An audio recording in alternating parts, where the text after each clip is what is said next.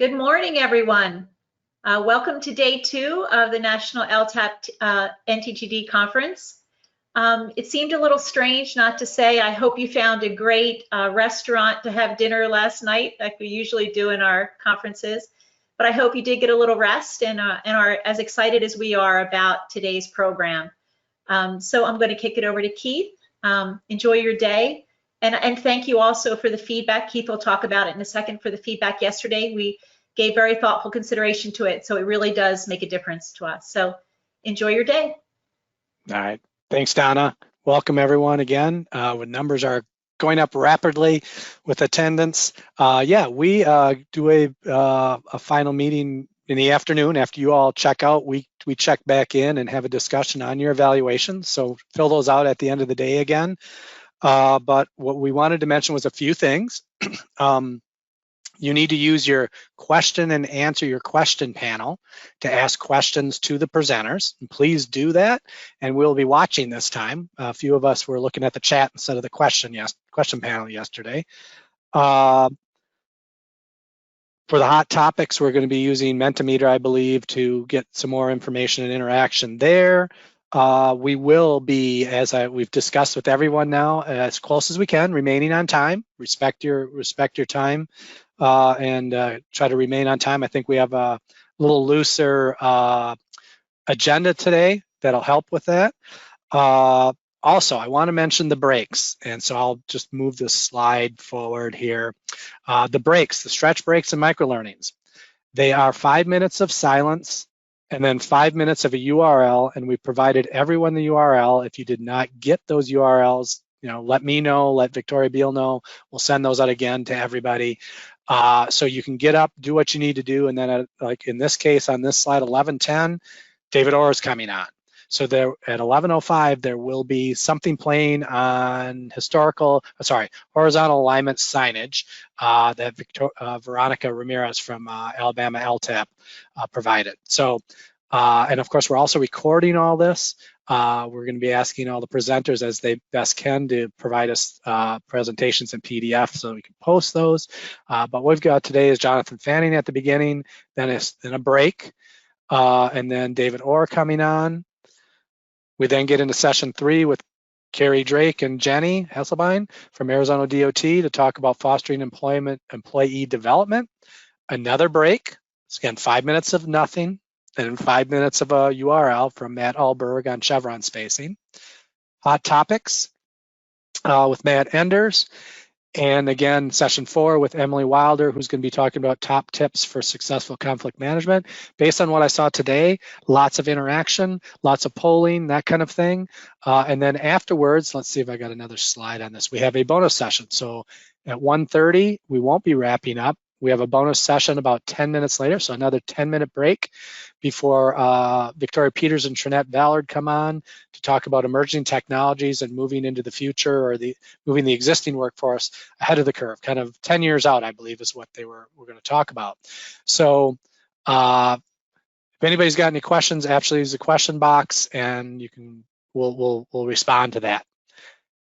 Other than that, I'm looking forward today. I think we got a lot of great speakers. Our first speaker, I'm so privileged to have Jonathan Fanning talking as our plenary on authentic leadership. I'm looking so much forward to that. Jonathan is an author of several books, including Who Are You Becoming? Has been coaching leaders from Fortune 500 executives to sole proprietors for over 15 years.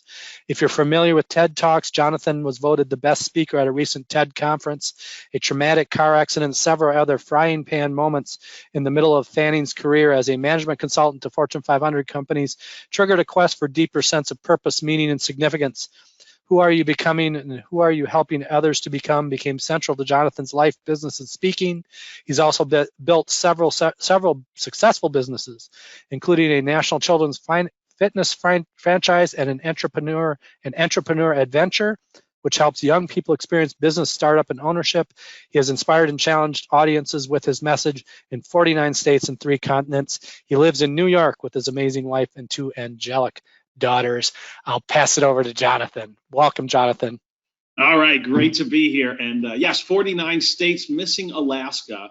And in May of this year, my parents were supposed to go to Alaska on a cruise, and they didn't go.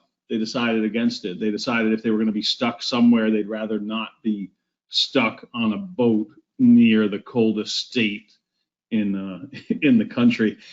Great to be here. I'm going to tell you a really quick story. To Country Road. I live in New York, just outside New York City, but just about every weekend we try to get out of here right now because everyone is here. We go upstate. And Old Country Road, you've probably been on a country road. Old Country Road, there's a long line of cars on this country road, and it's a Sunday afternoon, long line of cars going very, very slowly, but it's a windy road and no one can pass. It's very difficult to pass. Well, at the front of that line of cars, there are two retired brothers. They're in their 70s. And the one in the passenger seat looks at his brother and he says, "What are you doing?" And the driver says, "What do you mean?" And the passenger brother says all of these people want to go faster than you. What are you doing? Hit the gas. And the brother who's driving said, "No." He said, "I'm the leader. They'll go as fast as I go." And I tell you that because there's a big difference between following someone because you have to and following someone because you choose to. And I'm sure you've experienced that. I want to tell a couple stories that happened when I was 18 years old that were wake-up calls. And maybe you know someone who needs a wake-up call. You know, the quote from Isaac Asimov I always loved. Isaac Asimov said, "People who think they know everything." People who think they know everything. And I just want to pause for a second. Do you know someone who thinks they know everything?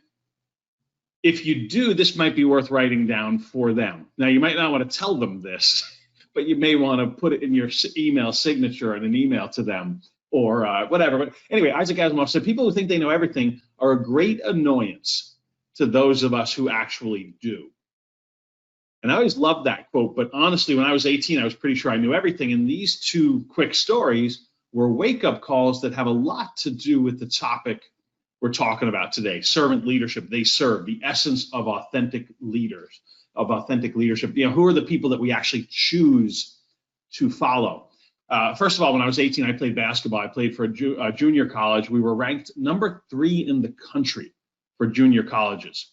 You know, that means everyone just about on the team had Division I scholarship offers, but didn't have the SAT scores. I was the only one who had the SAT scores, but didn't have a Division I scholarship offer. But anyway, we were ranked number 3 in the country. Halfway through the season, we dominated most of the teams we played, but we didn't play up to our potential. And about halfway through the season, the coach pulled me aside, and he had a tremendous record over his career. He pulled me aside and he said, "Fanning, when are you going to step up and lead this team?" Yeah, I was 18, and I honestly, I thought two things. I thought, I am, right? Maybe you've heard the quote that says, "Example is not the main thing in leading other people, it's the only thing." Not actually true, because there's more than example, isn't there? There's more than just example. Example is very important, but it's not the only thing. Well, I thought I was setting the example in terms of work ethic and in terms of, you know, being unselfish with the ball, and in terms of, you know, working out in the off season and, you know, over Thanksgiving break, over the couple days we had off over Christmas break.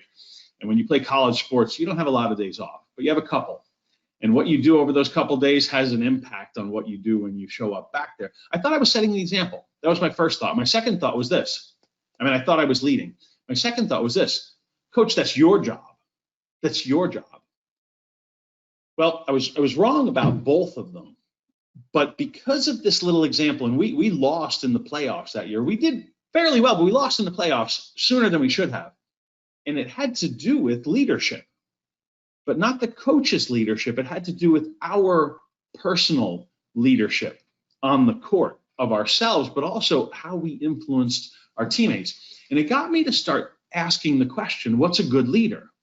What does a good leader look like? What do they do? You know, and to find that out, I started digging. And right after college, I went into GE's leadership development program. And I went in as a student. I went in assuming that I didn't have all the answers anymore, right? Like the Asimov quote, I started to think, maybe I don't know everything. Maybe I don't know everything. One other story from being 18. And by the way, I put this quote here because I want you to think about it a little bit. Maybe write it down. Leadership is serious meddling in other people's lives. because you affect their life outside of work. You affect their life everywhere. Another thing that happened that freshman year in college, I was studying engineering, had a professor, and he said, we're going to study flight. And he said, you have 6 weeks to do this assignment. You're going to build an aircraft. And he gave this list of rules. He said, you're going to build this aircraft, and you'll have the whole class period 6 weeks from now to fly it from the roof of this building, the roof of a 3-story, 3+ story building. You're going to fly it from the roof. And if it's in the air for 15 seconds, you'll get an A as a test grade. 14B, 13C, 12D, 11 or less, you get a failing test grade. Well, if you think you know everything, what do you do with 6 weeks? What do you do with 6 weeks? I did nothing week 1, 2, 3, 4, 5. Week 6, the day before this class, I made this. I don't know how well you can see this, but this is what I did. Now, we had a sheet of paper, what the rules were, what we could make, what we could use. I just glanced at it and said, you can use paper, good. I don't need anything else. We could have used a lot of other things. This is an engineering class. I mean, most of my peers show up with 6 or 8 sheets of paper incorporated with rubber bands that they could adjust the ailerons. This is me. This is me. I go on the roof of the building. I fly my test grade, and it's in the air for 7 seconds. My grade is an F at the moment, but we have the whole class. Well, I ran to the stairwell, ran down the steps, grabbed my test grade from the field, from the lawn, and I'm about to run back upstairs, and then I thought, wait a second, there's a computer lab on the first floor with printers. I had my test grade, and I took out another sheet of paper.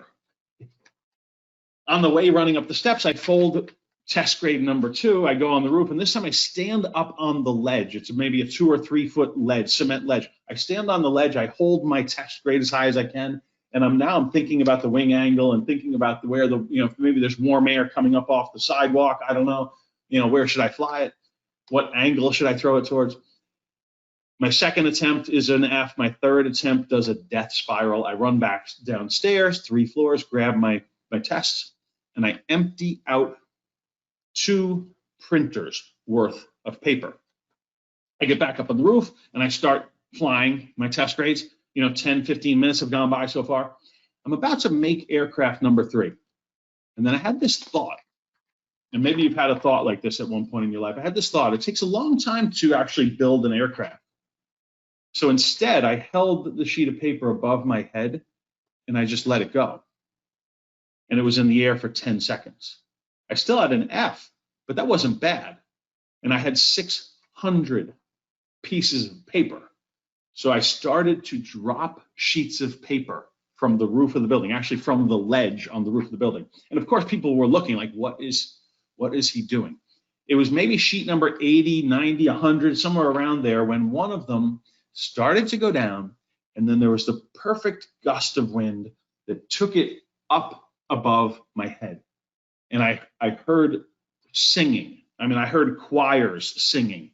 The thing was in the air for 17 seconds. I got an A, right? Ralphie, I got an A+++++, right?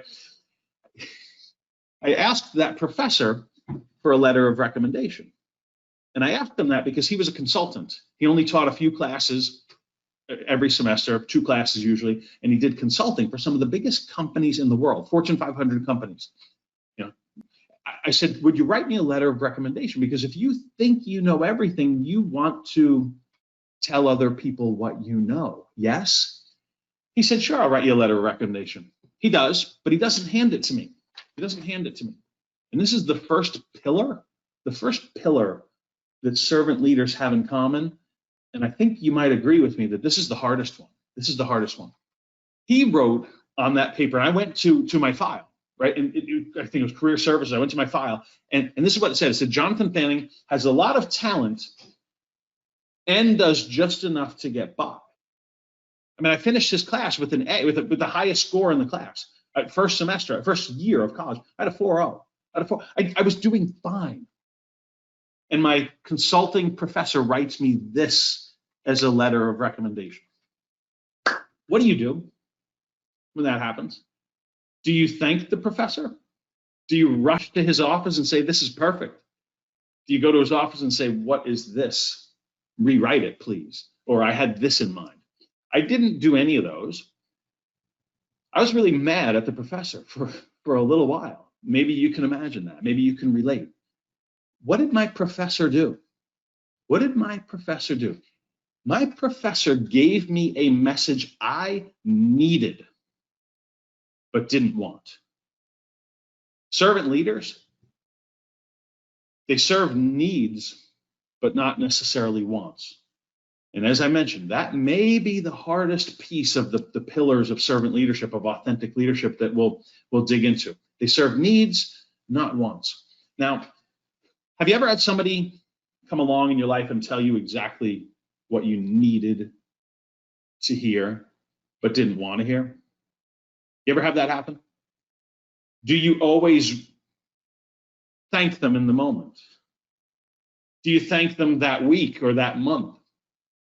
I mean, be honest. Have you ever had this happen and you don't thank them ever? You never go back and say, you know what? I needed a wake-up call. You know what? I needed someone to tell me that I was whining, that to suck it up, to get over it.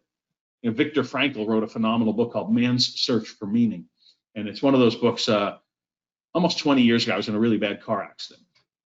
2 tractor trailers essentially destroyed my car on the highway on Interstate 80, Western Pennsylvania, black ice. And after that accident, I decided not to to try hard not to waste life. You know, and one of the things I do is I won't read a book unless it's worth reading more than once. Well, Viktor Frankl's book, Man's Search for Meaning, I've read it several times, especially the first half. And Viktor Frankl was Austrian, he was Jewish, he was a psychiatrist, and he was taken to Auschwitz.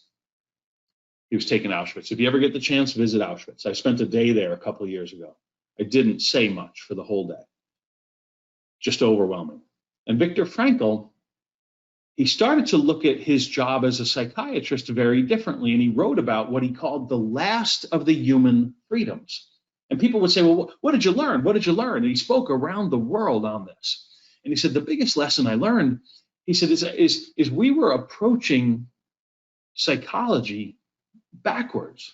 And people would say, what do you mean? He said, well, most people, you go to a psychologist and they say, lay down and we'll talk about some stuff that might be difficult for you to talk about. And he said, when I work with people, he said, they can sit up. They can sit up. And I'm going to tell them some things that might be difficult for them to hear. See, it's a big difference between meeting people's wants, telling people what they want to hear, doing things for people that they want you to do, letting people do what they want to do, and serving needs. Massive, massive, massive gap. Something to discuss, something for you to spend some time thinking about. Do you have enough people in your life? Do you have enough people in your life who tell you what you need to hear? Do you have enough people in your life who tell you what you need to hear? One of the books I wrote after this accident is a book called Who Are You Becoming? And it was about 2 of life's biggest questions. Who are you becoming? And who are you helping people around you to become? And I love to ask a game changer question around that second question. Game changer, the who are you helping people around you to become? Will you, it's almost August 1st, will you, before the end of August, go and find one more person who tells you what you need to hear? Will you, before August 31st, before the end of August, will you go out of your way to find one more person who cares enough about you to make you uncomfortable? It's a tough challenge, a game changer challenge, right? Because, I mean, we could pause right here. We could end the conversation right here just with the thought of, you've got some people in your life who helped you to become who you are. You've got a few of them, right? I mean, I had a coach when I was in Little League, when I was 12 years old, playing all-star baseball, Little League coach. And he said, look, if you strike out looking, you didn't do everything you were capable of doing.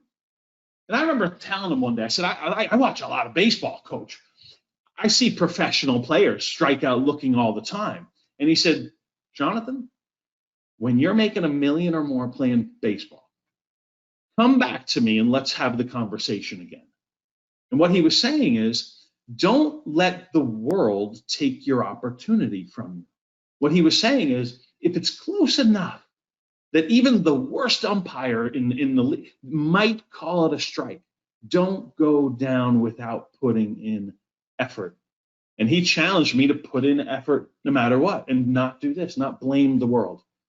Do you have enough people in your life who tell you what you need to hear? Will you go and find one more like that within the next month? Will you? Because if you do, you'll find one. If you go looking for them, you'll find one. There's a crazy thought I have. You probably have them closer than you already think, but you might not ask them for feedback often enough. Is that a fair question? Is that a fair question, fair challenge? The second check mark I have on the screen is, how often do you tell people what they need versus want? Because game changer number 2 under this, who are you helping people around you to become, is go find one more person that you can be that for. Go find one more person that you can be that for. And maybe they're already in your life, maybe they're not. Maybe they're big brother, big sister. Maybe it's somebody in your community. Maybe it's a niece or nephew. You know them well. But you're friends, but you don't raise the bar. Maybe you don't even acknowledge the bar. Maybe you don't tell them some things that they need to hear, even if they don't want to hear. John Wooden, one of my favorite people in this area, he talked about what he called invisible mentors. He said he had many, many, many mentors in his life, but one of the last books he wrote was about mentorship, and he wrote about 7 invisible mentors. People who were mentors to him, who he never met. People he never met, but he studied their life enough. He studied their life enough that they made him uncomfortable. If your mentors, if your role models don't make you uncomfortable, they're probably not your mentors. A story Wooden loved to use in terms of leadership has to do with this picture, this cornfield. Wooden would say, here's the job of a leader.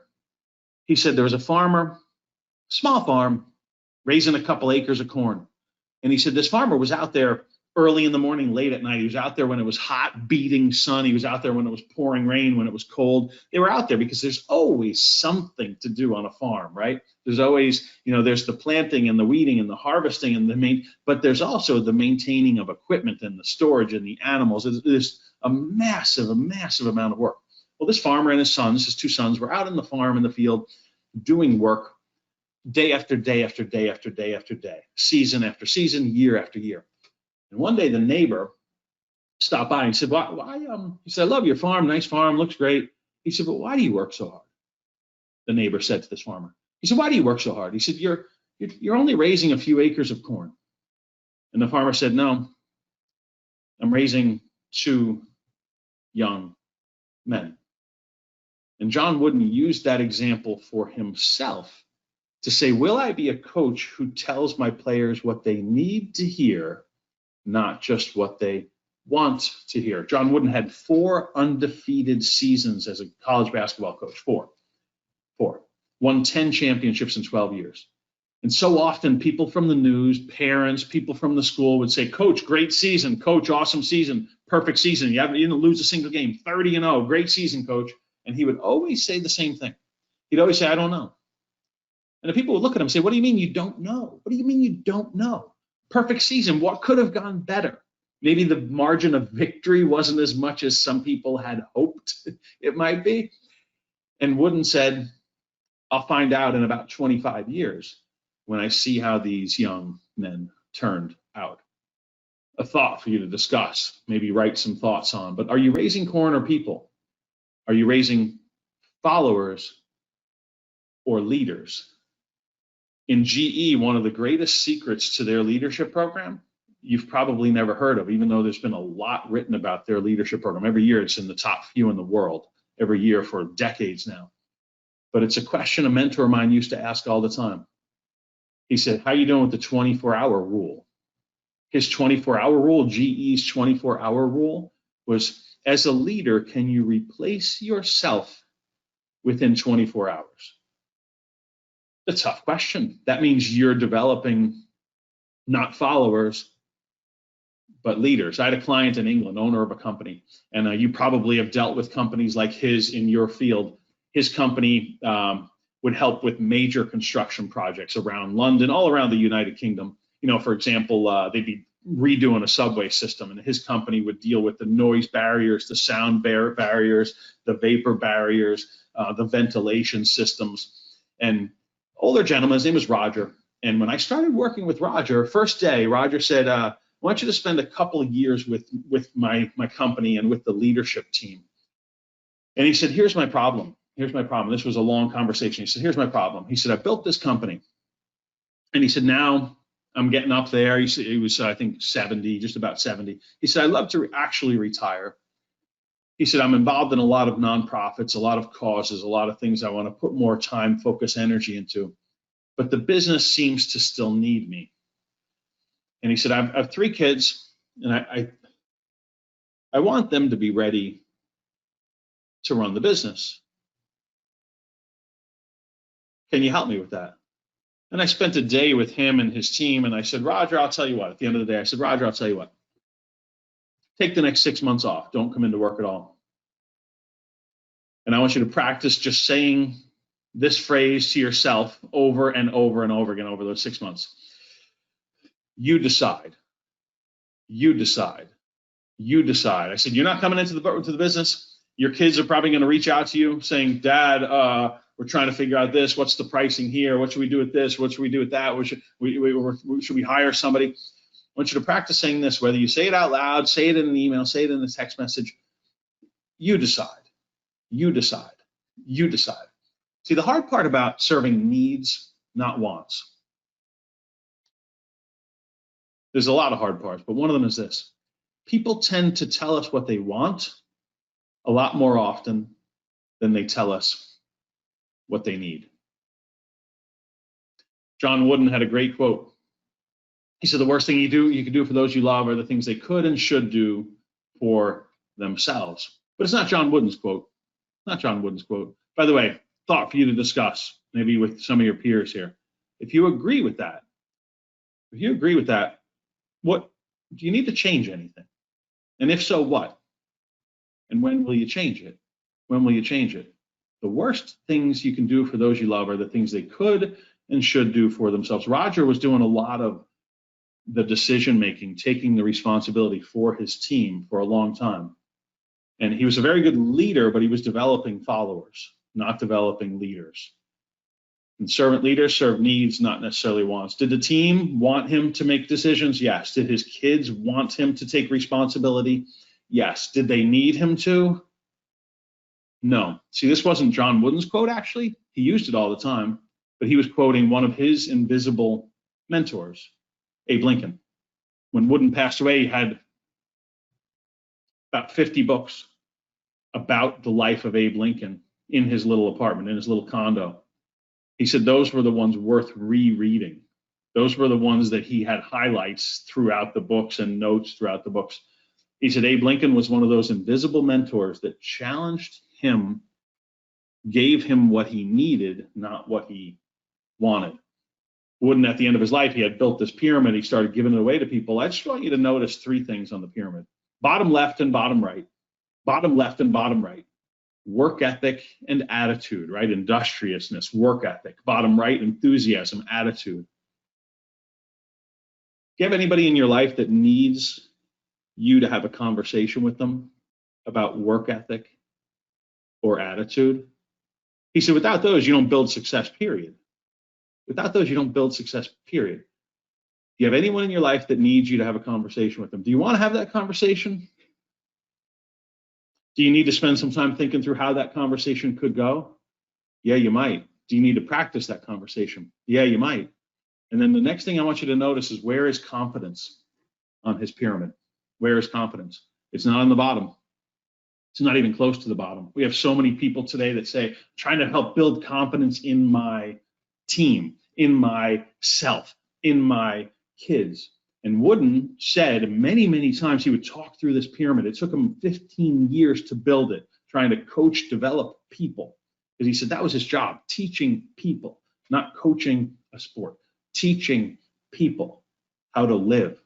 And he said confidence comes once you've done all these other things. Without work ethic and attitude, bottom left and bottom right, don't create false confidence.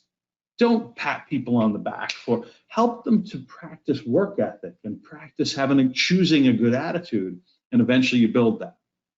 I'm gonna skip forward a couple slides. I'm gonna pause for a second. Any questions? Any questions? No questions have come into the question box. Thank you. Okay, great. Sounds good. Feel free to throw questions out there as we go. I'd love to have a little dialogue if we can. So pillar number 1, serve needs, not wants. I want to pause for a second and ask you to score yourself. 0 to 10. I love to ask this question, 0 to 10. 0 to 10. Of course, it's your score. I get it. It's your score.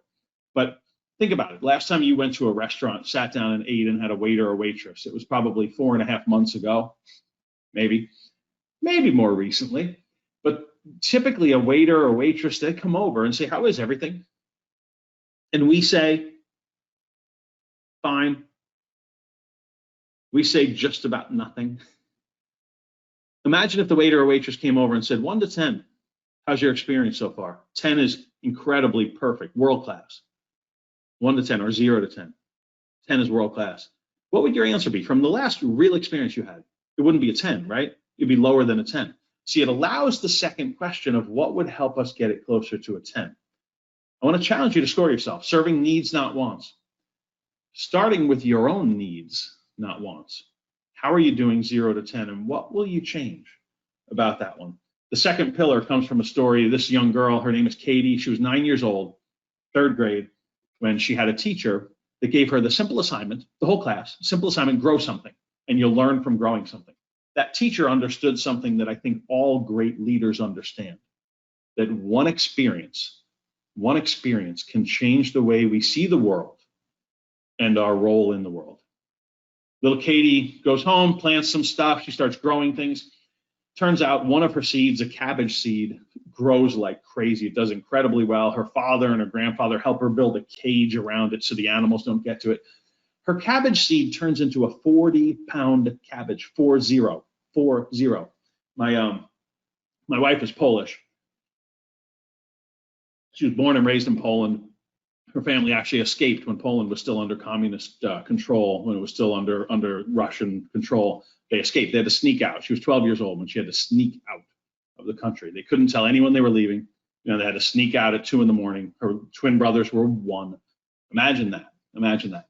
And I tell you that because in Poland, they could think of something to do with 40 pounds of cabbage. There's actually a dish called kapusta. And I think it's called that because that's when they put it on the plate, that's the sound it makes. It makes this kapusta. You know, it's this big splatter. Delicious, delicious meals with cabbage. But Katie, with this 40-pound cabbage at the age of 9, is thinking, what do you do with it? What do you do with it? And her father, I think, understood the same thing the teacher understood, that one experience can change the way we see the world and our role in it. And her father said, why don't we bring it to the food pantry? There was a soup kitchen, essentially, a few miles from their house. So they loaded up Katie's cabbage and her little red wagon in the back of the car, and they drove to the soup kitchen. This food, you know, this soup kitchen, and they get there and take the red wagon out and put the cabbage in the red wagon, and Katie wheels her 40-pound cabbage into the soup kitchen. And they said, "Wow, that's amazing! We're serving people dinner tonight. We're going to use that tonight. We'll make it one of the dishes." Sounds good. They said to Katie, "Do you want to help make prepare the cabbage?"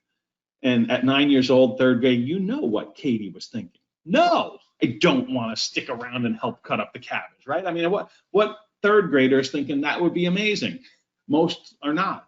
She said, I was thinking, no, I don't really want to, but her father and the people working there said, why don't we stick around? Help us cook. So she helped cut it up, helped prepare it, and then she helped actually serve the meals, and her cabbage became part of a meal for 275 hungry people that night. And Katie started to see the world differently. She started from that one experience to see the world differently and see her potential role in the world differently. And she said, I want to grow more stuff, because that was one seed, just one seed, and 275 people got to eat as that one seed. So Katie starts asking her parents and then her school, can I grow more stuff? And her parents let her build a little bigger garden and then a little bigger garden. The school eventually says, yeah, you can set up a little garden on the property, elementary school. And then they let her go and talk in some of the other classes. And she'd say, my one little seed grew to 40 pounds, and then we got to feed all these people. And, you know, would you help me grow the garden during lunch or during recess or after school or before school? Would you help me with the garden? And she got more and more kids involved to help grow something and then solve a problem, serve a need, serve a real need. And eventually she started this, she set it up as a nonprofit. She called it Katie's Crops, little Katie Stagliano, Katie's Crops. And she'd speak at neighboring schools, even middle schools and even sometimes high schools. And Katie eventually got other kids in other schools involved. And this little girl with Katie, Katie's on the right in this picture, little girl on the left, Maddie won the Grower Award a few years ago.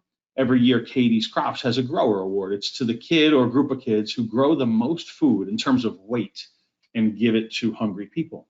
Maddie grew 2,400 pounds of food and gave it to people that year. That's the equivalent of what the typical person eats in a whole year. Enough food for one person's whole year worth of eating, grown by little Maddie. She won the Grower Award. Katie has had the chance to speak all over the country, and she likes to sort of, towards the end of her talk, say, just if kids between the ages of 10 and 19, just in the US, if each kid grew one tomato plant, you could grow something else, but if you grew one, and she'll speak in the Bronx, and she'll say, if you don't have a spot to grow it, ask one of your teachers, or grow it in a windowsill, or ask if you can grow it on top of a building. One tomato plant makes about 8 pounds of tomato a year.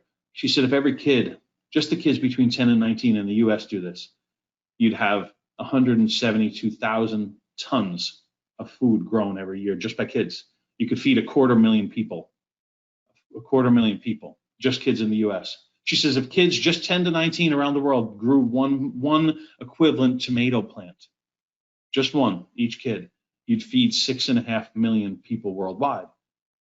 Every year around the world, 3.5 million kids die of starvation. We don't talk about it that often in the news, right?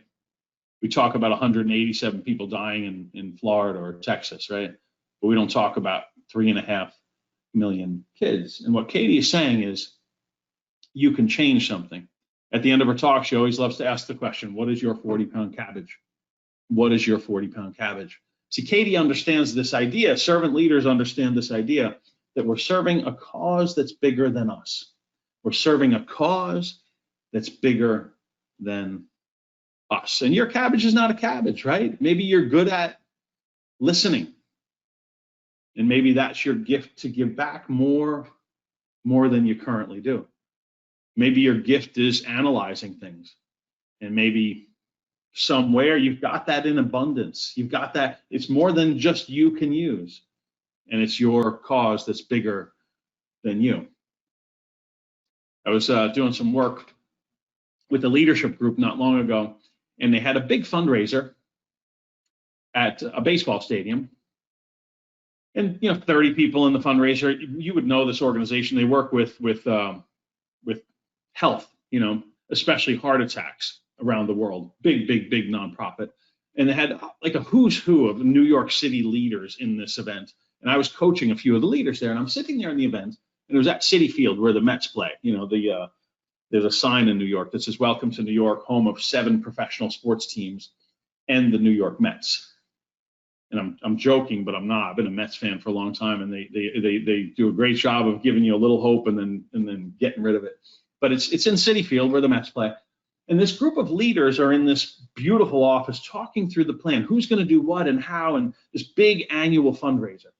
At the end of the meeting, 2 of the people I was coaching are in there, and I'm thinking, what do I tell them? Because it was a textbook meeting. Who's going to do what and how and when, and all the strategy and great debate, great conversation. And we all stood up. We got to go out and take pictures on the dugout and on the warning track, and I went on the pitcher's mound, and before we walked out on the field, it hit me. Even though we were talking about heart health, there was no heartbeat in the meeting. There was no heartbeat. There was no fire. There was no passion. There was who and what and how and when. But not once did anyone stop the meeting and say, do you know why this is so important, what we're doing right now? And all it would take is a 30-second, one person saying, can I pause just for a second? And I just want to tell you a story. My mother, she got 3 extra years of life because of the work we're doing. And we took advantage of that. And because of that, my kids got to know their grandmother. So this is really important. This is really important. I'm glad you guys are all part of it. 30 seconds to put a heartbeat back into the meeting, right? And I sat there and I thought that was missing. There was no why. There was no why. You've probably seen Simon Sinek start with why. You know, when I did my first TED Talk, he and I were on the same schedule, but we ended up being separated. But why are we doing this? Why are we doing this? And it hit me that I do it all the time. I go a day or a week or a month without reminding myself, why am I doing what I'm doing? Why is this important? Why does this matter? Have you ever done that? Have you ever done that? My question for you to think through, discuss, reflect on is, how will you remind, maybe starting with yourself, what's the cause? How will you remind yourself what the cause is more often? Because you can't give, you've heard this expression, you can't give what you don't have. You can't give what you don't have. I have a video on my YouTube channel of London at Christmas time. You know, I almost dropped my phone in the Thames River right by Big Ben and Parliament and Westminster Abbey there.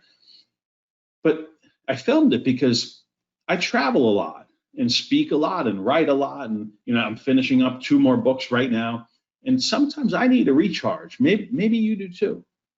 So I will go out of my way to touch things, experience things that flood my life again with energy and passion and a sense of purpose. Most of us don't do it often enough. I mean, I write and speak on this topic, and I do not do it often enough. And you can't give what you don't have. You can't give what you don't have. What do you need to do to remind yourself of the cause? What simple things can you do to remind your team of the cause? I had the chance to spend time with one of the people in this picture. Right next to Mia Hamm is Michelle Akers. Michelle Akers was voted the best soccer player of the 20th century, the best female soccer player of the 20th century by FIFA. You know, she won the World Cup in 1991, again in 1999, U.S. Olympic gold in 1996. And Mia Hamm came in second in the voting behind Michelle. I had the chance to spend a chunk of time with Michelle, interviewing her for one of my books, and then you see pictures of my daughter and my niece playing in her soccer camp. And I said, Michelle, what's changed in women's soccer over the years? And she said, oh.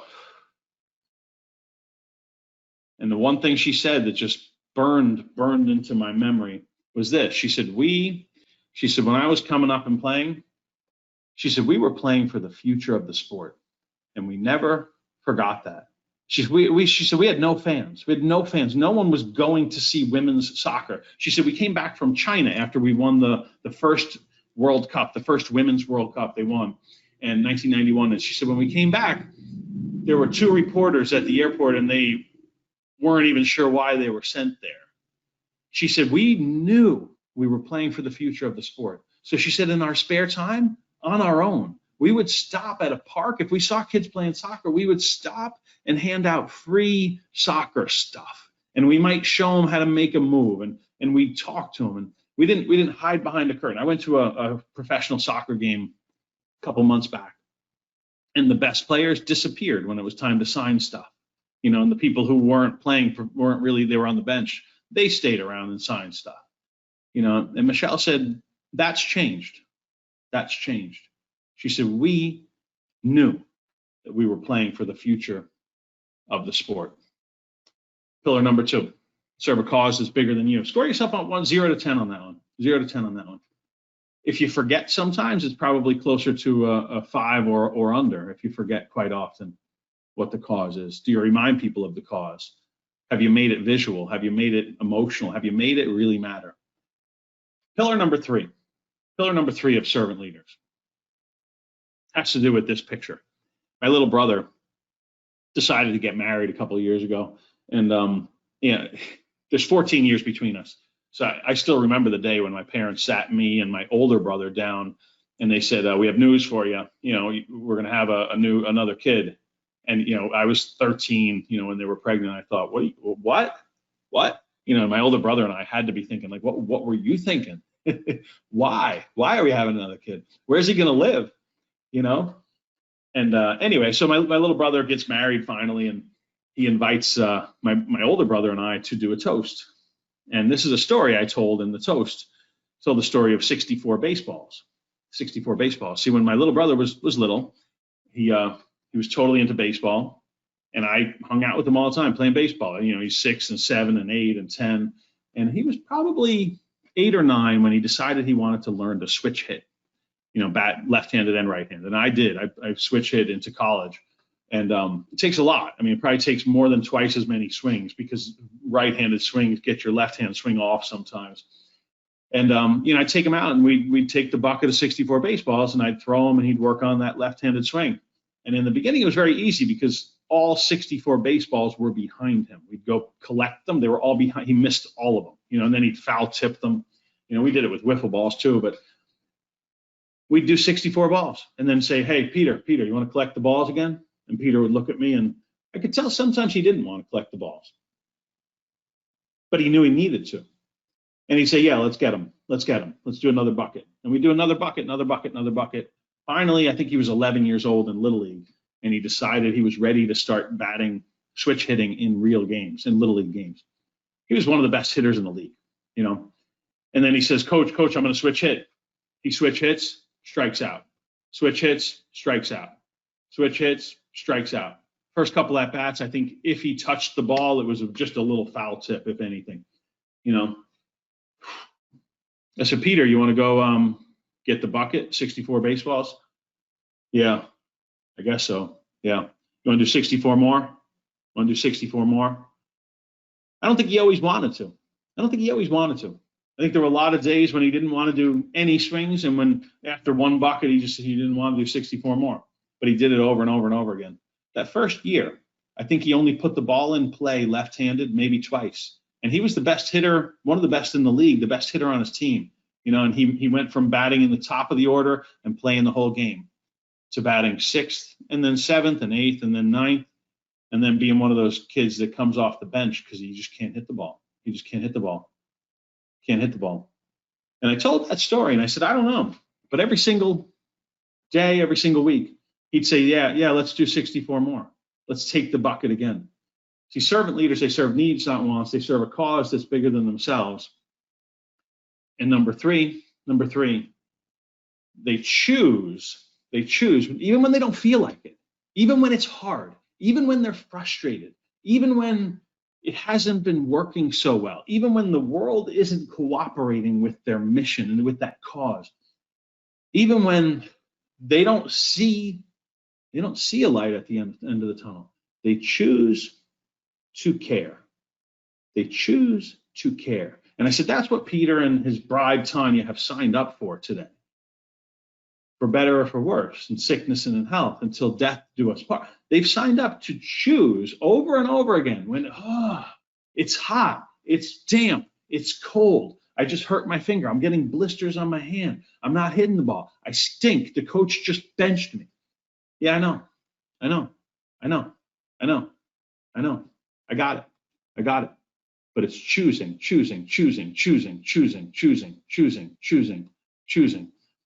And I told them, you've heard the expression, but you can fall in love by chance, but you stay in love by choice. Servant leaders choose to actually care about the people they're leading. They choose to care about the people they're leading. Is it always easy? Do they always feel like it? You know the answer to that one. I tell people in leadership roles around the world, this is worth writing down. If you've been taking a nap the whole time, wake up for a second and write this down. If you stop caring about the people you're leading, please stop leading them, because you're not really leading, you're manipulating. You can be tremendous at manipulating people. If you do not choose to care, please stop choosing to lead. And that is a warning to all of us, right? Because there are moments when you're thinking like, I don't feel like it. I just need this. I just need this right now.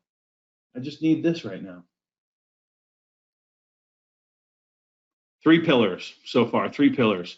I'm going to skip forward and wrap up our time real quick. I'm going to skip forward to my favorite story from Martin Luther King Jr.'s life. Because servant leaders serve needs, not wants. They serve a cause that's bigger than them. They choose to care. And the fourth one is one of my favorite stories from Martin Luther King Jr.'s life. I had the chance to spend a day at the Lorraine Motel where Martin was killed, and now there's a civil rights museum there. And I collect questions. And part of it comes from my time with GE. I had a mentor there that said, Jonathan, every day find a new TPOV. Find a new TPOV. And he would ask me all the time, what's your TPOV from today? And TPOV, what he meant was, what's your teachable point of view that you discovered or found today?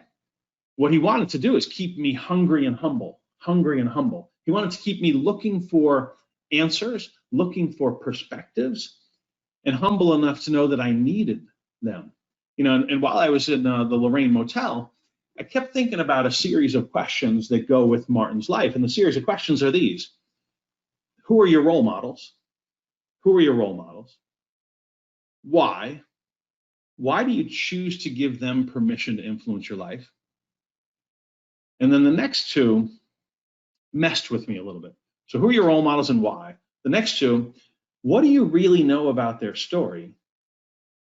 What do you really know about their story? Because there's always more to their story than you probably know. And how will you let their example affect your life? Well, I realized that I had always looked up to Martin Luther King Jr. in a lot of ways, but I didn't know enough about his life. So I started digging into his life. And one of the things that I uncovered is that his little girl, his baby girl, his little daughter, Bernice, celebrated her 5th birthday exactly a week before Martin was killed. Exactly a week. When she was a teenager, she was really mad at him because she said he didn't stick around. He didn't stick around. She said, I actually hated my father as a teenager for not being around for me. But Martin had already told his kids, find something in your life that's important enough that it's worth dying for. Wow. Wow. See, who are your role models and why? What do you really know about their story? And how will you let their example affect your life? I started thinking, like, do I do that, or do I just get busy sometimes? Because in a leadership role, it's so easy to be busy. My guess is, of course, you're busy right now, especially. You're probably busier than ever, even though you're thinking, like, how could I be so? I've got all the, it's easy to be busy. It's also easy to forget why you're doing it. It's easy to forget why you're doing it. And Martin was saying, find something that's so important that it's worth dying for. You know, and influencing people. Right early on, I put this quote on the screen: leadership is serious meddling in other people's lives. Well, this story happened towards the end of Martin's life, actually, 1967. Martin had always let his kids watch Star Trek. The first season of Star Trek was a massive success. And you see on the screen, you see Nichelle Nichols, who played Lieutenant Uhura. Right? Nichelle Nichols plays Lieutenant Uhura. And at the end of season 1, she goes into Gene Roddenberry's office, the producer, on a Friday, and she says, I want to thank you for the chance to be part of this. And I want to let you know I'm not coming back for season 2. And she said the reason was she had always dreamed of performing on Broadway. And this ability to be in Star Trek, the fame, everyone in the world knew who she was, and it had opened doors that she had never even really thought were possible. And she said, she told Gene Roddenberry, she said, I'm leaving, I'm not coming back to season 2 because I have the chance to do what I always dreamed of doing. Been my dream since I was a little kid.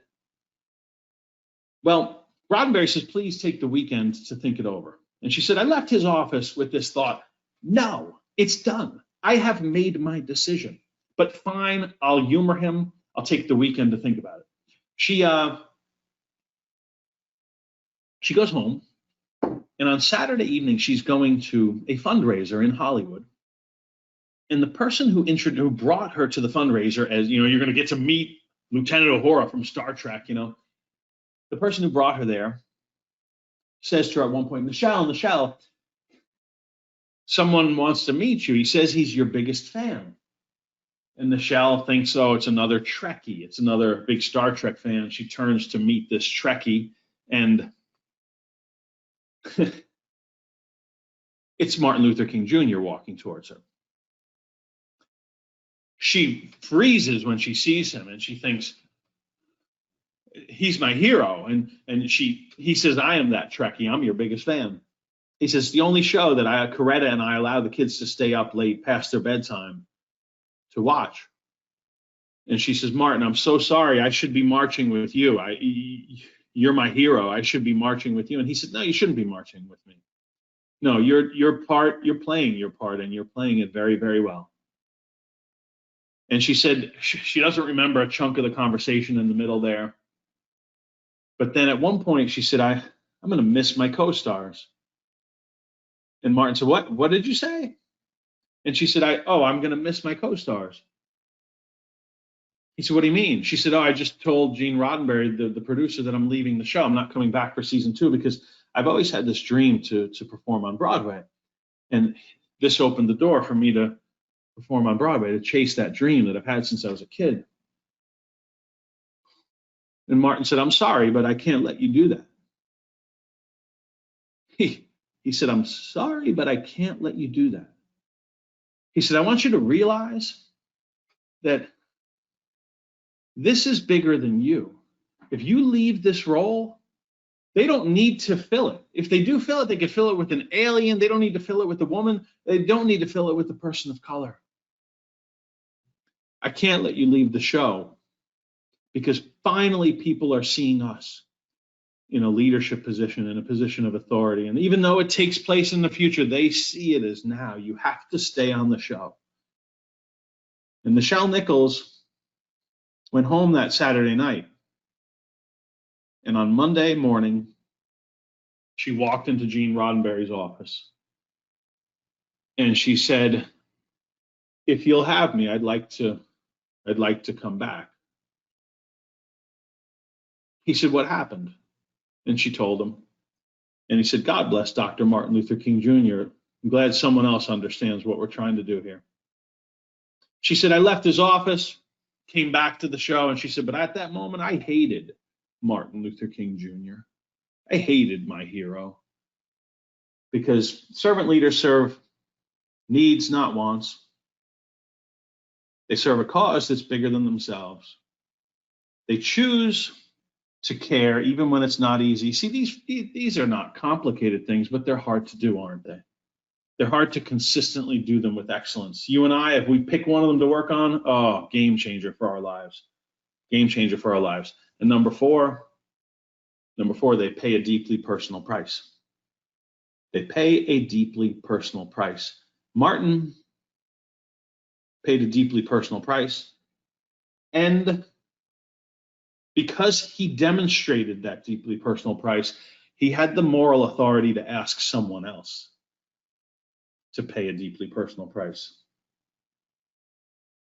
I want to thank you for the chance to serve you today and challenge you with this thought. If you and I met 2 months from now, which one would you be able to demonstrate that you've made progress on?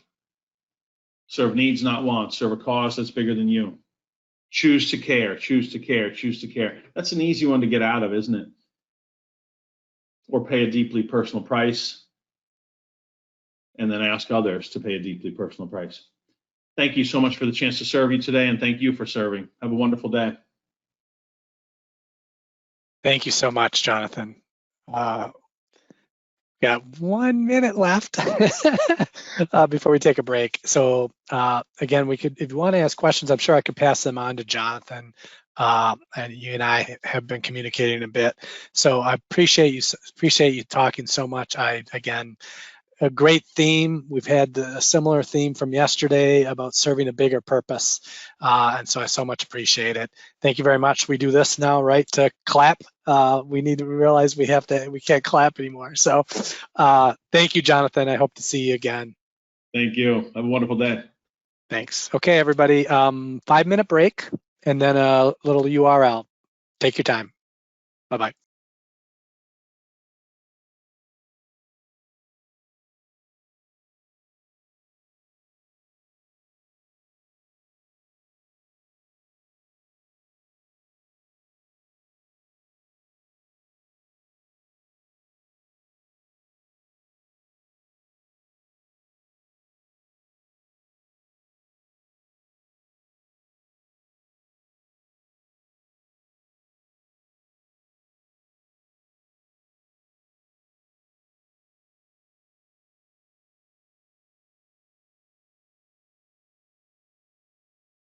Wow. Great. I'm back. Hope everybody else is back. We're going to jump into having David Orr talk about virtual field visits. I wanted to thank Veronica Ramirez for that sending in that last URL. All these great clips we have. Also, I'd like to encourage you again to fill out your evaluations. I'm considering bringing Jonathan Fanning back next month or the month after as part of the conference and the post workshops we're doing. And that'll be based on the evaluations. And he's got something on innovation during highly difficult times. And I think it would be a great thing to hear from him again. So just let me know in the evaluations whether you'd like me to do that or not. Pass it over to David now. Go ahead, David. Good morning or good afternoon. It's good afternoon here. So we're going to talk a little bit about virtual field visits. We've been doing virtual field visits here in New York for many years because it's a relatively big state. I mean, we're located in the middle of the state in the Finger Lakes, and it takes 5 or 6 hours to get to parts of the state. And if the traffic's bad, it can take even longer. So we do virtual field visits. Just now, with our friend Mr. COVID, we're having to do them more often. We are ready. We do field visits as well. We have our own specialized mask. In fact, Adam Howell and his family put together for us some mask with our logo on it. But we can't always get out to a place. And so recently we got a phone call from a site way up in the Adirondacks, or up in Franklin County, actually beautiful area, north of Saranac Lake, wanted an issue. So we said, well, we can't get up there. We were still under travel restrictions at the time, and even though now we could drive day trips, it's still a little longer than we can drive. And as you can see on the screen, a stop sign in the middle of an intersection probably isn't the best place to put a stop sign, and it caused all kinds of issues. No major issues with crashes, but still something to think about. So we met with the highway superintendent and the head of the traffic safety board. Now, normally we would do that physically on site and we'd share information ahead of time.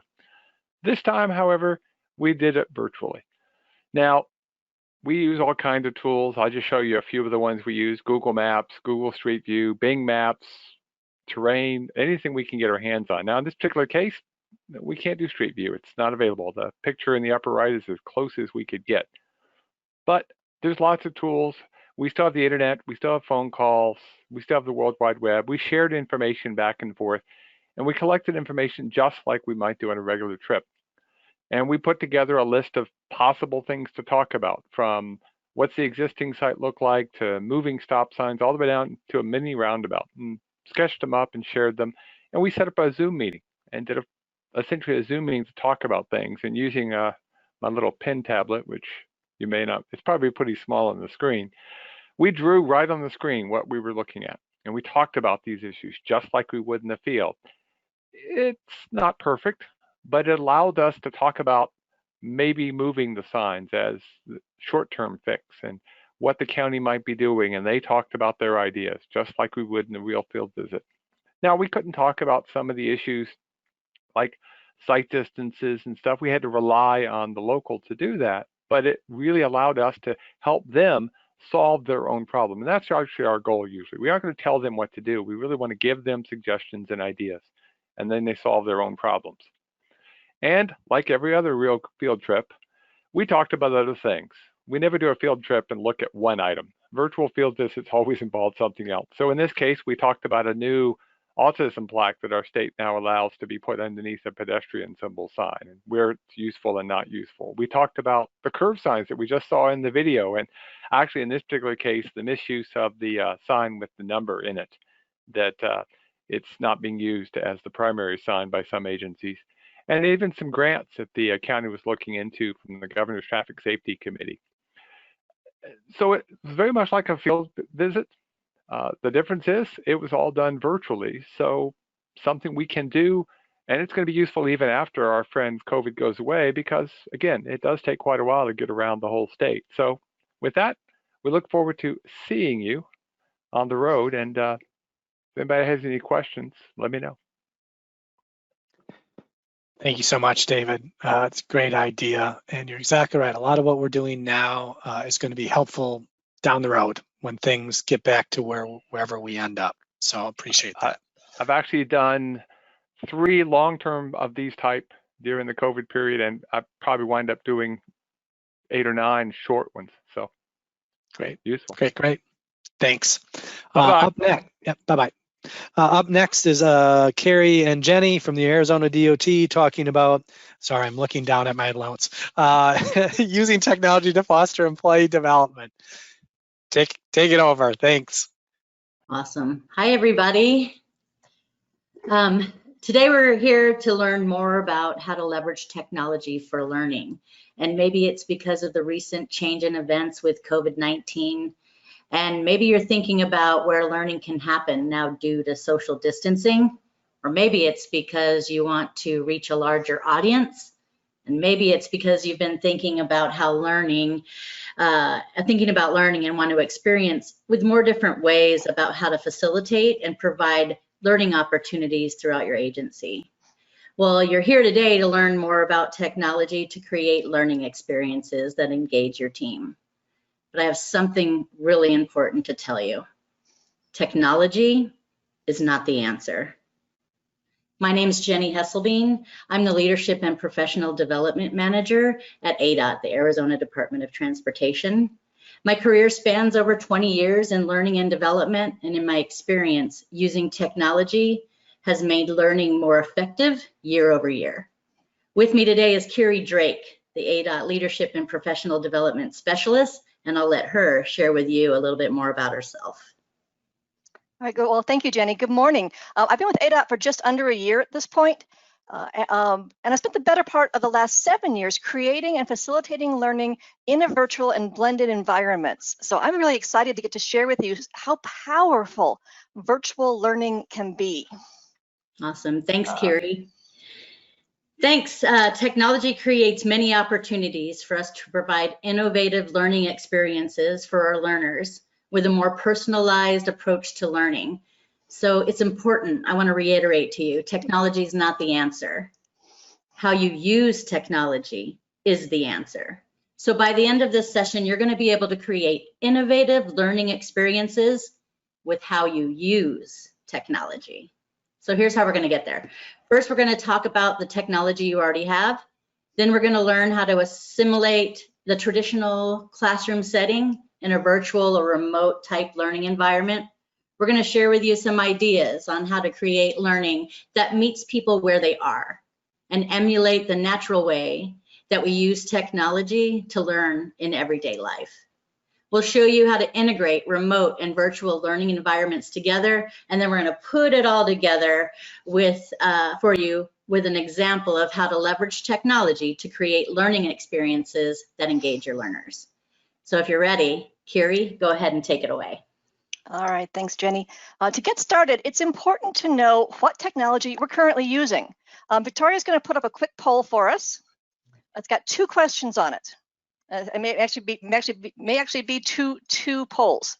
The first one is, what platform are you currently using for virtual meetings? For your virtual meetings. As a reminder, if you are in full screen mode, you need to hit the escape key because it won't accept your answer if you're in full screen mode. And you can select all that apply, and we are not recording what you answer, so don't worry about that. We'd like to get up over 80% on the voting, so please vote early and often here.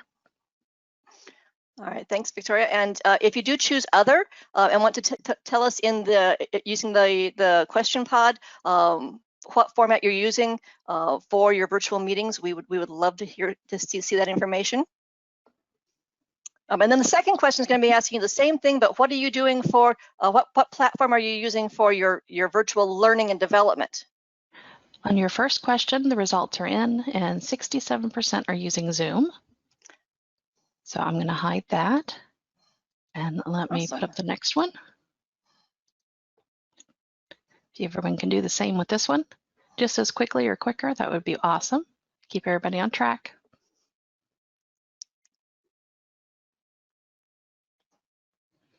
As a quick reminder while you're voting, at the end of the day today, when you close out, please take a few minutes to complete the survey that's going to be displayed on your screen. As you see from what we've changed today, we definitely review those surveys, and we want to make sure we keep things moving ahead the way you'd like to see it.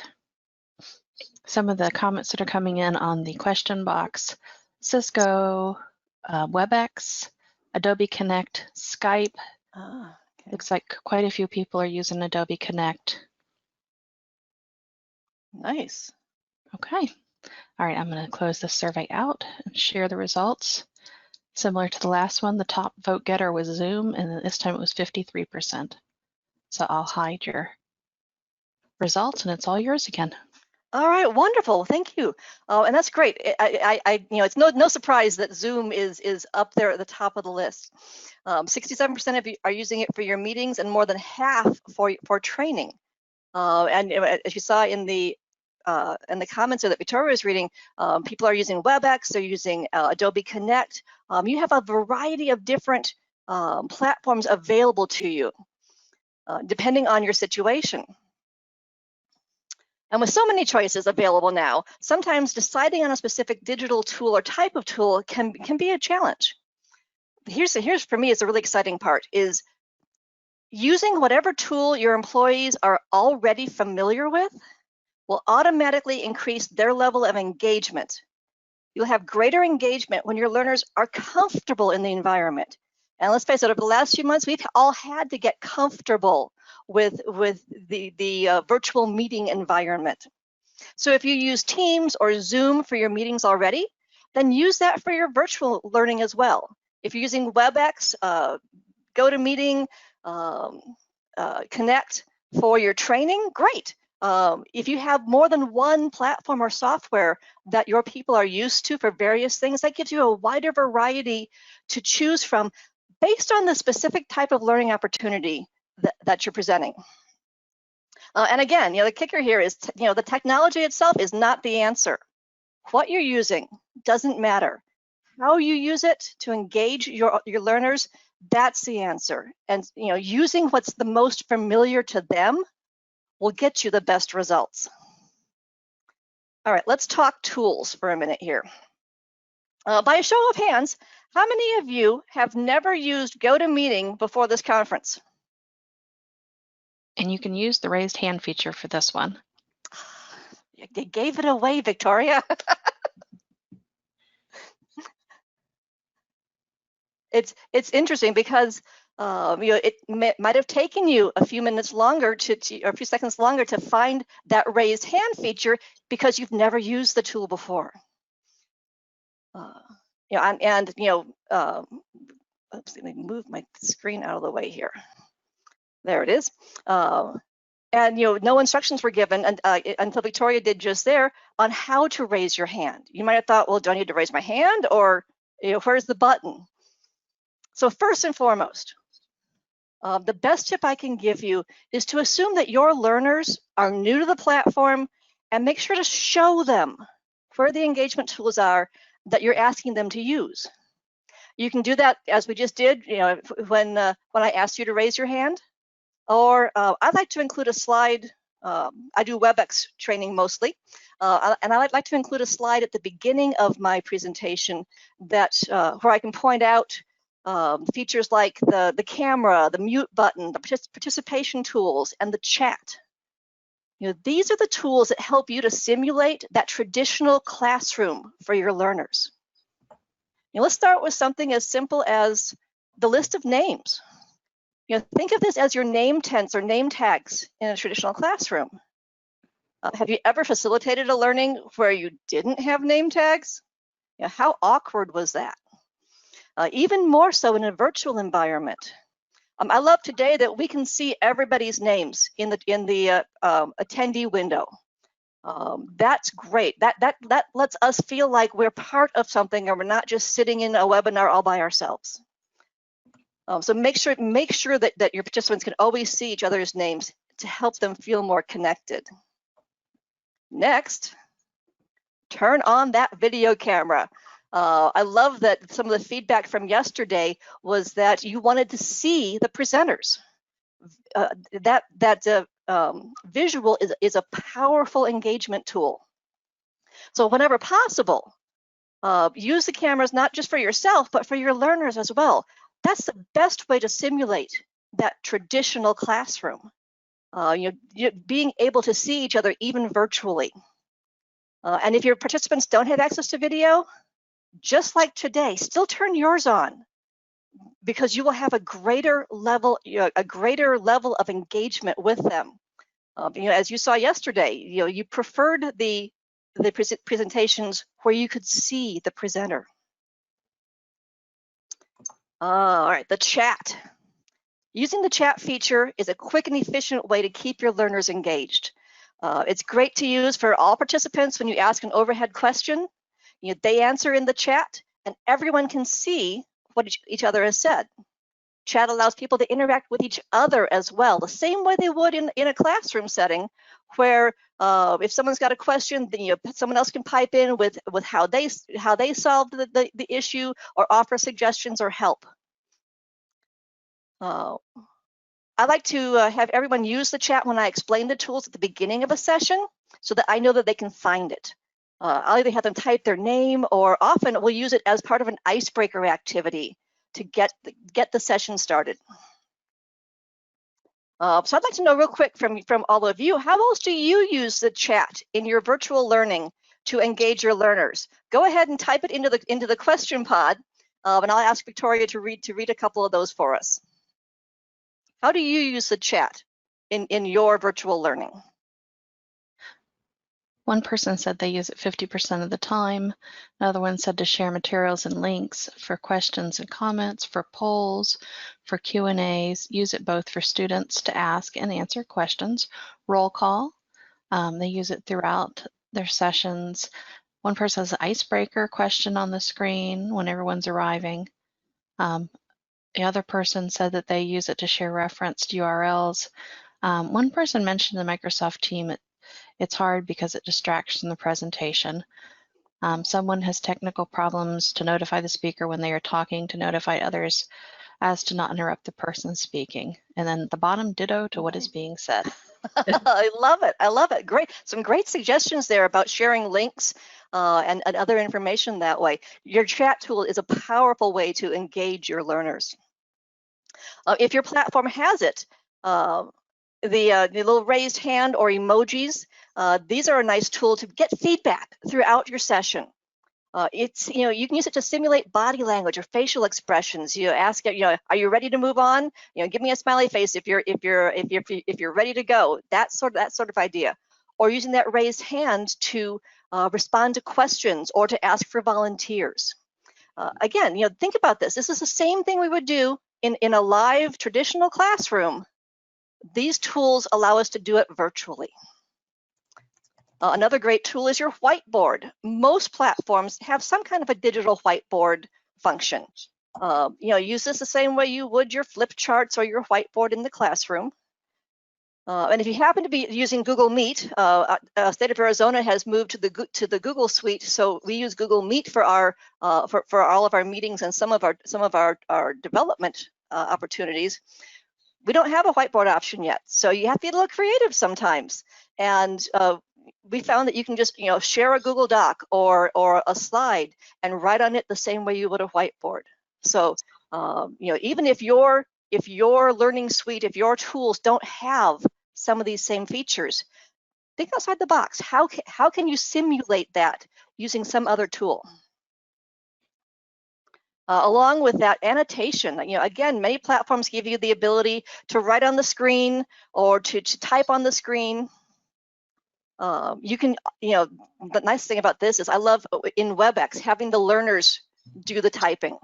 If you have a small group activity where you've asked them to come up with a list for something, and you want each group to share their list, pass the controls and have your learners actually typing it on your slide on the screen or on your whiteboard on the screen. Get them more physically involved with the learning that way to help increase their engagement. Polls, we did those this morning. We've done them several times over the course of this event. They can be pre-generated like we just did, or simply asking a question and having people type in the chat. Polling's another tool that you can get creative with how you use. And finally, breakout sessions. One of the best features about classroom learning is being able to break into small groups and have an activity, have that discussion and discovery, because we know that adult learners learn best from each other. So in the virtual setting, many of your tools may already have a breakout room function. Take advantage of that. This is key. A lot of times they can share a whiteboard or share their screens in their breakout sessions. This can really be a game changer in how we think about providing learning opportunities in a virtual setting, still getting people into those small groups. If you don't have, like again with Google Meets, we don't have breakout rooms, consider sending them off to say, hey, you got 30 minutes. You know who's in your group. Each of you get on a quick video call or use the chat. Use your chat room to conduct to discuss your topic, and then come back and we'll talk about it all together. Again, you got to get a little creative sometimes, but it's really worth your while to consider how you can break them into groups. Each of these tools are only as good as your ability to use them. So I really encourage you to dig into what your meeting or learning platform can do and practice those tools with your team so that you are comfortable. It becomes second nature for you to be able to use them and then also to be able to teach them to your learners. This is a great way, again, to simulate that traditional classroom learner experience. One final note about tools in the virtual classroom, and this is one that everybody can do. One of your most powerful tools is still asking questions. However, it's important in a virtual setting to use direct questions rather than general overhead ones. Because we know what happens if you ask, all right, who can tell me about whatever? Dead air. Use those direct questions. Call the person's name and ask them the question. Use your list of names again. Mix it up. Start at the top, start at the bottom, start in the middle. Keep them guessing. Knowing that they're going to be asked to participate will keep your learners more engaged. But the bottom line there is to make sure that you are using these tools, all of these tools, intentionally to engage your learners. Plan, how are you going to use these tools? Don't just wait until you get into the session. Plan, how am I going to break them into groups? How are we going to use a poll or a whiteboard, or what am I going to use for the chat? So that's in the classroom. Now, how are you leveraging technology outside of the classroom? I'm going to get you guys to think outside the box a little bit here. Did you know that by creating quick, targeted videos, employees are able to access learning when they need it? Think about how we use Google or YouTube to learn new skills, just in general life. Well, we call these sort of short videos video bites, very similar to the video that we just watched during the break. Think of them as YouTube to help your employees learn a skill or do their jobs better. They're short, they're around 5 minutes, and they're on a specific topic or skill. By creating or curating your on-demand video library, you're tying into that natural way that adults learn today. I mean, think about it. When was the last time you needed to learn how to do something? Where did you go? Chances are you Googled it or you went to YouTube. Your learners want to be able to do the same sort of thing with their jobs. These videos, remember, they don't have to be real super high production value. They're internal for you. They don't have to be time consuming. I've been making video bites for the last several years with nothing more than PowerPoint, a webcam, and TechSmith's Snagit software. And with current PowerPoint capabilities, I can narrate and record strictly in PowerPoint. So whether you're using a PowerPoint, narrated PowerPoint, or you're doing a screen capture of a computer task, think about how, what are the tasks that you can, or skills that you can teach using short targeted videos. Let me ask you, go ahead and click on that little raised hand icon now that you know where it is. Are you already using videos in a short video bites type of videos in your training and learning opportunities? Go ahead and click on that little raised hand if you are.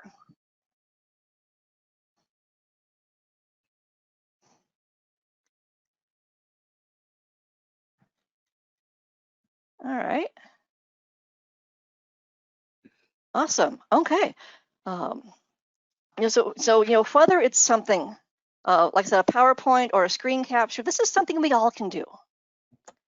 The best piece of advice I was given on making your own videos for learning and development is that you can do it on your smartphone. You don't need a lot of fancy equipment. Use your smartphone and think about how you can do a walkthrough or a checklist type of activity, recording it on your smartphone and turning that into a video bite. I remember we talked about earlier that the tool you use doesn't matter. How are you using it? Video bites provide quick learning for employees to learn what they want, when they need it, on demand, when they have the time, and it mimics the behavior of their life. All right, I'm going to turn it back over to Jenny to talk about facilitating learning in a mixed group of learners. Awesome. Thank you, Carrie. Hey guys, check out this innovative approach to employee learning and development. It has a unique spin on that traditional virtual learning. You know, the one where employees sit in front of their, individually in front of their computers all alone. So think about this. What if you mix the virtual or remote learning with others gathered in one location? What if everyone is participating in the session together from multiple locations simultaneously? This method of highly interactive and dynamic training delivers and leverages the power of technology against geographic challenges. And it truly does create an environment without sacrificing the group dynamics that makes classroom learning collaborative and effective. See, the trick is to make sure that you're including your virtual learners in as active participants instead of virtual observers. And most of all, you have to have your cameras turned on. Use these engagement tools that Kiri spoke of, and also start using technology to simulate the original classroom learning environment. You want to get creative. The key to this particular environment is preparation. So I want to explain to it just a little bit more. Take a look at the screen and look at the pictures. On the top left, you'll see a group of people together in the office. And then on the screen, you'll also see a group of people together in a learning environment. And what I'm showing you here is the instructor can run a classroom just as if you were in an actual physical classroom remotely with these two groups of people simultaneously. Now, I know because of the current times, this is something to think of for the future, but most importantly, think about that. You can run a learning environment with groups of people at different locations simultaneously. There's another fun way to integrate it as well. Check out the picture on the bottom right. You'll see a group of people in the actual classroom. You'll see some folks up on the screen that are participating together, and you'll see that one person over to the left that's participating by themselves. Again, think about all the different types of ways people can connect to really truly participate in a classroom environment. The instructor is actually facilitating this learning to all of those different locations simultaneously. Again, remember, the key is to treat those people that are remote as if they're actually in the classroom. So again, I'll leave you with this. This is something to think about for the future. Move past creating learning that keeps learners online all the whole time, and feel free to design learning that lets them go off, lets them build, let them research and create together. And you can have a schedule, you can have them come back. And most importantly, if I can leave you with anything as it relates to this mixed classroom, I don't want you to think that you have to change all of your curriculum and change all your activities, because all you're doing is facilitating from a remote location. Your people can still participate in those group activities, whether it be through breakout sessions now or in the future when they are all participating in those locations, they can actually physically participate in those different activities together in the class. So we talked a lot about learning environments. We've talked about how to engage your learners in virtual and remote ways together. And yet this is all still an event. So how do you use technology to truly create learning experiences? Well, we use technology to build learning experiences through applied learning and practice to create experience regardless of the time or place.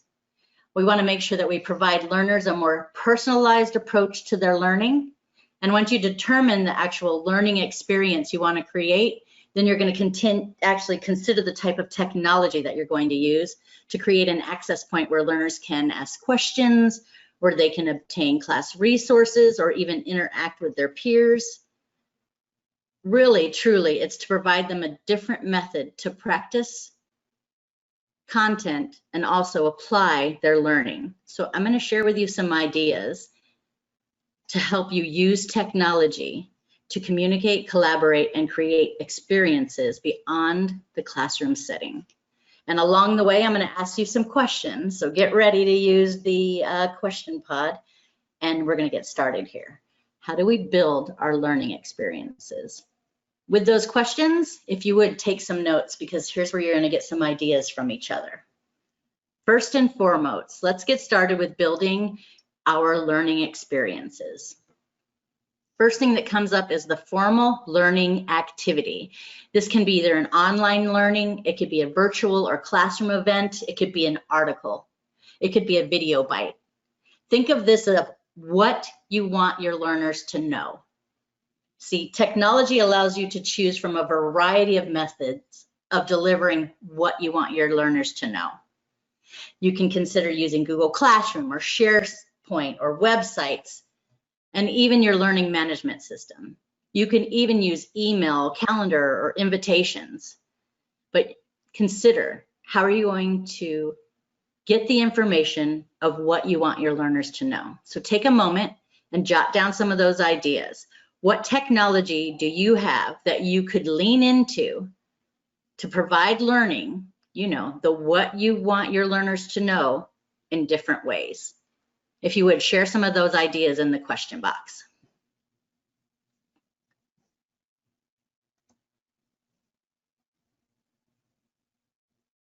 I'm ready to start reading them off as soon as they come in. Okay, thank you. Outside of just the classroom, what are some ways you can get learning to people? What you want them to know?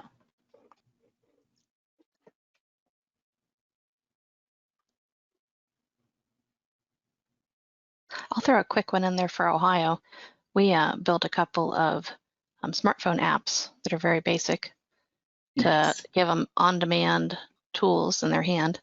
Comments are coming in now. Zoom meetings, links to YouTube videos, building online classes, more video bites in the online documentation, mobile. One person says they use the learning system called the Learning Network, social media posts, prearranged assignments similar to challenges posed by this morning's speaker. Others have sent USBs to participants who have limited internet, develop micro minutes. Nice. They have their own YouTube channels, podcasts, a Nice. scavenger hunt. They did this when they were building a new site and made sure everyone could find the info. Systems thinking learning, job aids, tailgate talk videos, links to apps, job aids, webinars. Okay.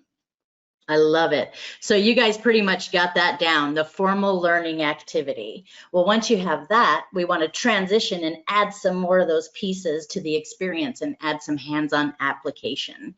You know, that's the practice, the skills on the job. And we typically think about practicing skills in the training class through role play or even group activities. And most importantly, you still want to incorporate this into your virtual classroom environment. However, technology allows you to take this just one step further, where the learner takes what they learn from that formal learning activity and actually practices the skills on the job.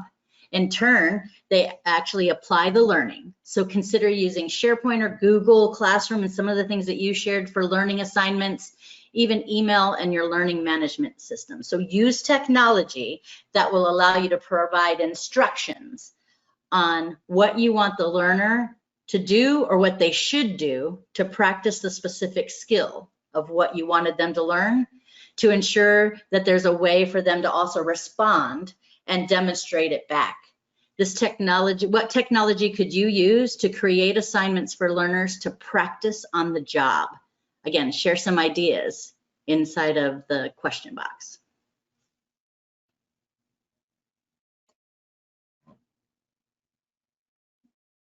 Sure, everybody's typing frantically. I love We'll all it. hit the send button at once.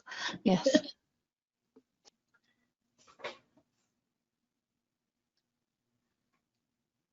So how hot is it in Phoenix today? Try 110. Oh my goodness. That's hot. So hot in here. All right, one person put systems thinking in the box. Sure.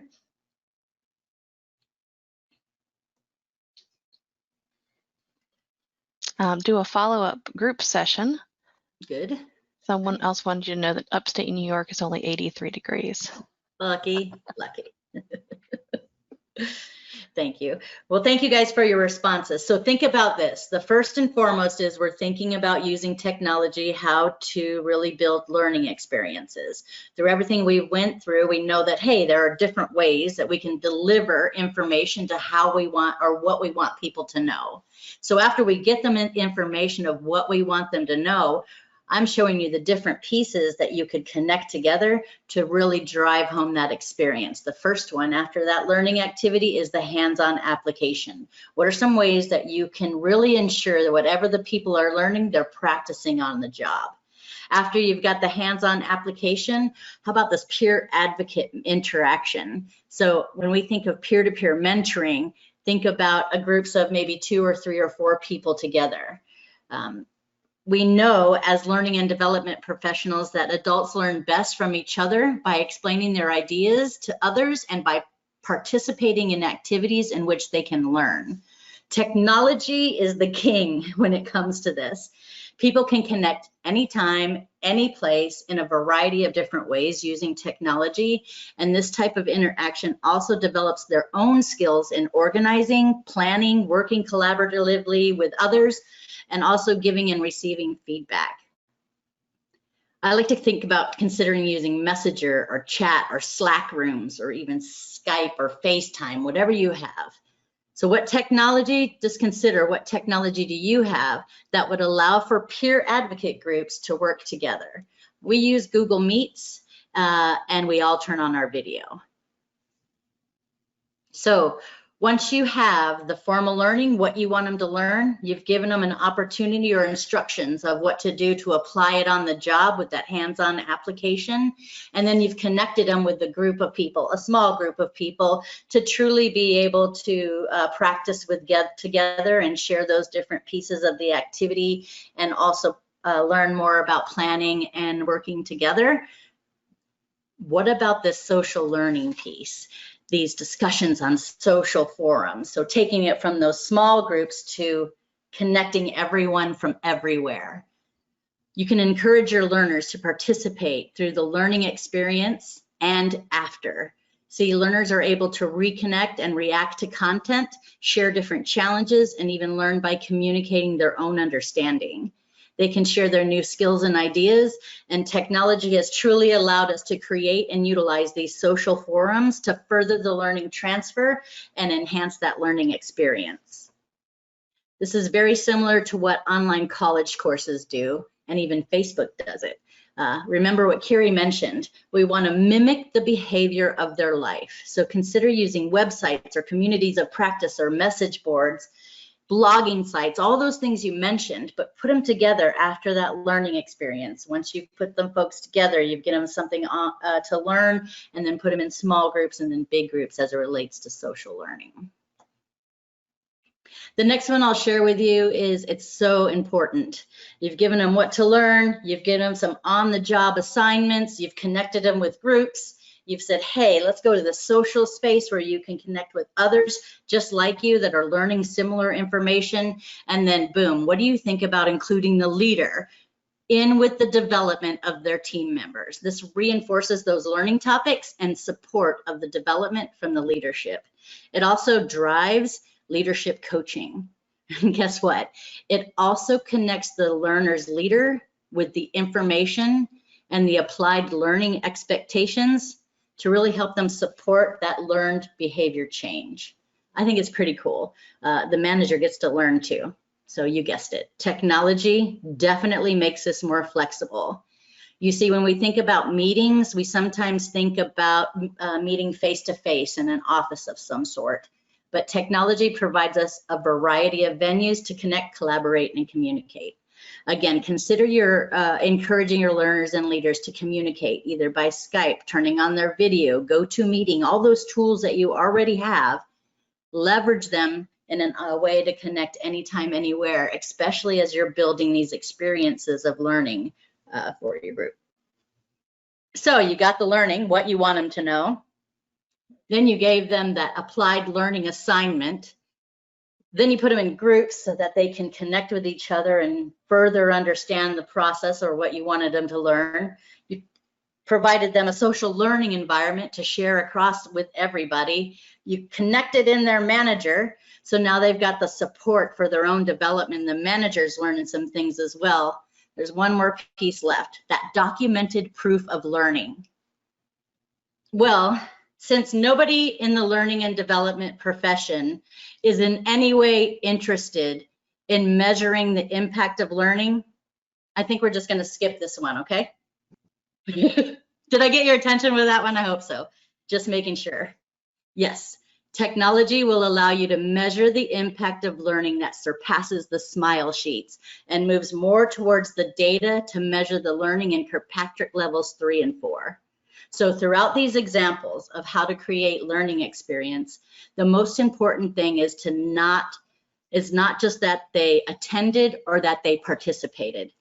When you incorporate some or all of these, you'll actually begin to gather data that measures the learning impact and the behavior change. Consider conducting pre and post surveys or tracking those applied learning assignments. Well, you can use Google Classroom, you can use SharePoint, you can use a spreadsheet, you can even use your learning management system. I want you to think about that. What are some ways you can incorporate some or all of these learning experiences into one of your learning and development programs? I'll ask you to write some information in the question pod. What are some ways, knowing how all of these pieces work together, what's triggered in your mind? How can you take that learning event and incorporate some of these pieces to truly create an experience? Write some of your answers in the question pod.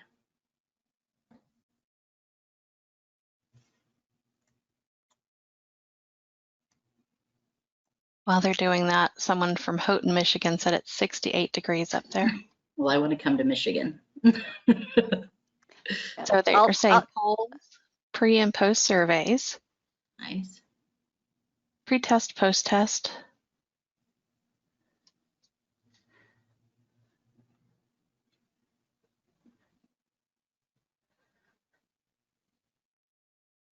That's all right now. All right. Well, let me really put it together for you, and I'll give you an example of what it really looks like when we pull it all together. Because remember, we said creating learning experiences isn't about the technology, it's how you use the technology. So with hashtag A.leads, it takes the approach that everyone is a leader no matter what role they're in.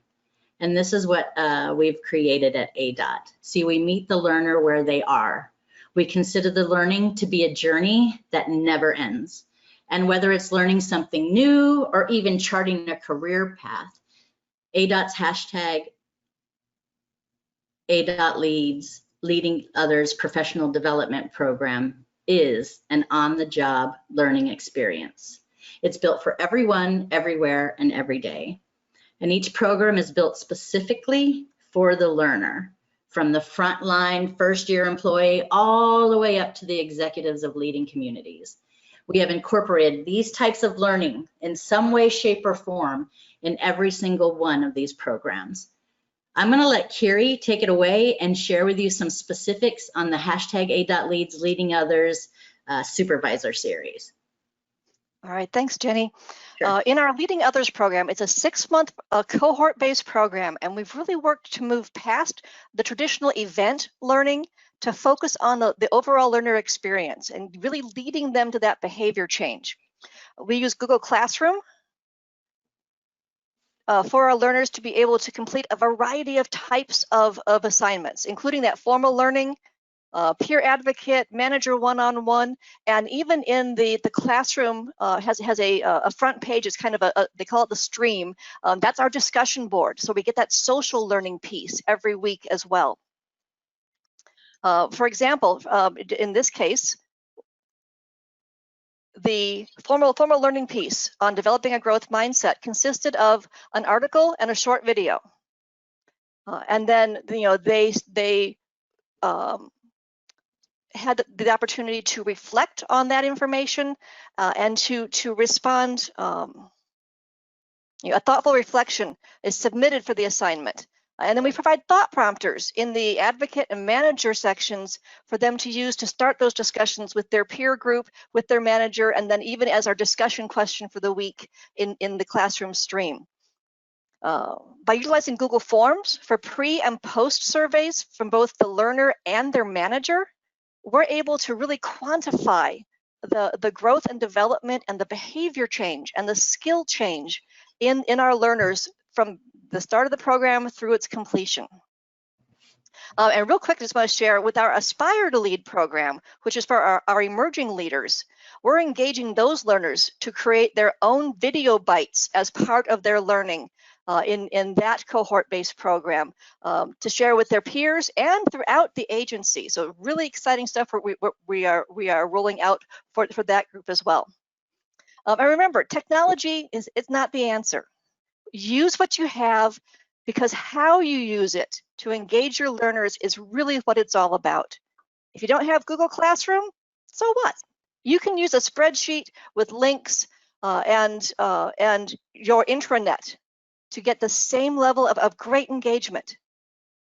Use your agency website, other tools, blogs to leverage the technology you have in new and innovative ways. Nice.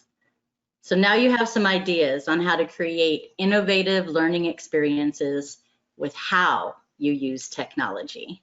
Let's go back to the very beginning.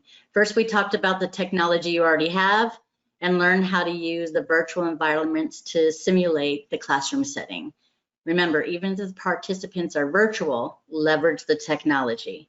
The experience is worth it. Then we shared ideas to create learning that meets people where they are and recreates the natural way we use technology to learn. We showed you how to integrate remote and virtual learning together, and then we put it all together for you with an example of how to leverage technology to create learning experiences to engage your learners. We've created a reference sheet for you and the information inside of the discussion today, and we've also have our contact information on there as well. So feel free to reach out to us. It's always fun to connect. We're going to leave you with this. Technology is not the answer. How you use technology is what it's all about. So get creative, think outside the box, think of different ways to use the technology you already have. What questions do you have for us today? We have some time left over. We'd both love to answer some of your questions. So please type them in the question pod and we'd love to communicate. But yeah. And Victoria's already sent me a few, so I'll just start with these. With these, but please give us some more. Amy asks, do you recommend using a moderator for training events? In a perfect world, absolutely. If you have that moderator or producer that can manage your camera views between you and your students, and monitor the chat, that's great. However, I'll tell you, I spent most of my the last 5-6 years being the only person to facilitate virtual learning. And it really helps to get a deep dive into your platform. In my case, it was WebEx, and know what it can do and be practice and second nature, so that if you are by yourself, your class still flows smoothly for your students. But yeah, if you've got somebody that you can train to be a backup and to be that moderator, that's gold. Let's see, the challenge for online training, no matter what platform we use most and are most familiar with, in this case Zoom, FHWA cannot use that, and their training must be done through their approved platform. Well, in that case, then that makes it a little more challenging, but still, get familiar with their platform. If that's the one you have to use, then make the best of it. See what you can do with it. And if it's not something you have a lot of access to outside of virtual events, how can you utilize just sharing your screen and sharing a blank document to type on, to be a whiteboard, to do some of those different things, and just make it as smooth on your end as possible to give that experience to the learners. Hey, Carrie, if I can interject there as Sure. well. When we're talking about those learning experiences, one of the big examples that Carrie gave you was as far as the actual learning, it was an article or it was a video. So if you're not able to facilitate virtual learning, those are some of the think outside of the box things that you can really leverage with technology. So if you can't use a virtual environment, what is a different way that you can have people get the learning that they need? And then how do you incorporate some of those other pieces for them to use it and apply it, right? Think outside of those first time events, and does it even have to be an event? Could it be a video that they watch? Could it be something that they read? And then most importantly, to kind of connect that feeling or what we're naturally used to as it comes to learning inside of a classroom or virtual world where we're actually doing the activities or practicing.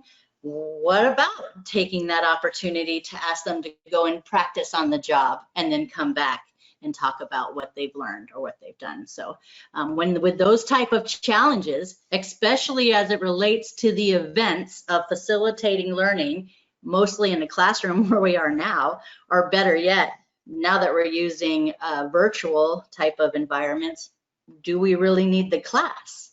That's where we're talking about what technology does. I'll share with you in some of our learning. We have four classroom learning events throughout that whole time.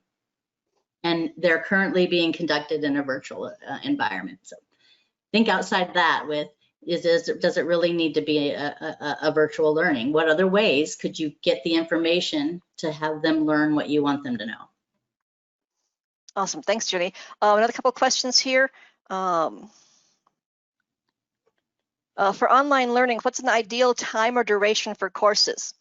We like to say that as long as it needs to be. With virtual, of course, we know that having somebody sit in an 8-hour class virtually is a stretch.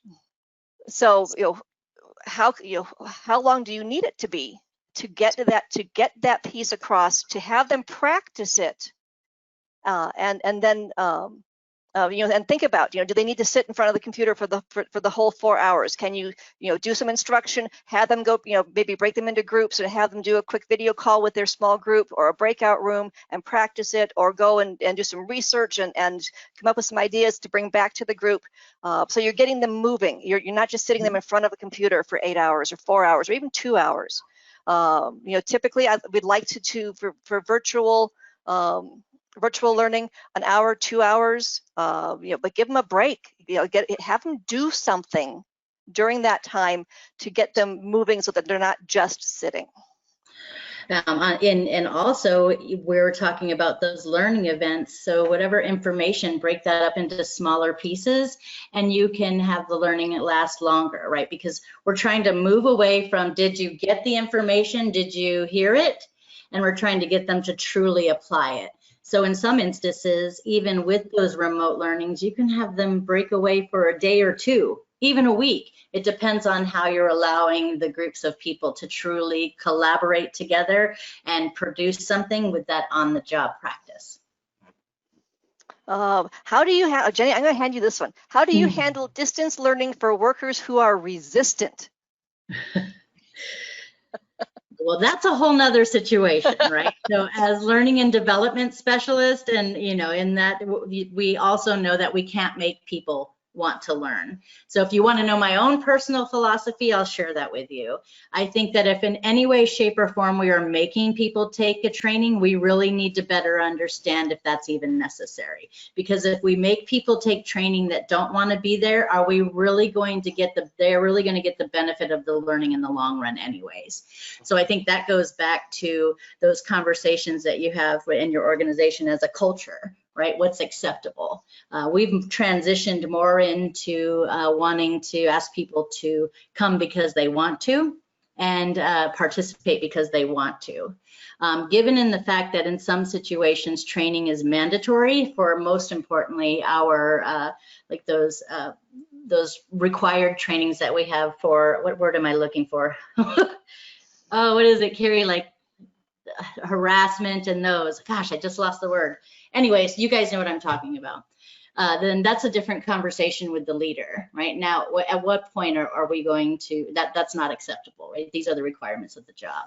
So I hope I answered your question. When I think about if somebody doesn't want to go to the learning, my first instinct is, then I don't want you there, because I don't want you to just sit in the learning because you sat in the learning to check the box. What I do want you to do is decide, when you see others around you participating in learning, applying the learning and getting better at what they do, and you're missing out, I'm hoping that you'll change your own mind and come on in, because you're welcome anytime. And for our hashtag #8outLeads program, that is entirely voluntary. It's leadership training, but again, we want you to want to be there, to want to learn, to want to be a better supervisor, to want to prepare to move into a leadership role, whatever whatever level you're at. We have a registration process and a waiting list at this point for a couple of our programs. So we're driving that engagement and that interest without mandating. Yeah, when you think about, sorry to be so long-winded on this, but when we think about our culture as it relates to learning and development, we want to remove ourselves and start to move away from you have to, and this is required. And we want to start to move towards, hey, it's really cool. We want to create a social environment where it's cool to want to participate in learning and get better at different pieces or learn more.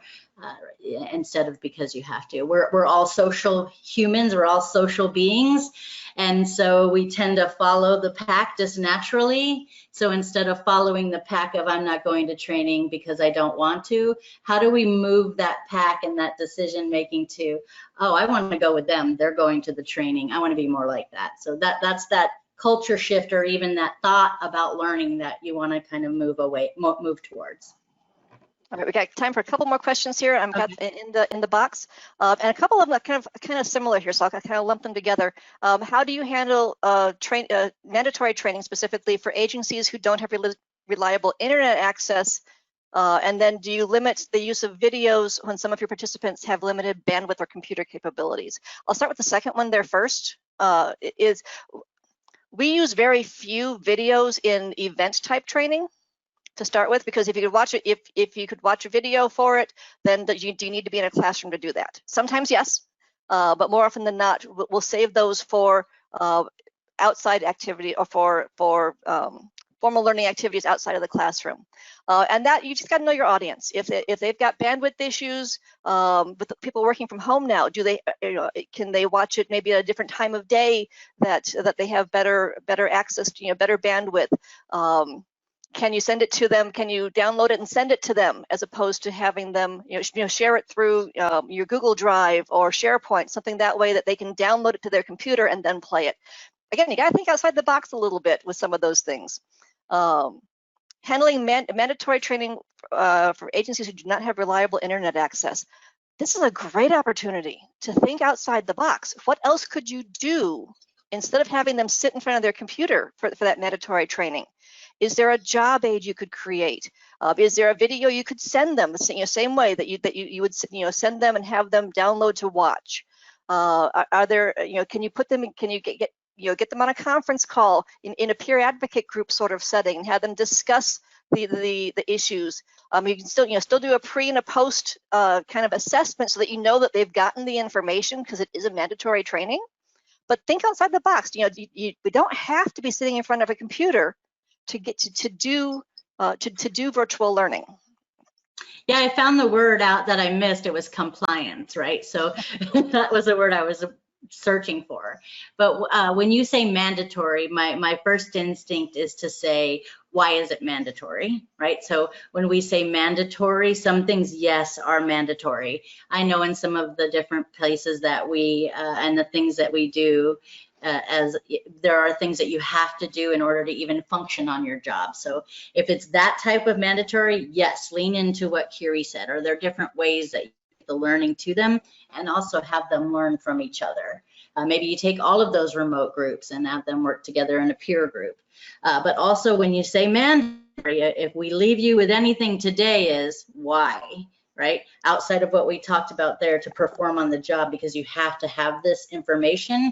But what are we really considering to be mandatory information? All right. There's been a couple of questions more specifically about some things about our #A.Leads program. Perfect. Highly encourage you guys, reach out to us afterwards. Shoot Jenny or I either one an email. We're happy to share more about what we are doing specifically with the types of event learning that we're doing within our program, as well as how we're utilizing Google Classroom and some other things that way. Just so one last thing, I'll hand it back over to Jenny to wrap us up here. The handout that we made for you, it says technology tips. It's more actually a thought prompter sheet for you to be intentional about.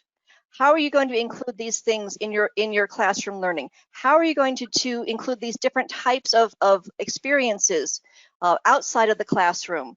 And really just to give you that takeaway to think about and be intentional with. How are you creating the learning experience for your employees and for your students?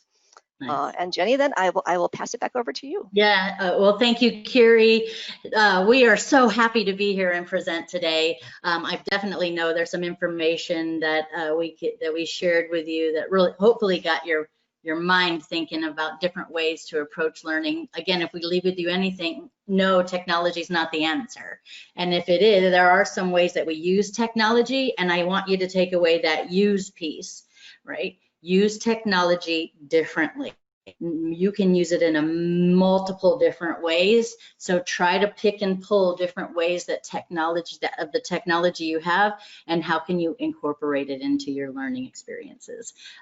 Thank you so much. Have a great afternoon. And we really do want to hear from you. So please reach out to us. Thank you. Thank you. Thank you, Kiri, Jenny. Lots of great information there. Kept us right on schedule too. That's always appreciated. That's how we roll. Yeah. Experts.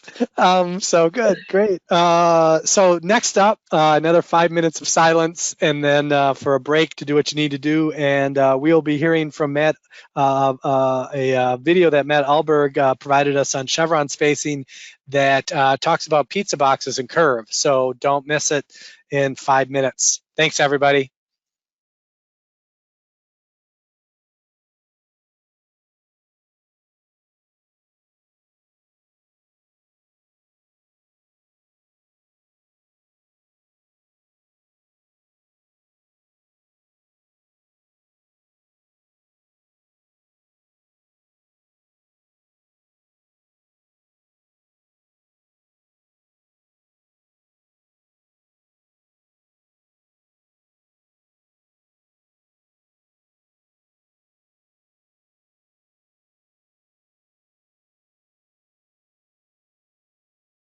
All right, everybody, welcome back. We are back for Hot Topics. Hot Topics on day 2. We're going to kick off our Hot Topics on day 2. And speaking of hot, it's not hot, but it is pleasantly warm in Seattle today. If you were in Seattle today, you would get to be in 82 degrees. So would have been a nice day there. We're going to go through and we're going to dig into our hot topics. We are going to hit, as I mentioned yesterday, we're going to do a little bit on our hot topics using our scale here. We've got from the bell pepper end, not very hot, all the way up to the habaneros and beyond. And when we tried to do this yesterday, you couldn't see the questions. It was difficult for me to find the answers. And so instead of doing that today, we're going to kick you over into Mentimeter. And so what we're going to do with Mentimeter is you'll see on the screen a code there. Go to menti.com. And at menti.com, you can just go in and put in that code 711273. So if you go in and you put that into menti.com, you're going to come up with our Hot Topics questions for today. So I'm going to have us dig into that. So let me hop over and I will get that. I think the first question should be loaded for you. And interestingly enough, the first question up there should look familiar to you. We did this yesterday. We talked through what are your ideas about helping to serve the have-nots, the people who typically are working out in the field, don't have access to virtual training very often. And there were actually a lot of responses that you gave me. And so I'm going to go in and have you share those again, because this was a habanero end of the scale kind of hot. So I want you guys to give me some of those ideas. I can read off things that you sent me yesterday, but I'd rather have you go ahead and post them here so that people can see what it is that you've got. So if we go in here, picking up the phone, virtual field visits, field technical assistance, being physically distant and outside. So finding ways to do that. You can do these things face-to-face. We've got job aids. We've got, most students have access to a computer, but maybe not a camera or microphone. Let's see here. Talk about timing, doing direct outreach, small group efforts. You can do one-on-one, you can call them on the phone. Strangely enough, we seem to not use the phone much anymore. Now that we're in this virtual world, everything's on a computer, the phone still works. So you can still call people and talk to them on the phone. You can do micro trainings doing a town hall style meeting. You can mail newsletters, you can do technical assistance, working on reaching out to agencies to do kind of a group webinar talk with them. Getting permission to do travel if you're able to do that. More resources. Field visits. Some people come into a main office and use a conference room with social distancing. If it has to be with a computer, having them available in a central area. It might show up on here. Something somebody sent in yesterday was some people, their supervisor will let them use a tablet or an iPad, some kind of something like that. Others said they've set up smart TVs in a shop that can mirror a computer, and so that everybody can participate at once, doing some of those kind of things. Socially distanced person, FaceTime, tailgate sessions, tailgate talks. That's certainly an option out there. Different kind of things. So there are a lot of ways, if you're trying to reach folks and crews to get out there and do something, to try and find a way to do that. So good ideas, good suggestions. Another vote for the tailgate talks. So lots of good ways to go out and try and reach out to people in whatever environment you find yourself in as far as availability and all of that. So good stuff. I'm going to go then to our next question. We also just barely touched on this yesterday, and I want to give you more of a chance to think about this and respond, but I want you to just share what are your most difficult training topics in a virtual training world. So what are the things that you struggle with, whether you've done it or not, even thinking about it? What are the things that you are challenged by that you're trying to go out there and train on? So what kinds of topics, because if you can populate this, share a little bit of information, maybe someone else watching will go, oh, well, we've done that, or we had a way to work around that or do something. So share your ideas on what are the most difficult things that you can come up with. Chainsaw safety, that is challenging, I can imagine. Software applications, motor grader, heavy equipment, welding, drainage, all these kind of things. Let's see, paving, work zones, flagger first aid, drainage, pacer training, truck maintenance, flagger, all these kind of things. The one we had struggled with that I mentioned yesterday is bridge inspections, coming up with those kind of ways to do it. What else we got showing up on there? Work zone showing up is a bigger one there. Multiple people have said that. Leadership training, we had something good today on that. Different kinds of heavy equipment and chainsaw and motor graders, equipment walkarounds, heavy equipment operation, lots of things focused on different kinds of equipment. That's usually a very, very hands-on kind of a course. So that's a good one. I'll give you just another minute and we'll jump to one more question for today, and then we'll be out of time and we'll move on. But tomorrow we have a more extended session of this and we'll do it in the same format. So we'll make this all work for you here. All right. Work zone gets to be the winner in the middle. The most people typed the word work zone. All right. Let's go on. Virtual training best practices was a question regarding attendance. When you're trying to track people that have attended virtual trainings, think about your annual reporting on who you have counted as attending, those kind of things. How are you tracking that in a virtual setting? How short is too short to count? Are you counting everybody that shows up on a list? They appeared for a few minutes. Do they need to be there for all but a few minutes? What are you kind of looking at with that? And also, are you capturing all the details you would normally capture with in-person training? Things like what agency are they with and some of those kind of details. So give your ideas here. We've got 80% of it they need to be there for. Don't count them if it's less than a half an hour. No limits, all for how short is too short to count. Do you capture any details? Yes. Training opportunities needs to be there first 30 minutes. Pavement distress. All right.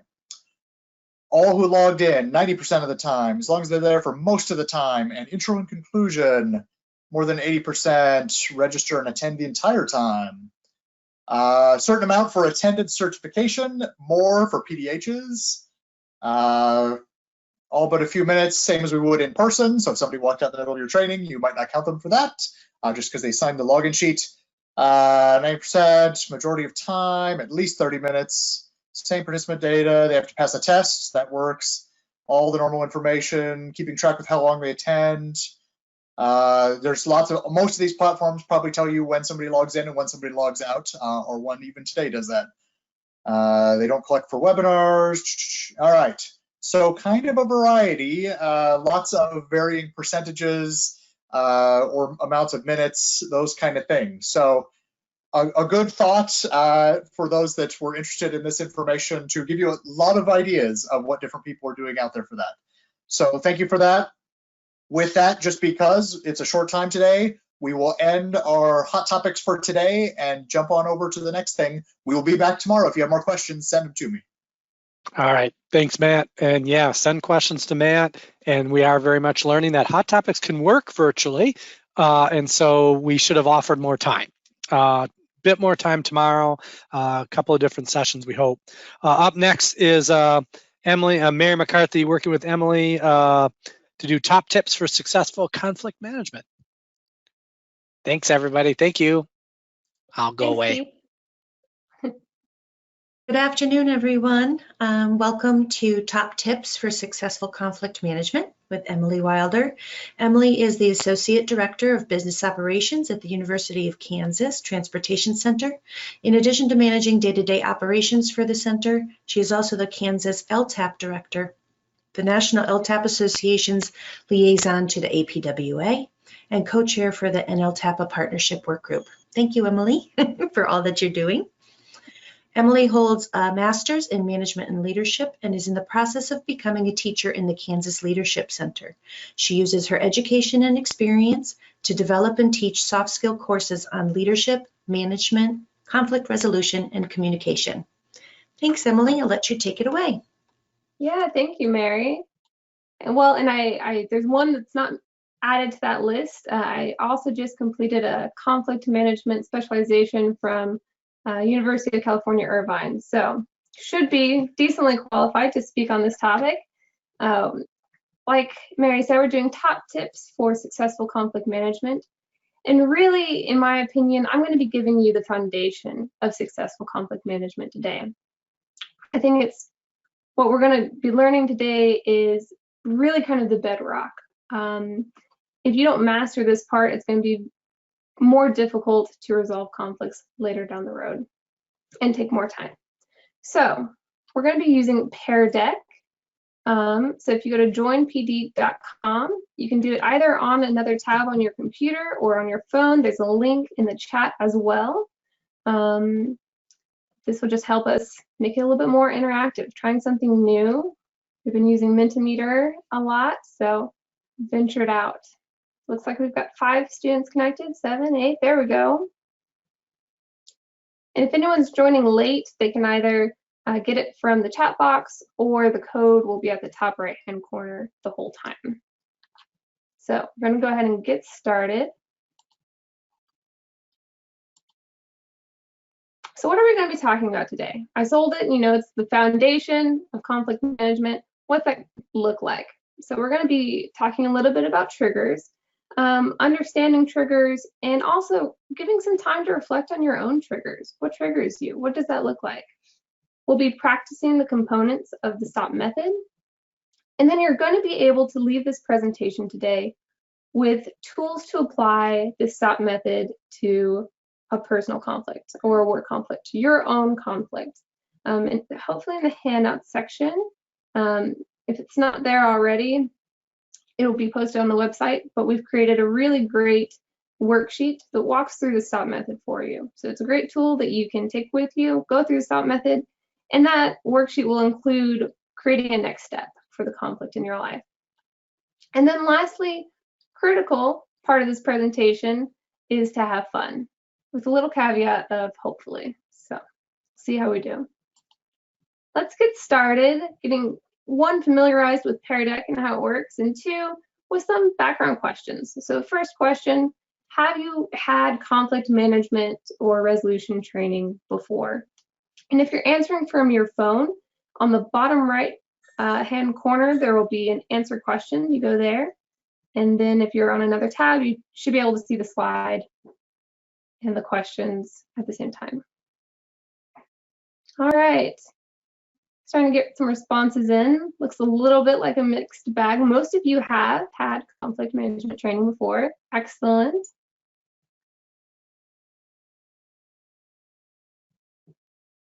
Some haven't. More who have had it than I would have expected. So, uh-oh, now you have something to compare it to, right? See how this goes. No, but this is good. Great. All right. So some of us have had experience with training. Some of us haven't. How about this one?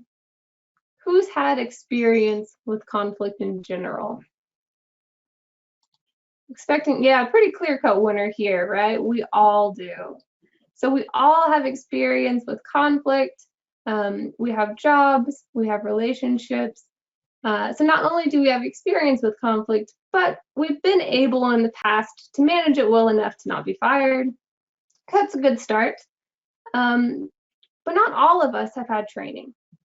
So I'm hoping today I can give you the foundation. If you have not had conflict training before, you need to have it, because conflict is an inherent part of life. It's something we're going to be experiencing quite regularly. And so if we have the tools to handle that conflict successfully, we're going to be more successful.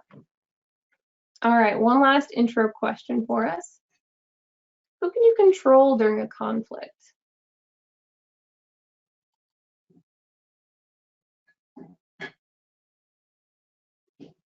Yourself? No one? Yeah. So yourself really is the only person that you can control. Yeah, we might want to try to control the other person, but usually doesn't work out very well. And then no one, I definitely understand. We're the only person we can control, but actually doing it is a different challenge. It can be very difficult to control ourselves during conflict. And when we think about why it's difficult to control ourselves during conflict, it really comes back to triggers. So triggers are actions, behaviors, events, ideas, or words that simply set you off, negatively or positively. So like babies and puppies, very positive trigger. But when we're dealing with conflict, it's more so the negative triggers, right? And either way, they cause you to react more out of emotion than out of strategy. They're not conscious and not productive, and they can usually be traced back to a value.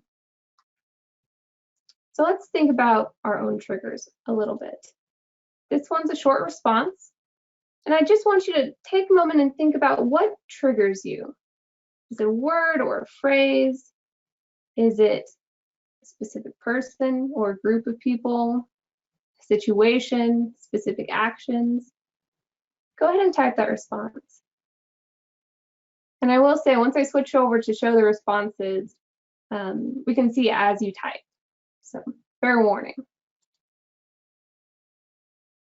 Yeah, that's the way we always have done it. Disrespect, inconsiderate people. Listen up. Yeah. Any hostility, a lot of situations. Yeah, people not listening. Ignorance. Yeah. The word can't. Sexual assault. Yeah, that's a big trigger for a lot of people. Criticism, hypocrisy. Yeah, someone being distracted while you're sharing information. They're on their phone, texting. Tone of voice. Yeah. It's not always what you say, it's how you say it. Belittling, sarcasm. Here's where you're wrong. People who push back and not listening. Yeah. So lots of triggers, lots of similar triggers too, right? They're not, they're pretty universal. Sets off a lot of people, these triggers. So we have a better understanding of what your triggers are. I want you to think about, what do you notice in yourself when you're triggered? How do you tend to react?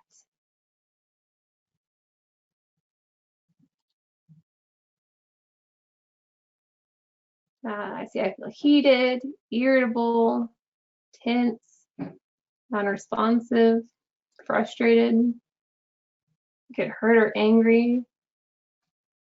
Physically, yeah, tensing up, more defensive posture, disengaged, that's a big one. And then right below it, I like this one, acting too quickly, not stepping back and thinking first.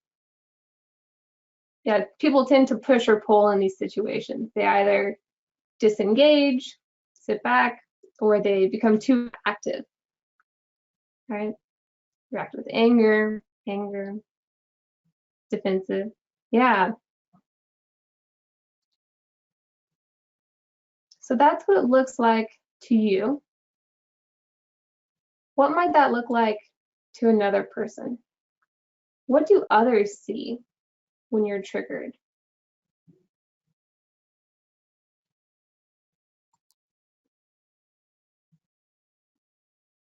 Eye roll. That's a trigger for me.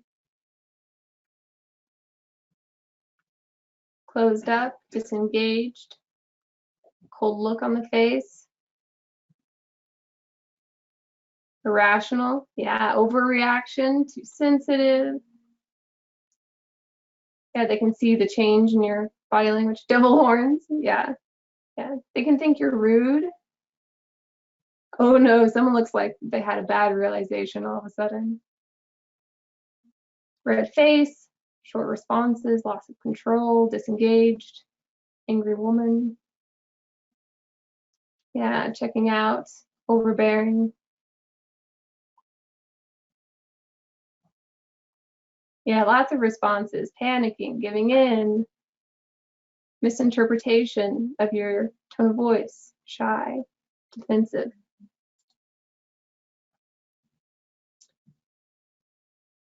So thinking about what your triggers look like to others. What's the result? When you don't manage your triggers, you have these reactions. What's the result? On the problem, on the relationship, on the work environment, what happens? Yeah, not productive. Pent up feeling, it stays with you, right? Carries on, misunderstanding.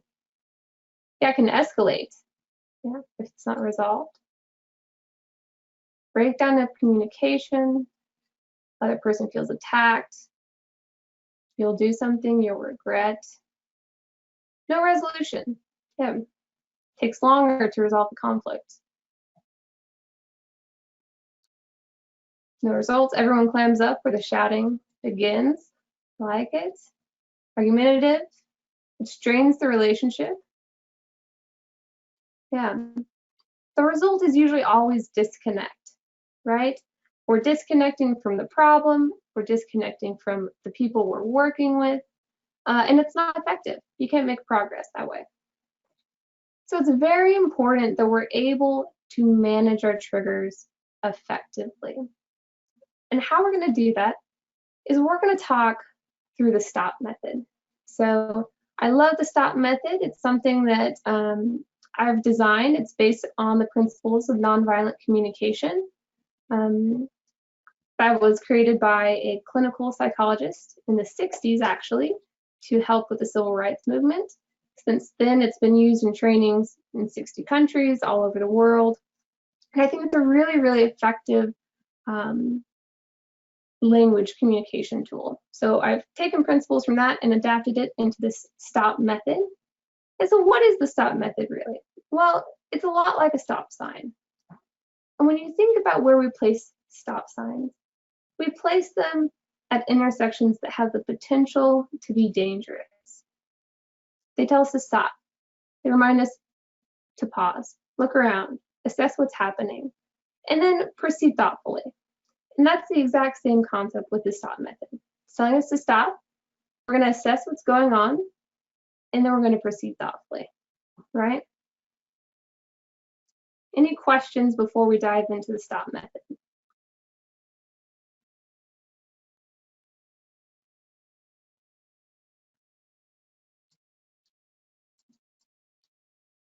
Nope, I think they're all set, Emily.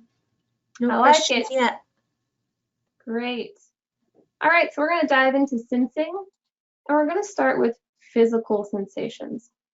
And we touched on this a little when we talked about our triggers, but specifically, what physical sensations do you tend to experience when triggered?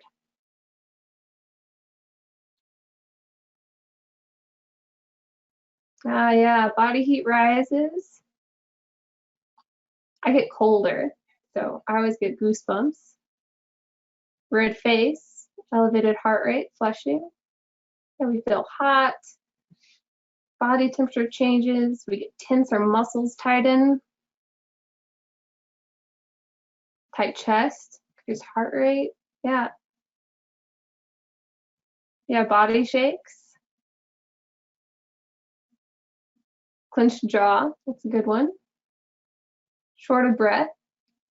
Tingling in arms.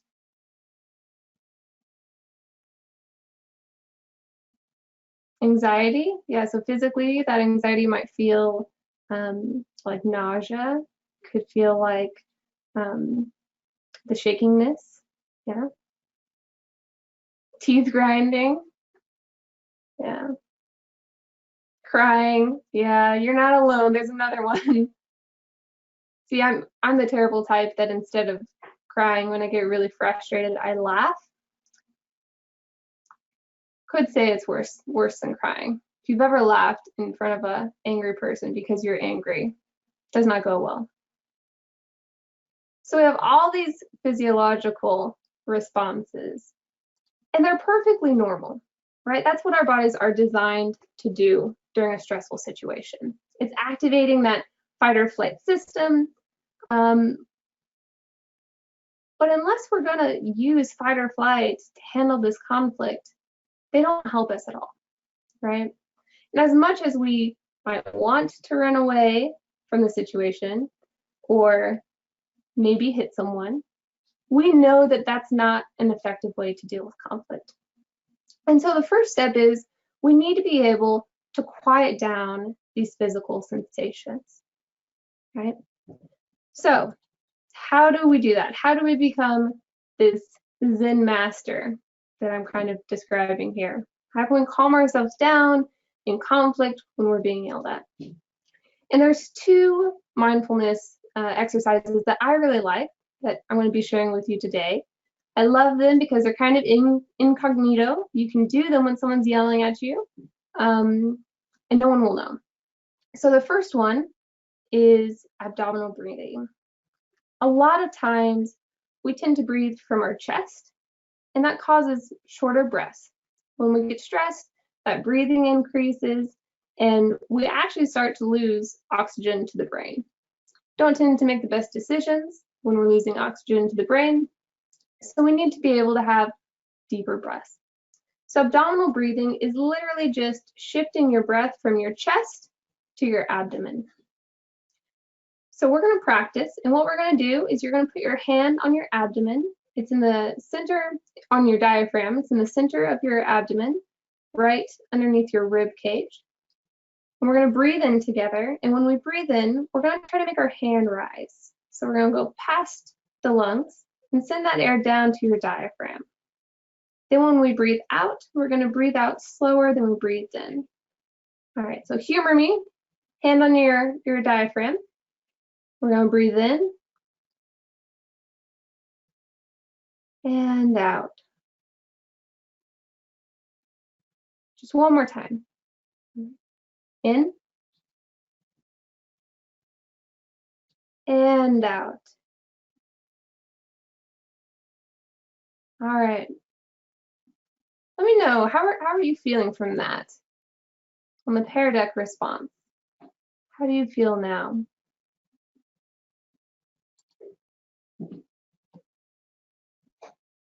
Yeah, more relaxed, calmer. Me too. I love teaching this because I get to calm down pretty quickly into the presentation. It's wonderful. Mama is trained, yeah. Feeling calm, zen, reflective, sleepy. Yeah, after lunch. Get sleepy sometimes. But yeah, we feel calmer, right? And that's just a shift in breathing. Just 2 breaths and we feel calmer. Wonderful. So the last one I'm going to share with you is actually an exercise in the awareness of your senses. So you can do it with smell, touch, taste, sight. But today we're going to be doing it with hearing. And so all you have to do is listen to the sound of my voice. And if you have microphones or headphones in, maybe take one out so you can hear sounds around you. And you're going to listen to the sound of my voice, the hum of a computer, birds outside, family or pets around the house, and just give everything the same space in your head. Try to make everything the same volume level. We're just going to give it 10 seconds or so just to listen.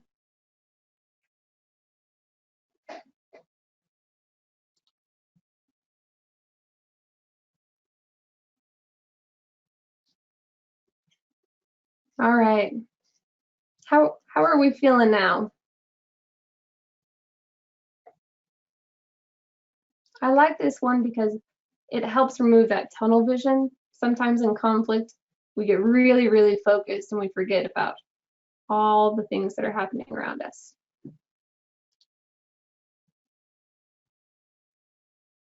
Oh, where was this yesterday when I was worried that my dog was sick? You hear the breeze blowing your wind chimes. It's nice. Feeling calm, much calmer, even more calm, hungry, focused, connected to the environment, more relaxed.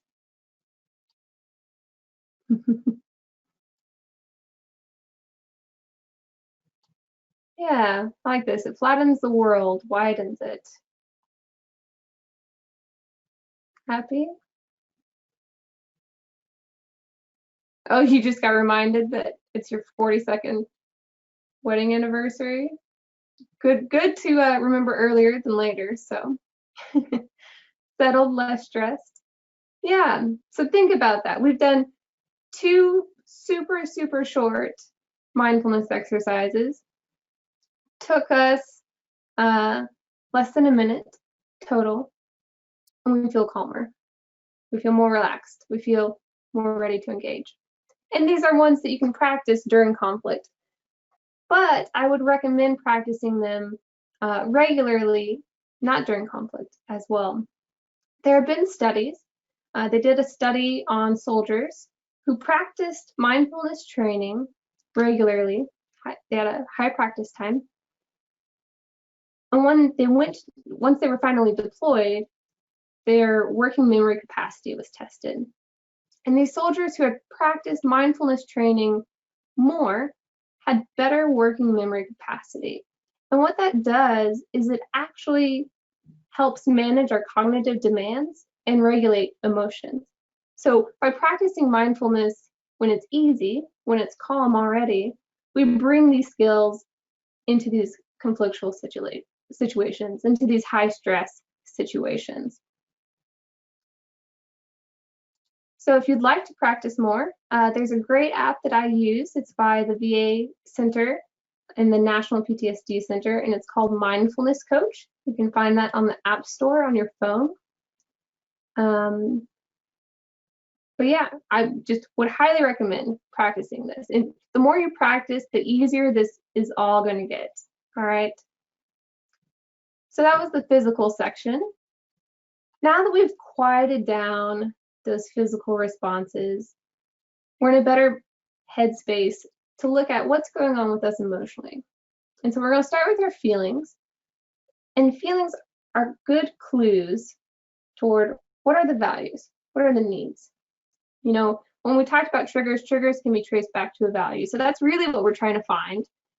But feelings are a good starting point for us. So we're going to talk a little bit more about them. So feelings. Seems kind of silly to have a definition for feelings, but I do because we often use faux feelings. So when we're talking about feelings, true feelings take responsibility for how we feel, and they're tied to an underlying value. You know, I think we've all heard the quote from Eleanor Roosevelt, "No one can make you feel inferior without your consent." And really the truth is no one can make you feel anything without your consent, right? Faux feelings, on the other hand, imply that someone is doing something to you, and they often connote wrongness or blame. So there's 2 examples there. Faux feeling, I feel like you betrayed me. Below it, we have a possible real feeling that comes from betrayed. So it's a real feeling, I feel hurt. And another way I like to describe it is, you know, when we look at the word betrayed, we understand that that's a combination of different emotions, different feelings, right? If it can be divided, it's likely to be a faux feeling. If it has the I feel like, it's likely to be a faux feeling. So I feel hurt, but it could also be, you know, I feel sad, I feel confused, I feel frustrated. All of those feelings could go into betrayed. All right. So we're going to look a couple more examples because I know that the faux feelings versus feelings can be kind of tricky. But it's the same principle, right? So we have blamed, dumped on, unsupported, taken for granted. And these tend to be the feelings we use more often than not, right? But when we look at the true feelings, we see that this doesn't actually tell us much, taken for granted. Could mean that we feel sad, or frustrated or hurt. So by us knowing the difference, if we are very clear in our feelings, we know what they are. Not only are we taking responsibility, moving the blame off of the other person, we're holding ourselves accountable. It also lets us take a better look at what might we be needing, what's important to us once we know that. So with dumped on, you could really be feeling angry, maybe overwhelmed. You could be wanting respect or consideration. So any questions here before we get into some practice on these?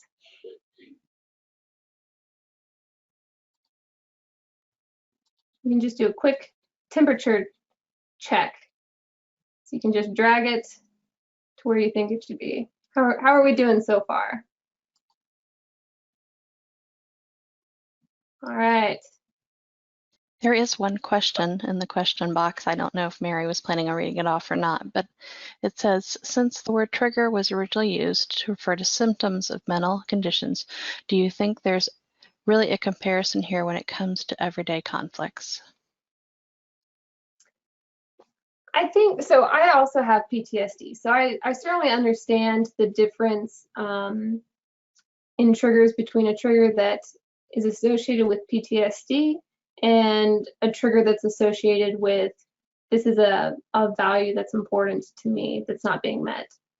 And I think in either context, the response that we have when we're triggered is the same. It's an emotional, unconscious reaction. So if there's any follow-up questions, I'd be happy to answer that one. All right. All right, we're going to get into practice. And we're going to be doing some practice on feeling or faux feeling.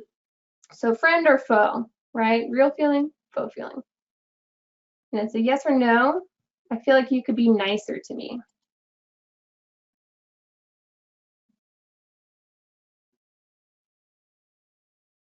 Yeah. Overwhelming majority says it's a faux feeling. They're correct. It's a faux feeling. Who's held accountable here? The other person, right? Okay. How about this one? I feel hurt.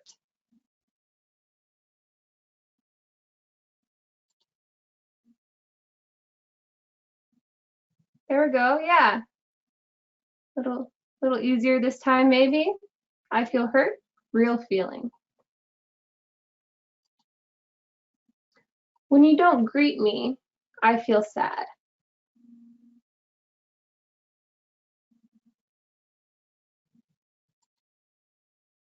Yeah, this one tricks people up sometimes.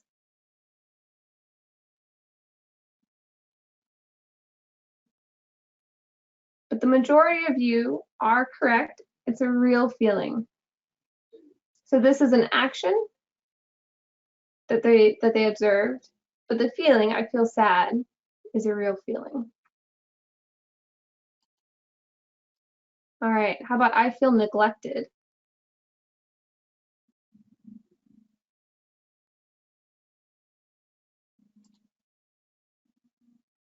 Oh, surprising.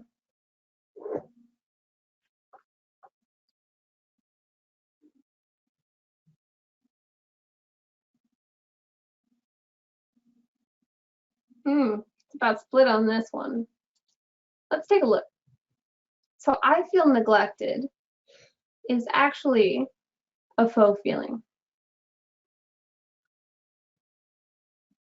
It could be I feel, see, we can divide it. That's kind of our good test here. So I feel neglected, we can divide it to I feel sad, I feel hurt, I feel alone. Yeah, they could feel upset, could feel confused. So this would be the faux feeling version of this, is a possibility. When you don't greet me, I feel neglected. That's the faux feeling. When you don't greet me, I feel sad. Real feeling. All right. Any questions on that? It seemed like we had a tricky one at the end.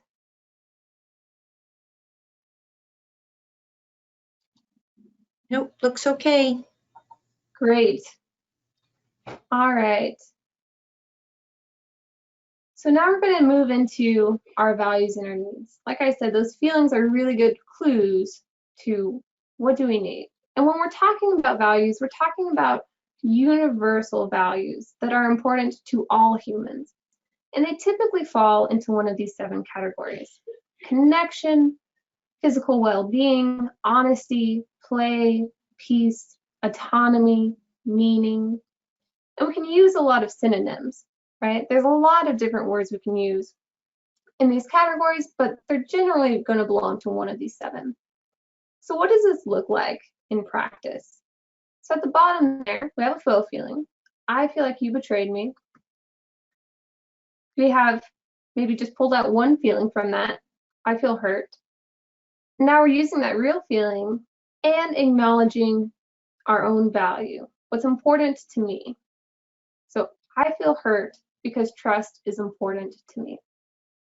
So what we've done is we've translated the first sentence, I feel like you betrayed me, to the bottom sentence, I feel hurt because trust is important to me.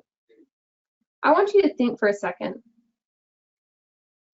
How would you feel if someone told you, I feel like you betrayed me?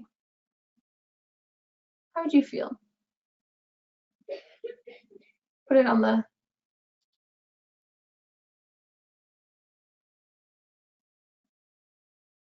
Yeah, most of us would not feel so good, right? What if someone told you, I'm feeling hurt because trust is important to me, and I didn't necessarily view your action as meeting that need? Does it shift how it makes you feel when you hear that language? A little bit?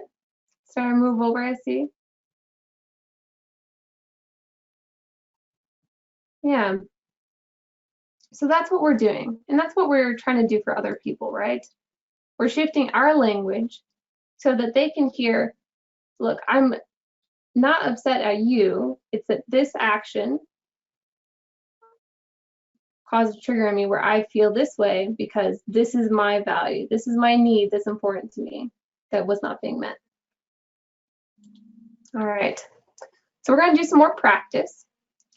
We're going to look at this sentence below, and I want you to determine if it's acknowledging a value or a need. So there's going to be some real feelings in there, could be some faux feelings, but your focus is it acknowledging a value or a need?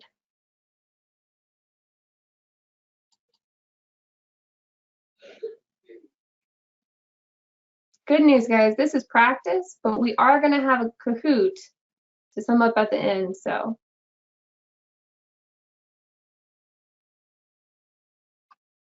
All right, looks like the winner is no values expressed. And that's correct. There's no value or need expressed in this sentence. Let's look at the next one though. When you don't respond to my emails within 2 business days, I feel frustrated because progress and efficiency are important to me. Is there a value or a need in this one?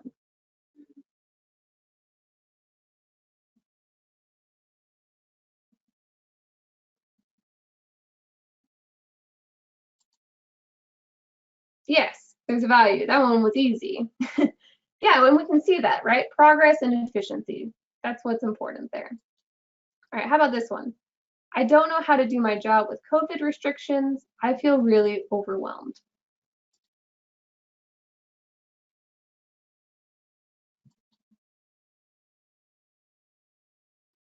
Oh, tricky one. People are doing good though. Yeah, so there's a real feeling, overwhelmed, but there's no value or need acknowledged. So let's translate it maybe, and let's see what that would look like. Things are changing so much and I feel anxious. I just want to be competent at my job, but I don't know what I'm supposed to be doing anymore. Does this one have a value or a need?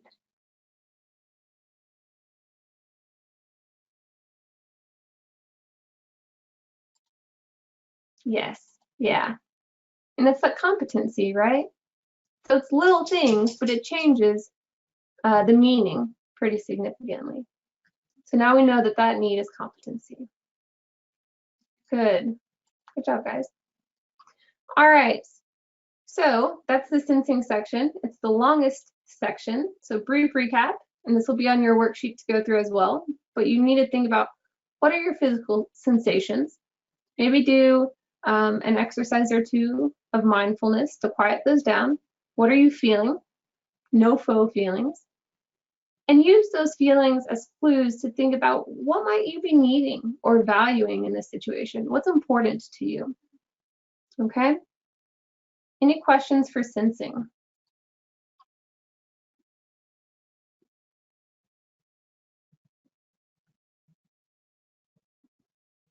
All right, in that case, we're going to go ahead and move on to take the time. It's actually the shortest part of this entire thing, pretty self-explanatory. So every single time we have a conflict, we have our own history, our own personal experiences, temperament, personality, culture. We're carrying all these things in. There's some kind of stimulus, and then we have choices, right? We can either react, which is what is more so our default.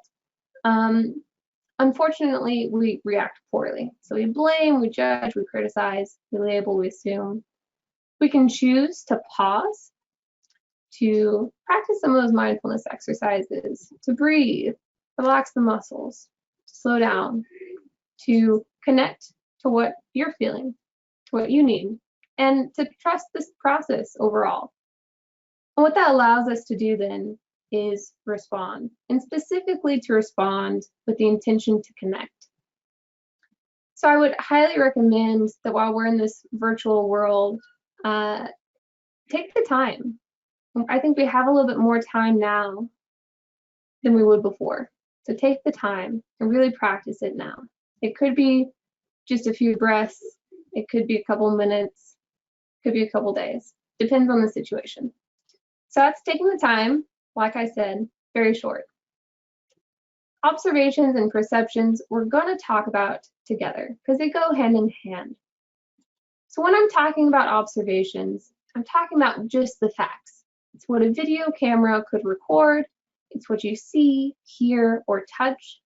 And they're statements without focus on right or wrong or any kind of judgment. There's no interpretations. There's no trying to make sense of what you see, right? Perceptions, on the other hand, are kind of the opposite. So you have your observations, the details, and then your perception is, all right, this is what I see, so this is what it means.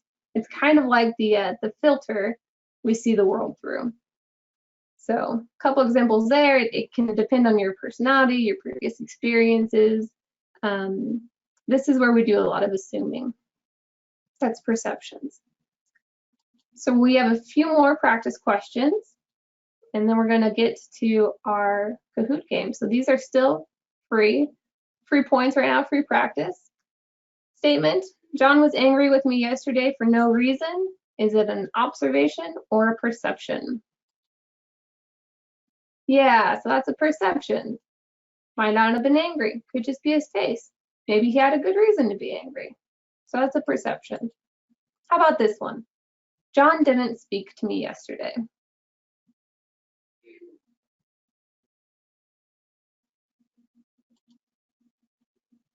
Yeah, pretty clear observation. It's a good, just fact. Okay, and this is what might have led the person to believe that John was angry for no reason, because he didn't speak to them. All right, how about this one? My father is a good man.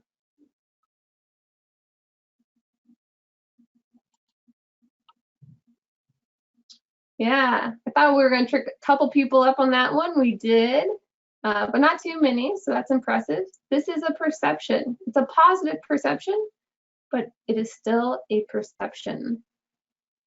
All right, good job.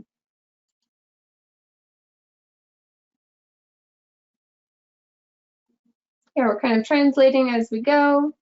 So this might be the detail that led us to believe he's a good man. Right, this is the observation. Okay, this is my favorite. So Pam was first in line every day this week at the cafeteria. Observation or perception? Yeah, all right. You guys are getting rock stars at this. Yeah, so this is an observation.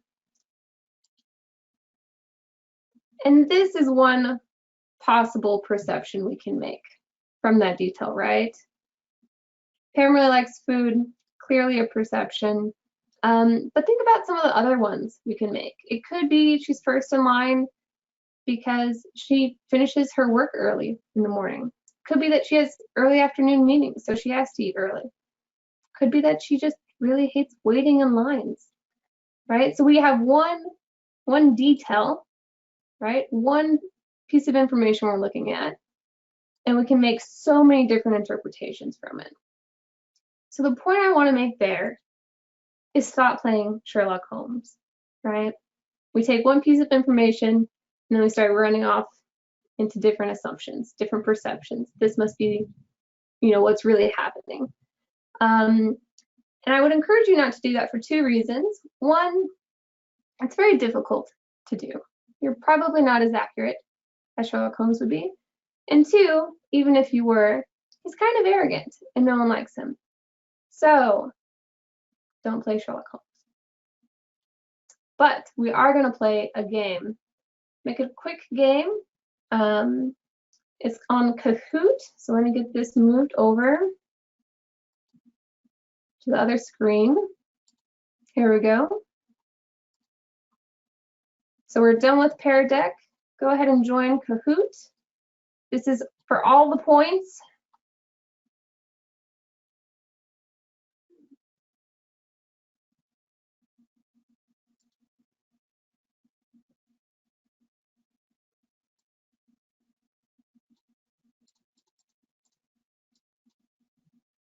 All right, there we go. We've got some players coming in.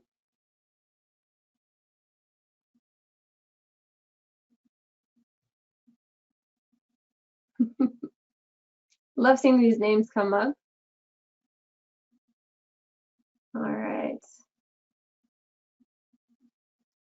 So some of us have played Kahoot before. If you have not, pay attention to the screen. That's where the options are going to be, the answer choices, but you are going to answer on your phone. So the question and the answers will be on the screen, computer screen, and then you'll have the color or symbol selection choice on your phone. So that's how that will work. All right, let's go ahead and get started.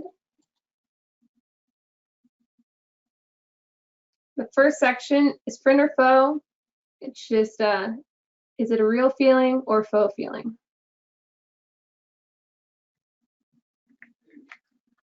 And the faster you answer, the more points you get.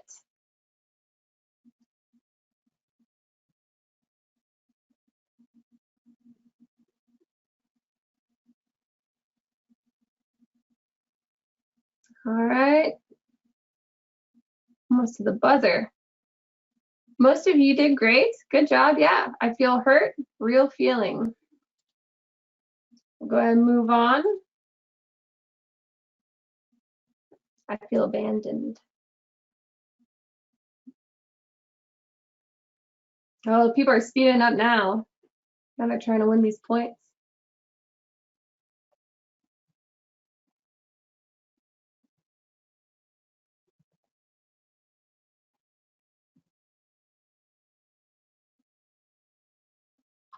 All right, yeah. Abandoned is a faux feeling, right? We can divide it down into hurt, scared, sad. All right.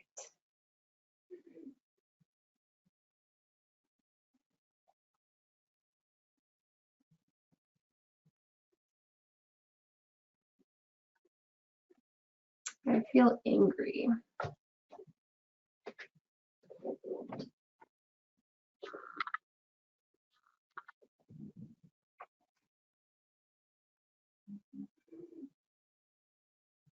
Good job. There's like 3 different sections to this. We're still in friend or foe. I'll let us know when it's switching.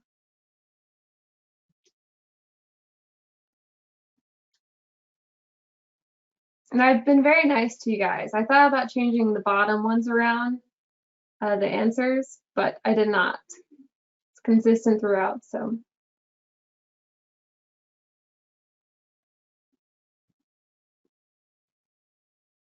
All right.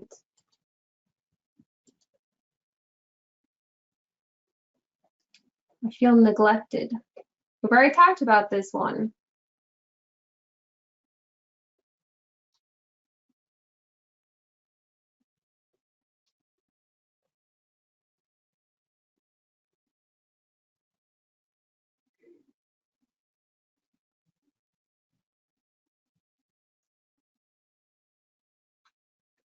Still tripped a couple up. That's all right. Yeah, neglected is a faux feeling.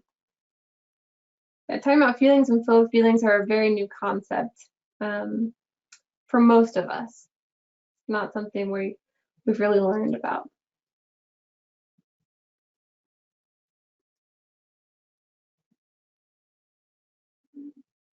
Oh, those answers are starting to come in so fast.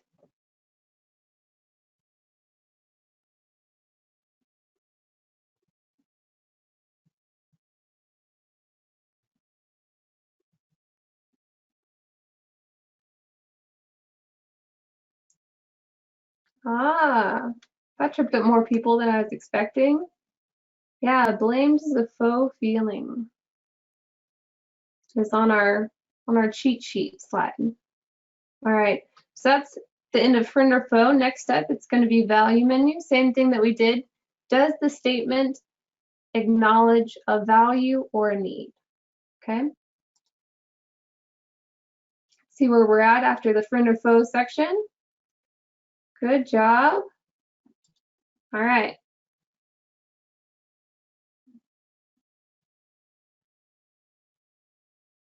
My wife would say that the statement is true about me, but does it acknowledge a value or a need?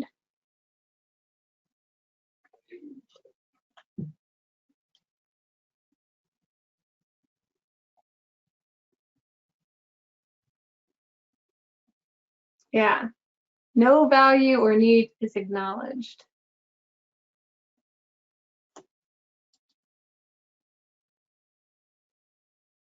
All right.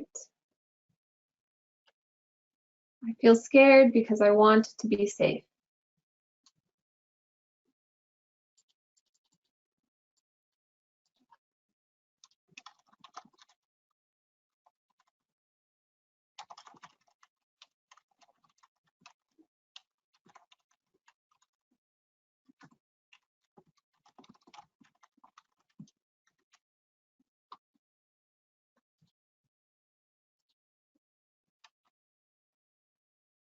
Yes, so the need here, the value is security, right? Want to be safe.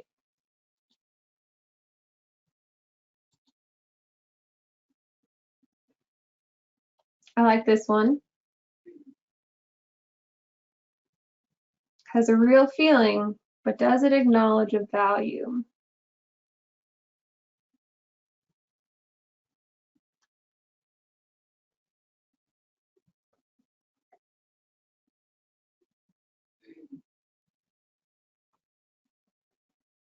Yeah, it's false. No values acknowledged. Just goes back to the blame game, right?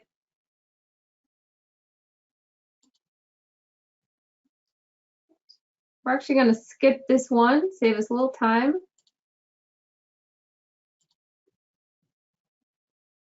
Some people got some extra points very fast.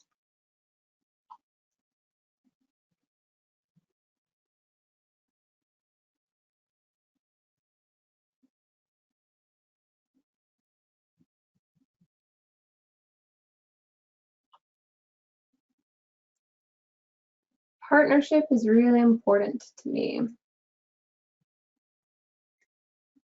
Yeah, that acknowledges the value pretty clearly. All right. don't answer for the next one. I'm going to go ahead and skip it so we have time. Matt and his hot topics.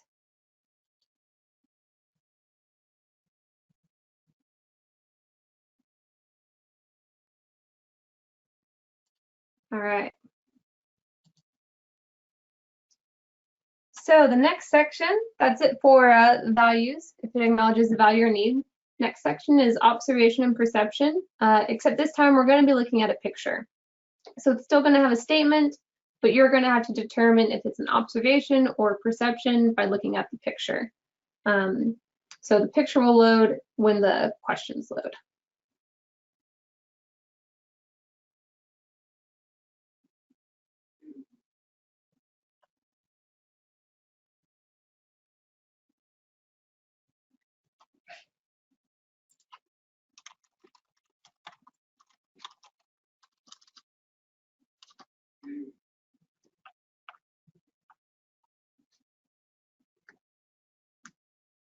Yeah, that's a perception. A couple, right? It's two people. Doesn't necessarily mean that they're a romantic couple.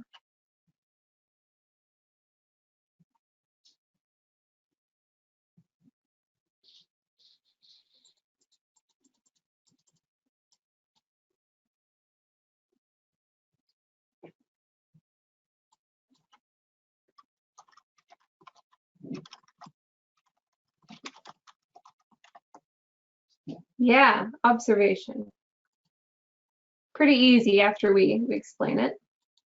All right, this next one could be tricky.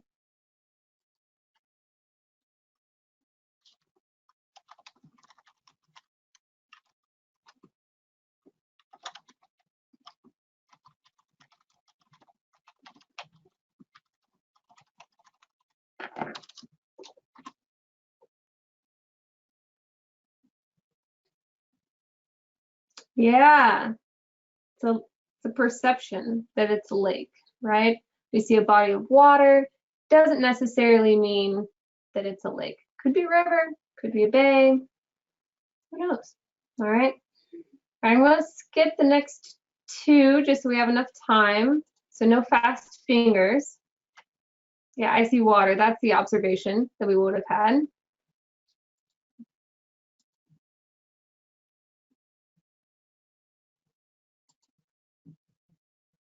And then we'll do this last one.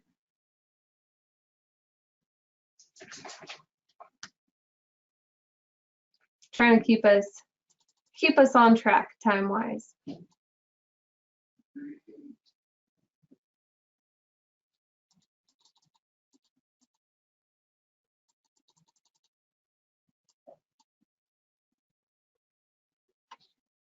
Yeah, pretty clear observation, the trees. Good job. All right, so the next question, not worth any points, but do encourage you to answer carefully.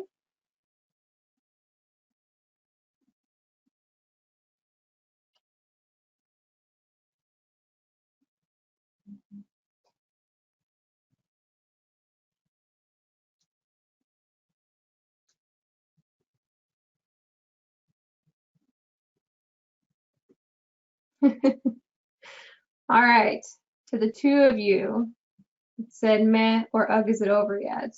Contact me after this and we will go through the STOP method together. It will be a hands-on demonstration of conflict management. All right, well, thank you for humoring me with that. Let me go back to the presentation and we'll finish it up really fast. All right. So that was the STOP method in its entirety, very fast version. And once we've stopped really quickly, we have the next step, right? What are we going to do? We've stopped, but you don't stay at a stop sign forever. So we have two options to us. We can either make a request, so we're trying to meet our needs, or we can make an offer, and we're trying to meet their needs in this situation. Either way, we want it to be smart. It's got to be specific, measurable, achievable, relevant, and time-bound. If you can't measure it, if you don't know if they completed that action for you, It's not a very good request, right? If you're making a request, you need to be open to hearing no. Otherwise, it's a demand. And we use the language, would you be willing to? If you're making an offer, you're open to hearing no, and you also have to be open to hearing yes, right? This is not the time to bluff. If you make an offer, make it sincere, make it genuine, and follow through if it's accepted. Would you like?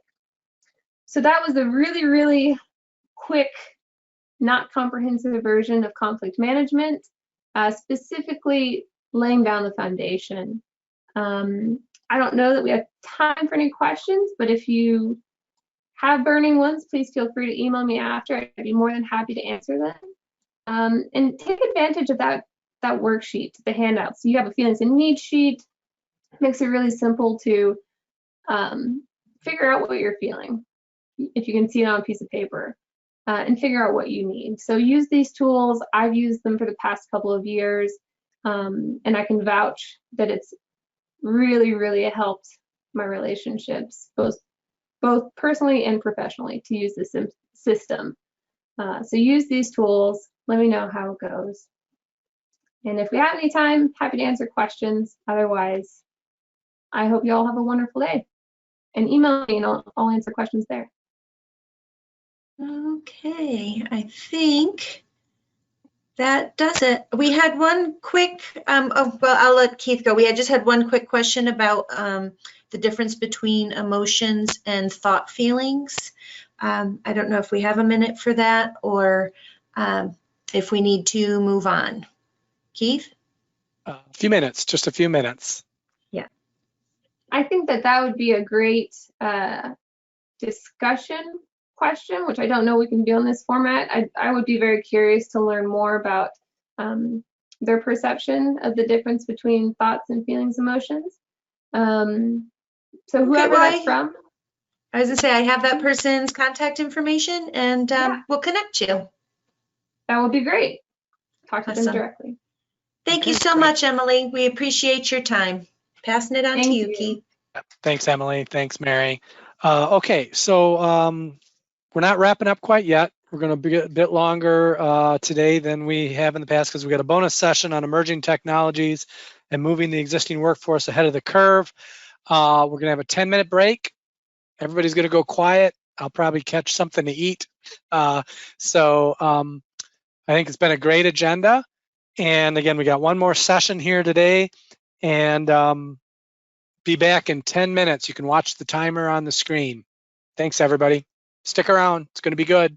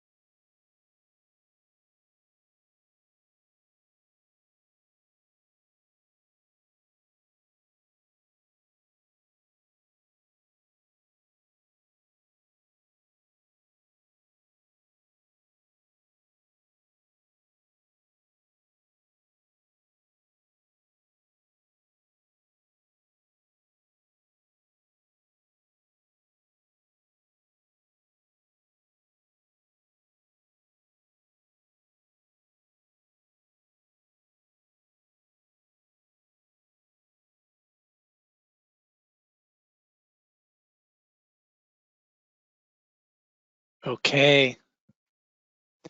Break's done. Welcome back, everyone. Looks like we're still up about 160, so that's great. We've got one more bonus session here this afternoon, like I was mentioning, on emerging technologies, moving the existing workforce ahead of the curve. The two speakers are Victoria Peters and Trinette Ballard. Victoria Peters became the director of the Center for Local Aid Support class in July 2016. She provides national leadership in the advancement of innovative technologies and practices, training and technical assistance for local, tribal, and federal lands agencies. Prior to this position, she served as a special assistant to the Federal Highway Deputy Administrator. She's got a bachelor's degree in geological engineering from South Dakota School of Mines. Trinette is a program manager, I believe brand new, with the Federal Highway Administration class in the Office of Innovative Program Delivery. Prior to that role, Trinette handled all marketing communications in the FHWA Florida division in Tallahassee and Orlando. She's got a bachelor's degree in communication journalism and a master's degree in public administration from the University of Tennessee. Trinette, it's all yours.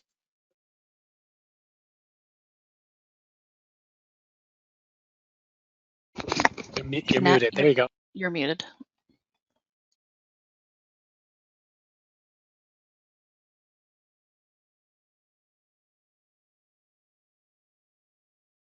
Okay, can you hear me? Yep. All right, thank you very much for having me today. I'm glad to be here with you all. Victoria is on the line, and she is actually going to assist me with facilitating today's discussion. So again, thank you to everyone for joining us for this special session on emerging technologies and how to prepare for how to prepare the workforce for the future. And I just want to remind everyone that this is an interactive session. And so we're very interested in what everyone thinks about all of this and what can we do to help prepare the workforce. So I am going to share my screen.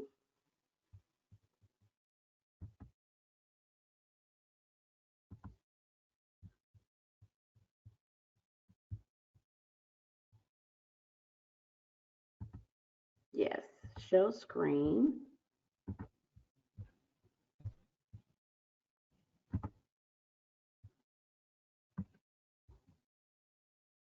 Can you all see the screen? Just stay. Yes, we can. Okay, all right, wonderful. Okay, so how do we prepare for a workforce of the future? What type of skills are needed, and how do we ensure that the pool of talent is available to keep transportation moving forward? So today we are fast forwarding into transportation of the future. But before we start to answer those questions, let's take a look at a short video. So stand by.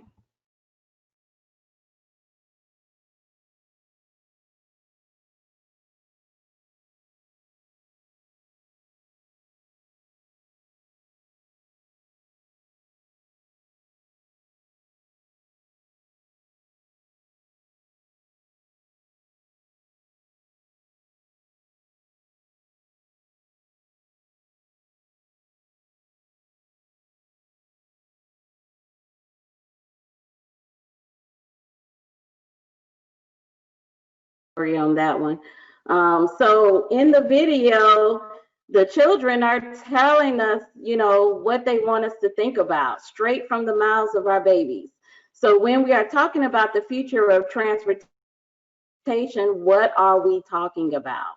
We are referring to these pictures on the screen, and I hope you all can see the Yes, we can. here. But we're talking about driverless vehicles, driverless pods. We're talking about vehicles. Can you see the screen? Yes. Hello? Okay. Okay, great. Okay. So we are talking about flying cars, driverless pods. We're talking about space travel for passengers. We are also talking about vehicles communicating with each other and vehicles communicating with infrastructure. We're also talking about advancements in the digital world and so much more. So when we're talking about advances in technology and transportation, we also have to talk about, well, what is driving these advances? We have technology, right? The rapid advances in technology, something that we can't be scared of. We have to embrace it. We're also talking about shifts in the demographics. And this is huge when it comes to a change in what's needed and what's wanted from transportation. We also have the economy, available resources, and rapid urbanization. So these are some of the things that are actually driving these advances in transportation. And so we have a second video. Victoria, if you'll help me with that. What do transportation professionals look like?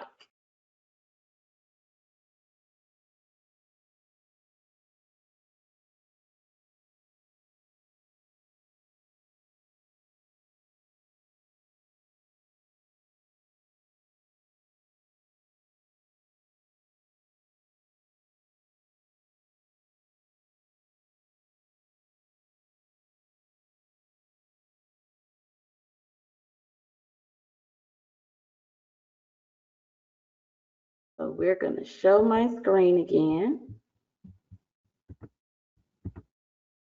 And so now here is the time that we are going to start listening to what you all what's your thoughts on the emerging technologies and how we're going to prepare for the future. So I invite everyone to go to menti.com and use code 242423, and we'll start to tackle these questions and try to work through our responses to all of this.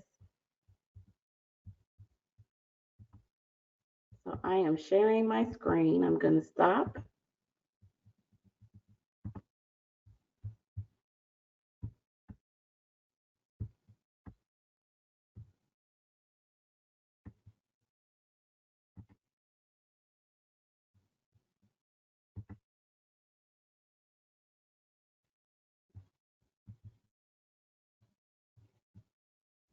Okay, so the first question, and Victoria Peters again is on the line. So Victoria, feel free to chime in. But the first question is, it's 2030. How do you see automation and artificial intelligence playing out in the transportation workforce? And so we have some good responses here. I really like the smart city. Yeah, I mean, I think AI is going to drastically have an impact on city infrastructure. I think it's going to help us provide accurate predictive behavioral models on individuals' movements, their preferences, their goals, and we're going to be able to use that in all the work that we do, in whether it's congestion mitigation, whether it's planning the new networks and streets that we have. So yeah, I think artificial intelligence is going to lend a lot, even to our infrastructure and just being able to know how it's feeling. And we're going to have the data before we can actually visually see it. So I think it's an exciting area that we're moving into. I do like a lot of this. I mean, I'm seeing a lot of data-driven decisions here. A lot of tech that's going to be needed as we move into the future. Anyone want to join us just to talk to us over the phone? Share your ideas. Anyone interested in actually sharing your ideas, just raise your hand and someone will unmute you so you can speak. But these are some good ones. These are some good ones. Increased safety, definitely in trucking, possibly starting to show up on the road more in cars, machine control, automation of services, autonomous survey, of course, the driverless vehicles, the self-driving cars. Someone said not much change. We would certainly like to hear from you if you'd like to speak to that a little bit. Smart infrastructure that speaks to practitioners remotely, data-driven decisions. That is so, that's going to be key going forward. How we use data to drive our decisions in transportations. We're making that shift now, and it's going to be more common practice in the next 10 years for sure. Victoria, Bill, do we see any hands up or anyone? I do not see any hands up, but I did willing assign a to- question in the question box to Okay. Victoria Peters. Oh, Okay, great, Victoria. I'm looking at it. Micro mobility, that's an interesting one too. If you're willing to speak to that a little bit, that'd be interesting. Micro mobility, more regulations for self-driving cars. we do have one raised hand. If you're okay with me unmuting the individual. It's Morgan. Okay, all right.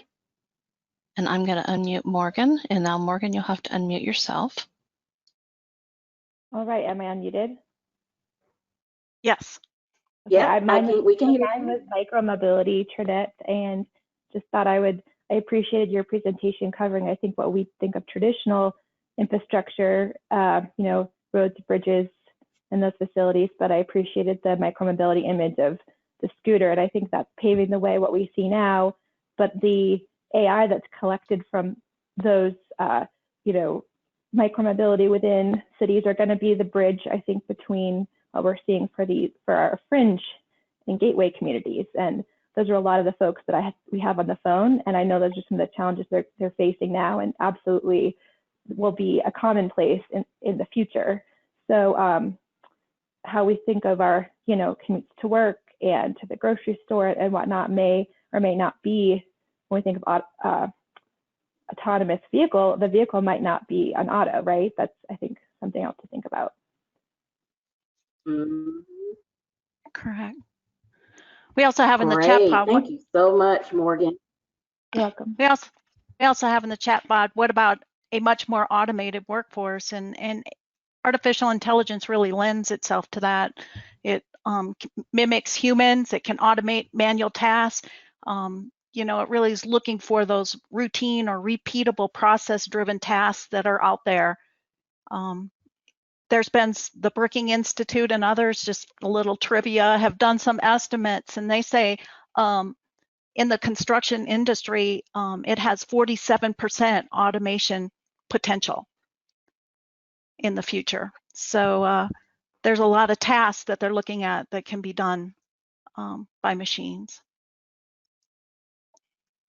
We have another raised hand. It's Mark Howard. I'm going to unmute him, and Mark will need to unmute himself now. Well, hi. I think one of there are many of these items here identifying that certain things are going to be done, but I think this is going to continue to emphasize the rural and urban divide. I will tell you, in the city of Kingman, where I am, we have areas that don't have broadband capabilities today, and there is no plan for them to be receiving it. So I think many of the smart technologies, these AIs, are really going to emphasize what do you do when you drive outside of Boston or outside of New York? Where are you going to have a parking area where you're going to have to park your AI cars because you're going to have to go pick up a car that you have to drive because there is no AI in those rural communities. So I think that is going to be a huge driver and a huge sort of blockage for a lot of this technology to be moving forward, is that urban and rural divide. Excellent point.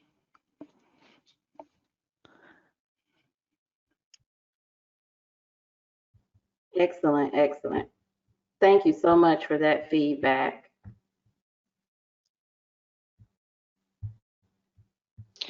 Okay, is there anything else before we go to the next question? There's no other raised Victoria, hands any at questions this time. in the question pod there? Okay, awesome. All right, so we're going to go to the next question. That was a good one.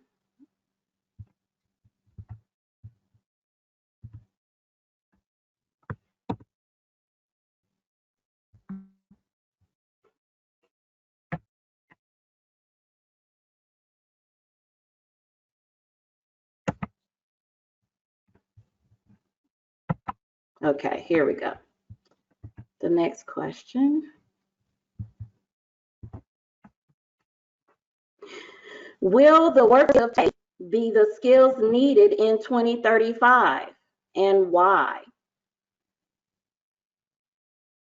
Will the workforce skills of today be the skills needed in 2035?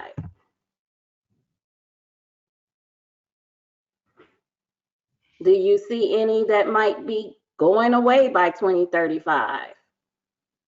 An industry that might be taken over by technology? I know the last person just mentioned someone mentioned an automated workforce.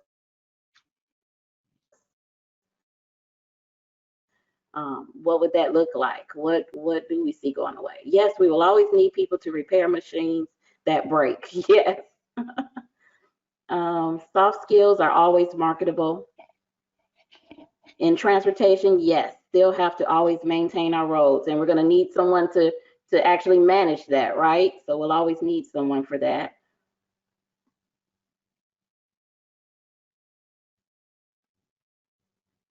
We have another raised hand. Yep, AI can't do everything. Yep. Are you ready for another question? Yes. Okay, I'm unmuting.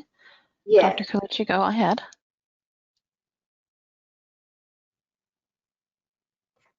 Yes. There you go. Yes, yeah. Good afternoon. My comment was for the previous question. I'm not sure if I can make it. I can make the comments right now. I think it was pertinent. Sure. Thank you very much. In summary, the previous question on artificial intelligence really will be a balance, and we need to analyze. In our case, that is a democracy. Really, will be a balance between the privacy and of course the productivity that we're going to have. But definitely it's going to happen many changes, significant changes in regulations. All regulations have to change, and this balance that we are going to have on privacy, we have to be very, very careful on the cyber attacks. But in any case, this is the future. Is just to be we need to adapt to these changes, but regulations will change significantly. Thank you very much. Thank you. Thank you. Yeah, I think everyone moving forward in the future is going to need a certain level of comfort around technology. You're not going to be able to stand back and not have that familiarity, that basic level of skill in technology. When we're talking 2035, that's 15 years from now, and just thinking what has happened in the last 15 years, and then pushing that forward. Our kids are already so connected to their computers and have those technical skills. So it'll be maybe more of a struggle for the older generation, and we're going to have to look at how we get those skills for those that are working today that are going to need those skills of the future.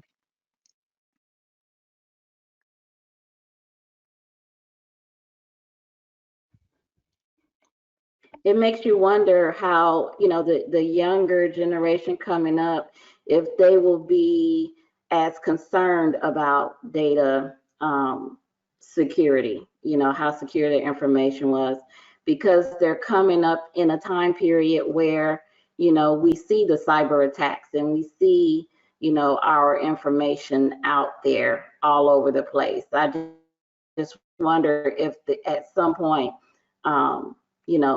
it's just going to be a part of the norm.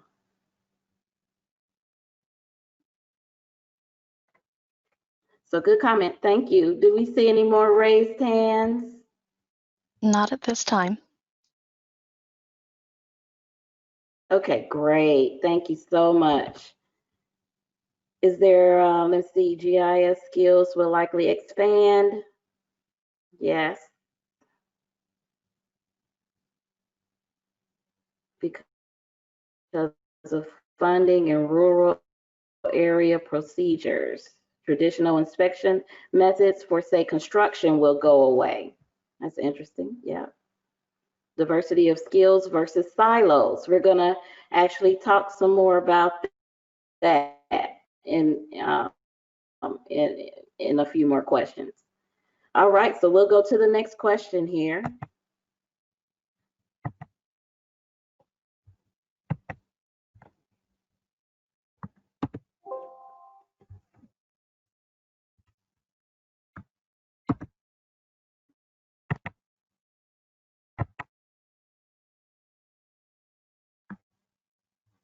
All right, so the next question.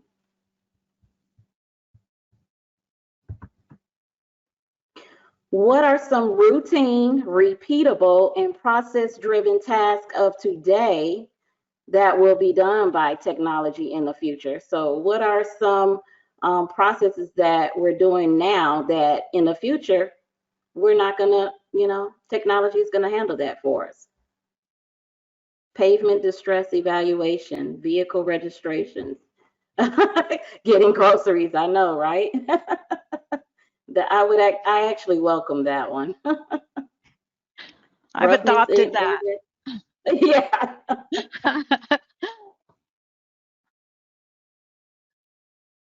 Yeah. Bridge monitoring and inspections, e-ticketing.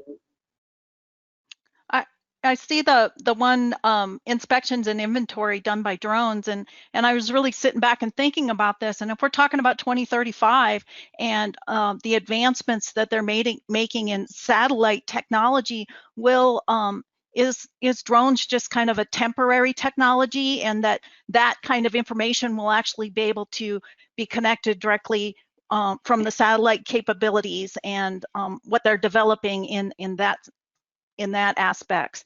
What do we think right now is new and emerging, and by 2015 it will be kind of like the flip phone in our industry. So there's those kind of thoughts too. I think automated incident detection, all of those types of things, I think have parts and pieces of it. I don't think that any task that we have can be totally done by the machines, because there is some critical analysis and decision making that the human sides brings to it. But those calculations and more routine analysis can be done by technology, and in a lot of respects quicker.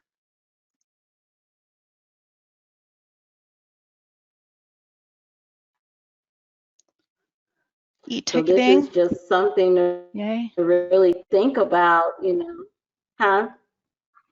Mm-hmm. Any raised hands? No raised hands at this time.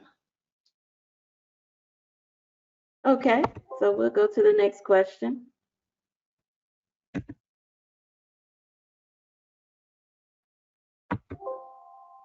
Oh my.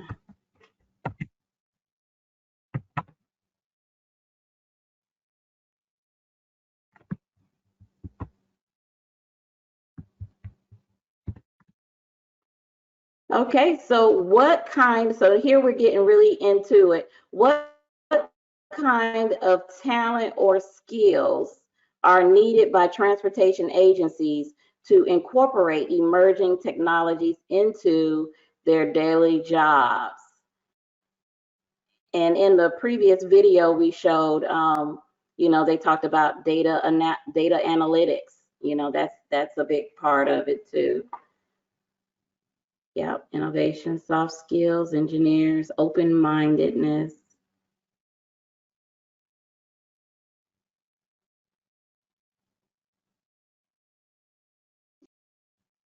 Oh, getting used to apps. Yep. Programming. So data programming could be a big part of it too. Yep.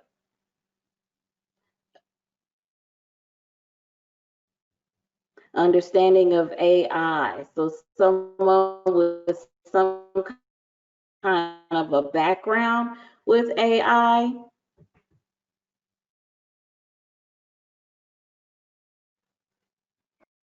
What about, data management, big data, planning, grant finding? I think we need that now, right? We have a raised hand. All right. Okay. Yeah. I'll go ahead and unmute Nick. Great. And Nick, you'll need to unmute yourself if you're muted. So there was talk about understanding and background in AI. It doesn't necessarily have to be a deep programming understanding, but simply getting used to a thought process of the system is doing things that I didn't tell it to do.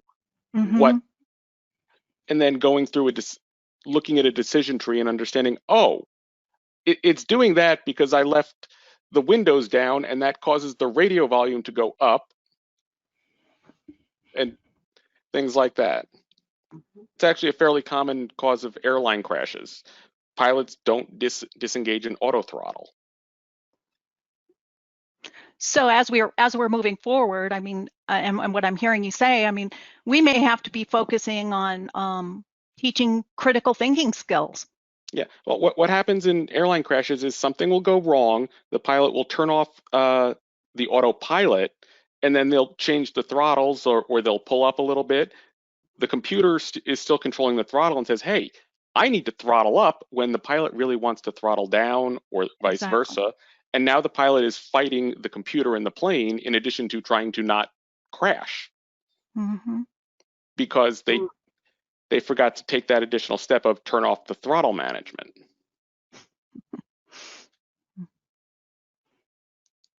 All right. Okay, Nick, are you finished with your comments? I'll go ahead and mute you back. Thank you. Thank you. We'd sure love to hear from others if you want to raise your hand. We're talking about what kind of talent or skills we have are Morgan. needed by transportation agencies. Morgan, go ahead. I thought we would kind of just jump in here, coming from the federal highway perspective. I think we're seeing a shift, and this will continue with emerging technologies in a diversified workforce, and versus siloed disciplines, but having sort of a baseline knowledge in multiple areas, and sort of the strengths are in these ones that we're seeing surface. So strong planning skills, soft skills, communication skills, and basic data analysis skills. But those silos of maybe hydraulics, geotech, environment, et cetera, within the engineering field, those would be left to subject matter experts, say, and the technology would kind of lend itself to those folks that, again, have a diverse set of skills to bring to the table.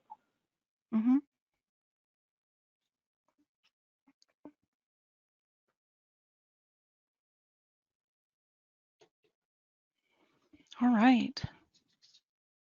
Great, thank you. Some of the terminologies that Okay, so we'll head to the next question unless there are any other comments. Let's see.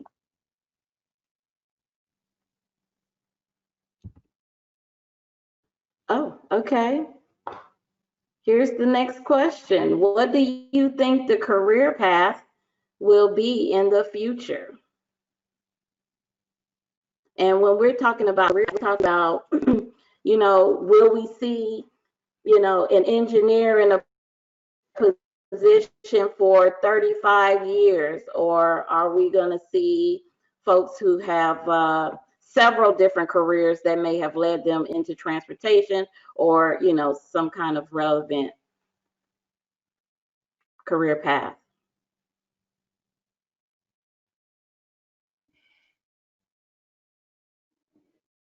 Jungle gym, not a silo ladder. Retraining, lots of retraining, yes. All right.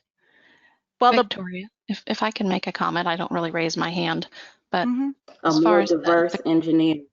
Career path to the future, and this is something that my TRB committee had focused on a lot over the last 3 years, is that identifying what the technologies are and what retraining needs to occur in order to reassure those who are currently in the transportation workforce that they're not going to become obsolete.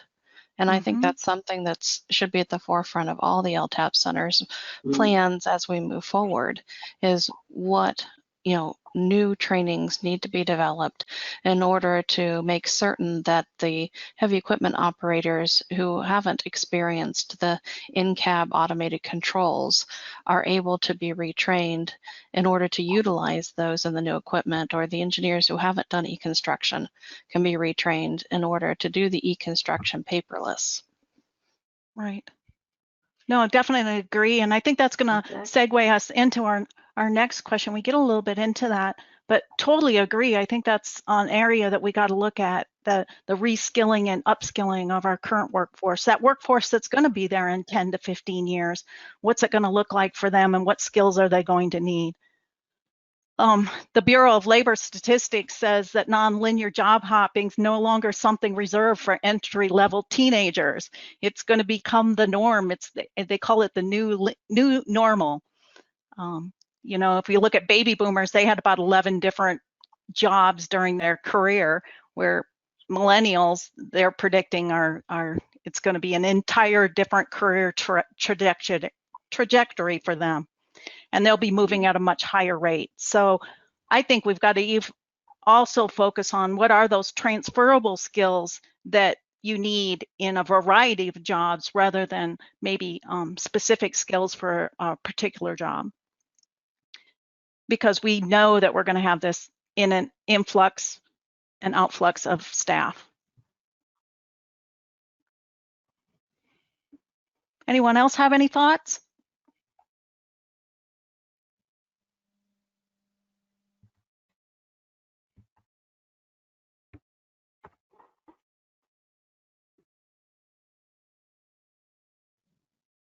Okay, so we have our next question.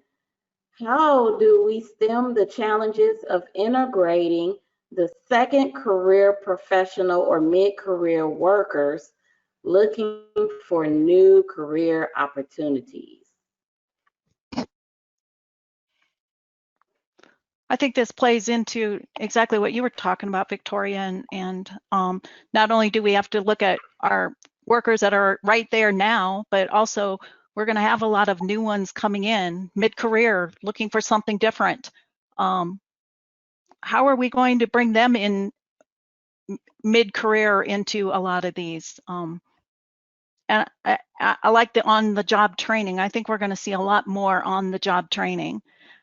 I also wonder if the technology savvy millennials are going to be coming in, and we've got the older workers, and we might have to do more of the peer shadowing, job shadowing, and maybe match them up, the tech savvy with the traditionalist that knows how to do it hands-on, and marry them together.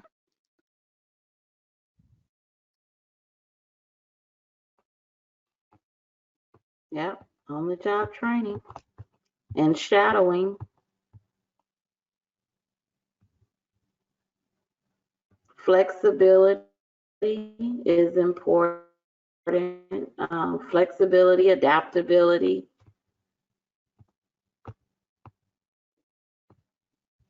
Do we look at onboarding programs? I see one of the comments was referring to onboarding. Do you set up kind of a curriculum for that new employee, that onboarding curriculum that you know, is available for them in that first 6 months to a year, that you know, they've got to get through this in order to be proficient at the level that you need them as they're transferring from career to career, because they're not going to be going back to school necessarily to get the information that they need.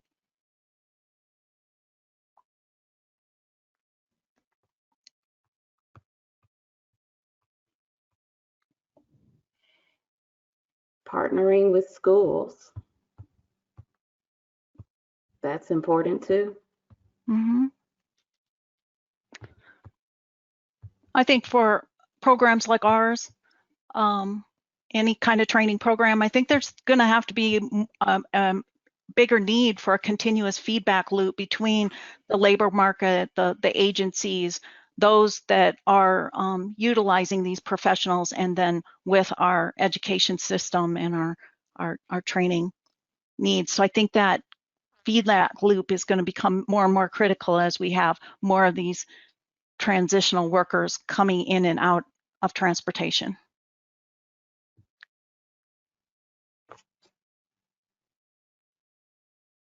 Anyone else have any thoughts they want to share on the phone? Early interest.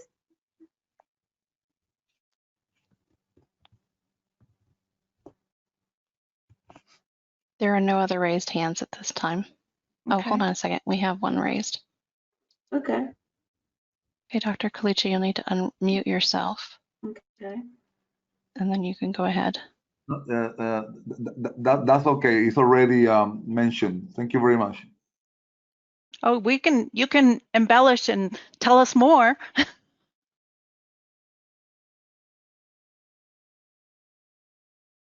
Well, I believe the university programs will not be anymore 5-year programs or 4-year programs like we have in Puerto Rico. We're going to have shorter career programs, 2-year programs, and everything has to be associated with continuing education all the time, and Great. that will be my opinion. We have to change the current curriculums, and the university has to adapt. And many of our students are getting most of the knowledge already in high school of all these applications. That is my opinion as an academician. Thank you very much. No, that's a great point. You know, the 4 to 5 year degree, yeah, our newer generations, they're looking to get through faster, and they want to get to the heart of what they need to know and move on. So I totally agree with you. I think we're going to see shorter programs, more focused programs.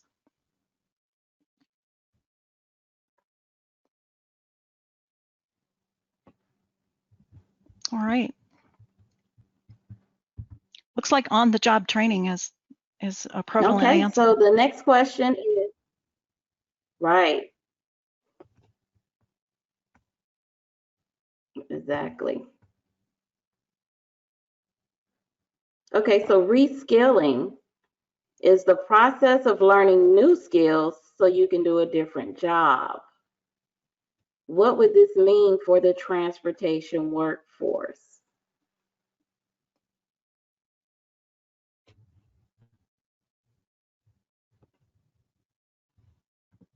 I think the transportation workforce is going to have to be open to learning new skills, upskilling, knowing that systems and processes are going to change.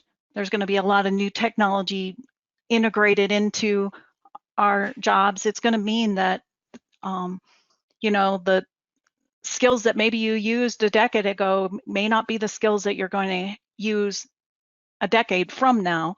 And you're going to have to be flexible. You're going to have to be adaptable. The workforce is going to be open to new ideas to incorporate these emerging technologies.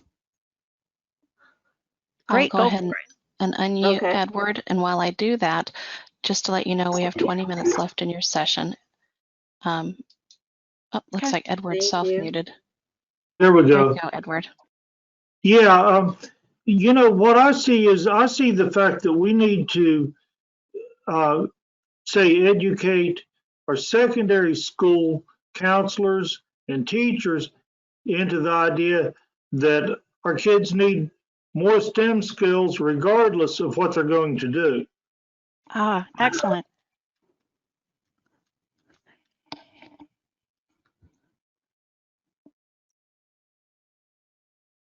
That's a great point. I do think that and I'm not sure whether the STEM skills that we're focused on today are I think those are going to change and not be necessarily the ones that they're traditional ones that they're looking at today. I have a nephew and they're facing the computer with COVID and everything that's going on, and having to do everything by computer rather than books. And, you know, their parents are questioning whether they want to abandon books and go to computers, but you got to think 10 years, 15 years down the line, that probably is going to be the norm. So, yeah, I think we have to look at our education system very early and what we're teaching and how we're developing those skills.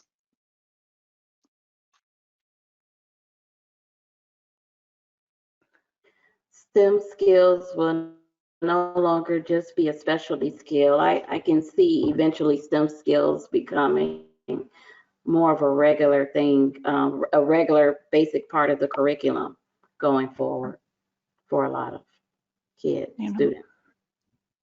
But I think with the whole thought process of millennials are going to be looking for different careers. They're not just going to have one career. So you're going to have somebody coming in when they're 30 or 40 years old that has not been into transportation. And so you're going to have to take those skills that they have, and then you're going to have to, using the reskilling word, teach them new processes that can be transferred over to the transportation work that you need. So for someone that's looking at data, maybe the reskilling to transportation is not that big a deal, but then when you're looking at some of the maintenance work that's being done, that in those respects, we're going to have to incorporate those skills because they didn't have them in their earlier career. So yes, there will probably always be a need for a curriculum like LTAP. Mm-hmm.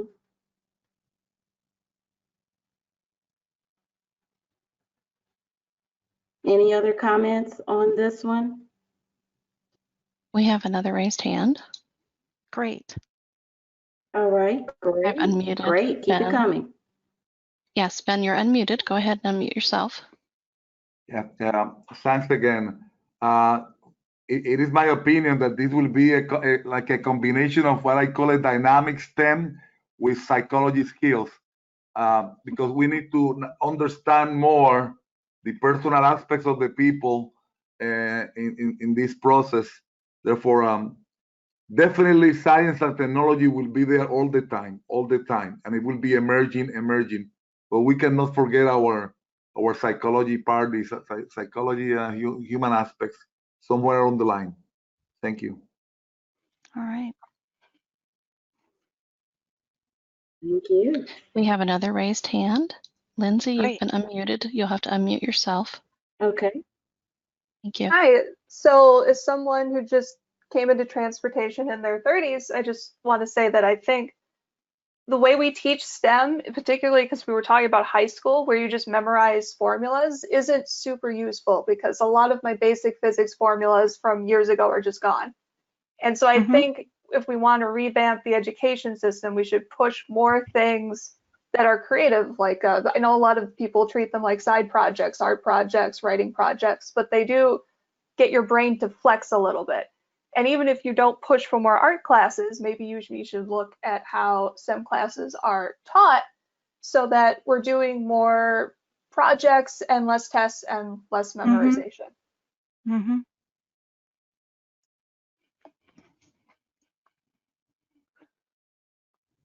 And there's a not question. great. I'm sorry. Go ahead. There's a question that came in the question box. It says, this individual said, when I look at employment ads and position descriptions for engineers in transportation and public works, I do not see a trend toward shorter, more focused training. Consultants are looking for engineers with master's degrees, and cities are looking for engineers with either master's degree in engineering or master's in public administration.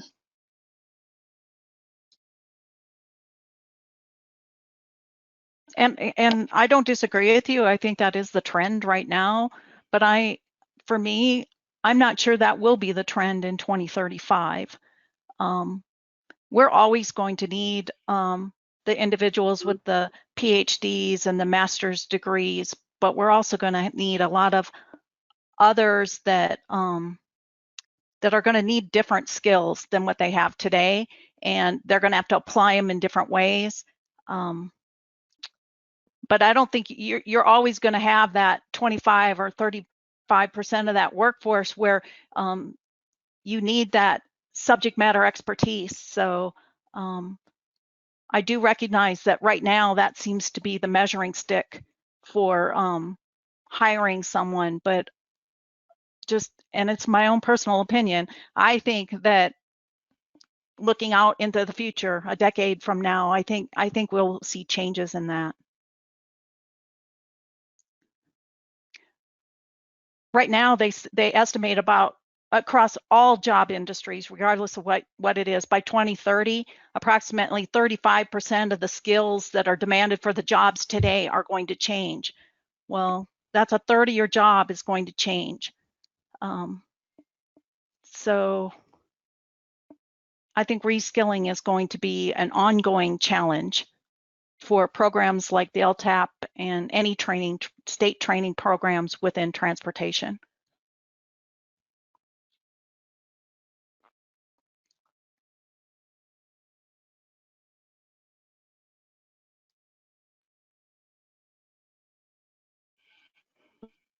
Okay, any other comments before we go to the next question?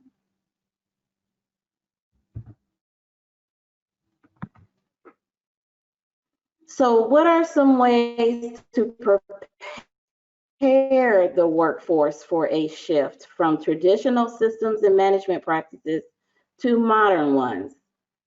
So how do we go from,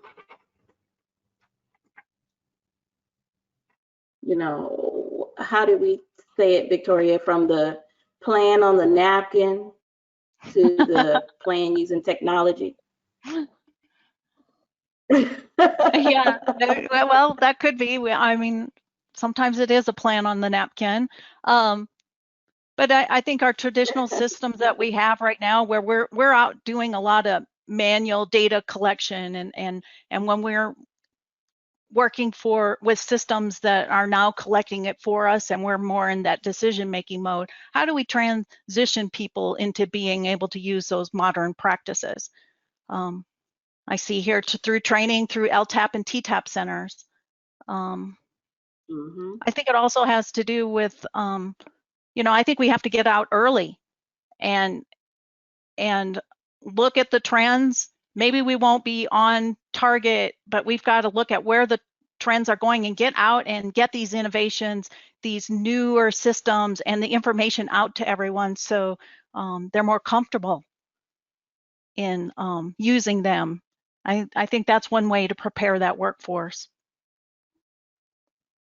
I don't think the back of the napkin is necessarily a bad thing. I think it has its place. I just do want to make that statement.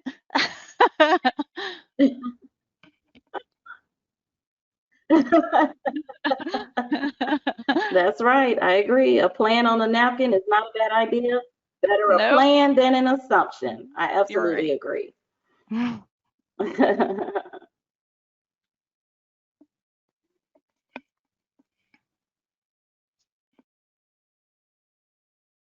True leadership and vision, culture of accepting change of all kinds. And that is very true.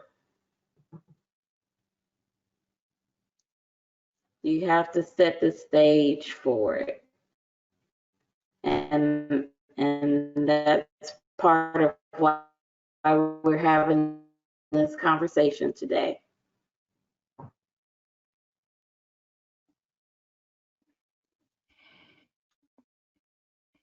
Any comments? Any raised hands? No comments at this time, and no questions, no raised hands. Okay.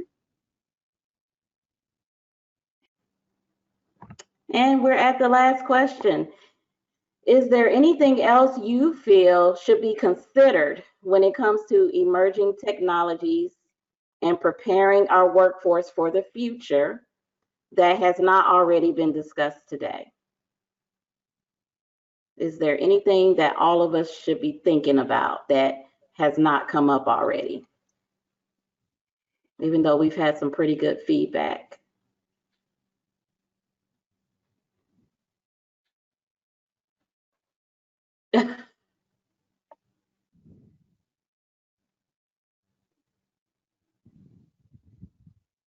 More technology isn't always better in the field. If someone would like to speak to that, that would be great.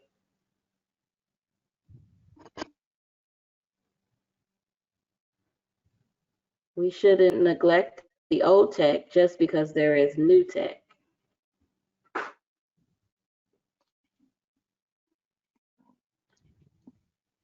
Rural America will be way behind. Rural locals and states will adopt what will work for them.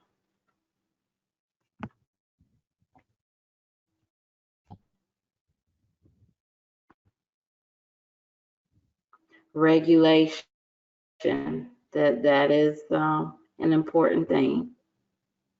Getting our children involved in transportation early. Maybe look into some more of those type of programs.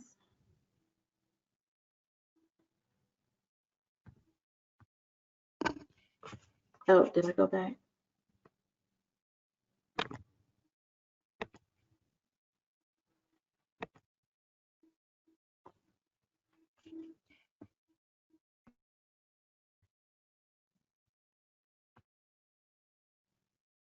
Yeah, we struggle with email adoption, cell coverage, and web access. So we definitely have some challenges there making that transition into 2035. We have a couple of raised hands. Risk-based Ben, I've already unmuted. Okay, great. You want to go ahead? You'll need to unmute yourself, Ben. Yes, outstanding presentation. My last remark is that doesn't matter what happens, we need to remember our family values. We have to strengthen family values in a virtual era. And some people know that I believe in hugs, virtual hugs. We need not to forget family values. And in a democracy, and that we're having this globalization and so much diversity and cultural changes, is going to be more critical. I believe technology will continue. We are the ones that need to do how to use it for our own benefits. And as long as we have the best and brightest and more sensible speakers, instructors that know the context sensitive of your state, of your county, of your region, of your country, and then they are up to date with the latest technology. Knowing science, technology, and don't forget about our values, and that's the way to go. Definitely, it's a combination of things. I mean, the show must go on. Data-driven performance measures, that should continue, but don't forget family values. Don't forget family values. And last but not least, a big virtual hug to everyone. Thank you for the opportunity, and I hope you understood my Spanglish. Buenas tardes. We did. Thank you. We understood. And we have any other Edward. hands? Yes, Edward, you're Okay. unmuted. Yeah, one thing that I think we need to watch out for is the fact that a lot of people think that if they buy the technology, they don't need to understand the science about it. And you know, you see that a lot with say kids learn to use AutoCAD, but they don't know how to solve a right triangle. And even you know, you see that with guys out there running nuke densometers, and they don't understand things like, yeah, you really do have to turn it on, let it warm up for 20 minutes before you use it. And you know, that there are just some things you just can't overcome if you don't actually understand the science and maybe even take direction. So that's something we really should watch out about bringing on new technology, is make sure that the operators that we have using it understand the science about it. Correct. And we have 5 minutes left. Did we get all of the comments? There's one additional question in the question box. What is the demand for transportation professionals? They would like to know if it's being forecasted that transportation jobs will be lost. Well, from the little bit of research that I did in preparing for this, it didn't look like transportation positions would be lost. It was more that some of the transportation positions and jobs would actually change into different ones. So at the end, we probably will have the same amount of people working within the industry, but we may not. It was, you know, 20 to 30% of those jobs that technology may be able to do will free them up to do other types of work that are needed. that's just kind of the forecasting that's out there right now.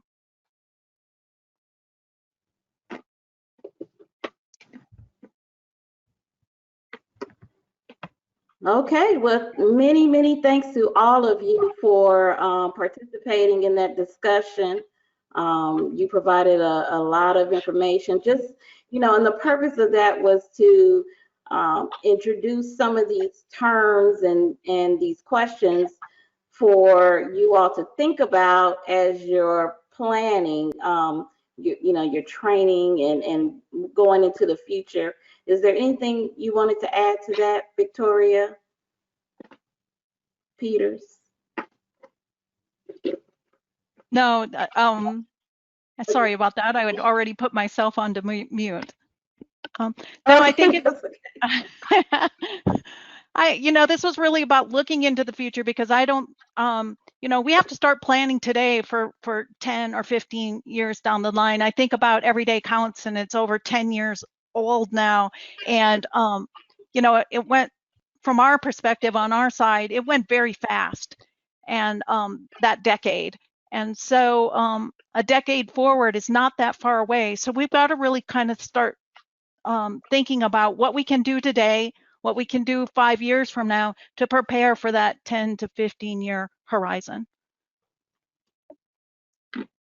And that is a good segue into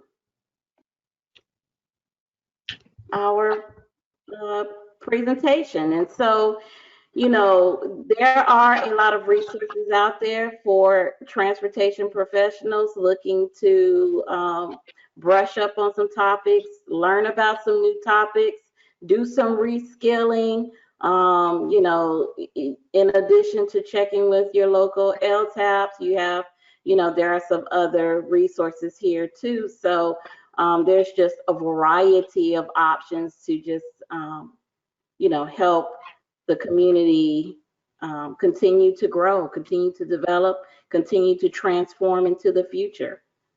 And so we just wanted to share that. And then we also wanted to let everyone know that we have some safety courses that are up. So some additional training modules that are available to anyone that's interested in learning more about the safe transportation for every pedestrian program. We have other topics that are coming. So we just want to direct you to our website for some of that information as well. And we thank you for joining us today. This ends our presentation. And just remember, the future belongs to those who prepare for it. And, the Center for Local Aid Support is here to support you in those efforts. Any final thoughts, Victoria? No, I'm good. I'm sure everybody's had a great day today and are absorbing all this information and are going to be ready to go tomorrow. Thank you, Victoria. Thank you, Jeanette. Yeah. Appreciate it. I'm glad we were able to add this on. Thanks everybody for kind of sticking around. Just a few things again. You will get an evaluation at the end of this. Please fill that out because we will literally be reading it probably in 15 minutes or so. So do that right when you go out. Tomorrow, again, we start at 10 a.m. Central. We've got some people coming on to talk about the DOT Routes initiative. Our partners are going to come on. A couple of breaks. Some state sharing from Dale Hagelin, hot topics. We've got a safety group coming in to talk about the alphabet soup of safety countermeasures. Danielle, or I should say Andrea and Hans are going to come on from class to talk about the Build a Better Mousetrap winners. Then we get into social media use, and we'll wrap it all up and talk about next year, and hopefully we'll be together next year face to face, but who knows? We'll see. I have great hopes that we will be, and we'll announce that at the very end. So appreciate it. Apparently today is also the official day I become your president, and I really, or LTAP president, so I really do appreciate you voting for me and letting me take this on, and I think it's going to be a great year. Thanks, everybody. We'll see you tomorrow.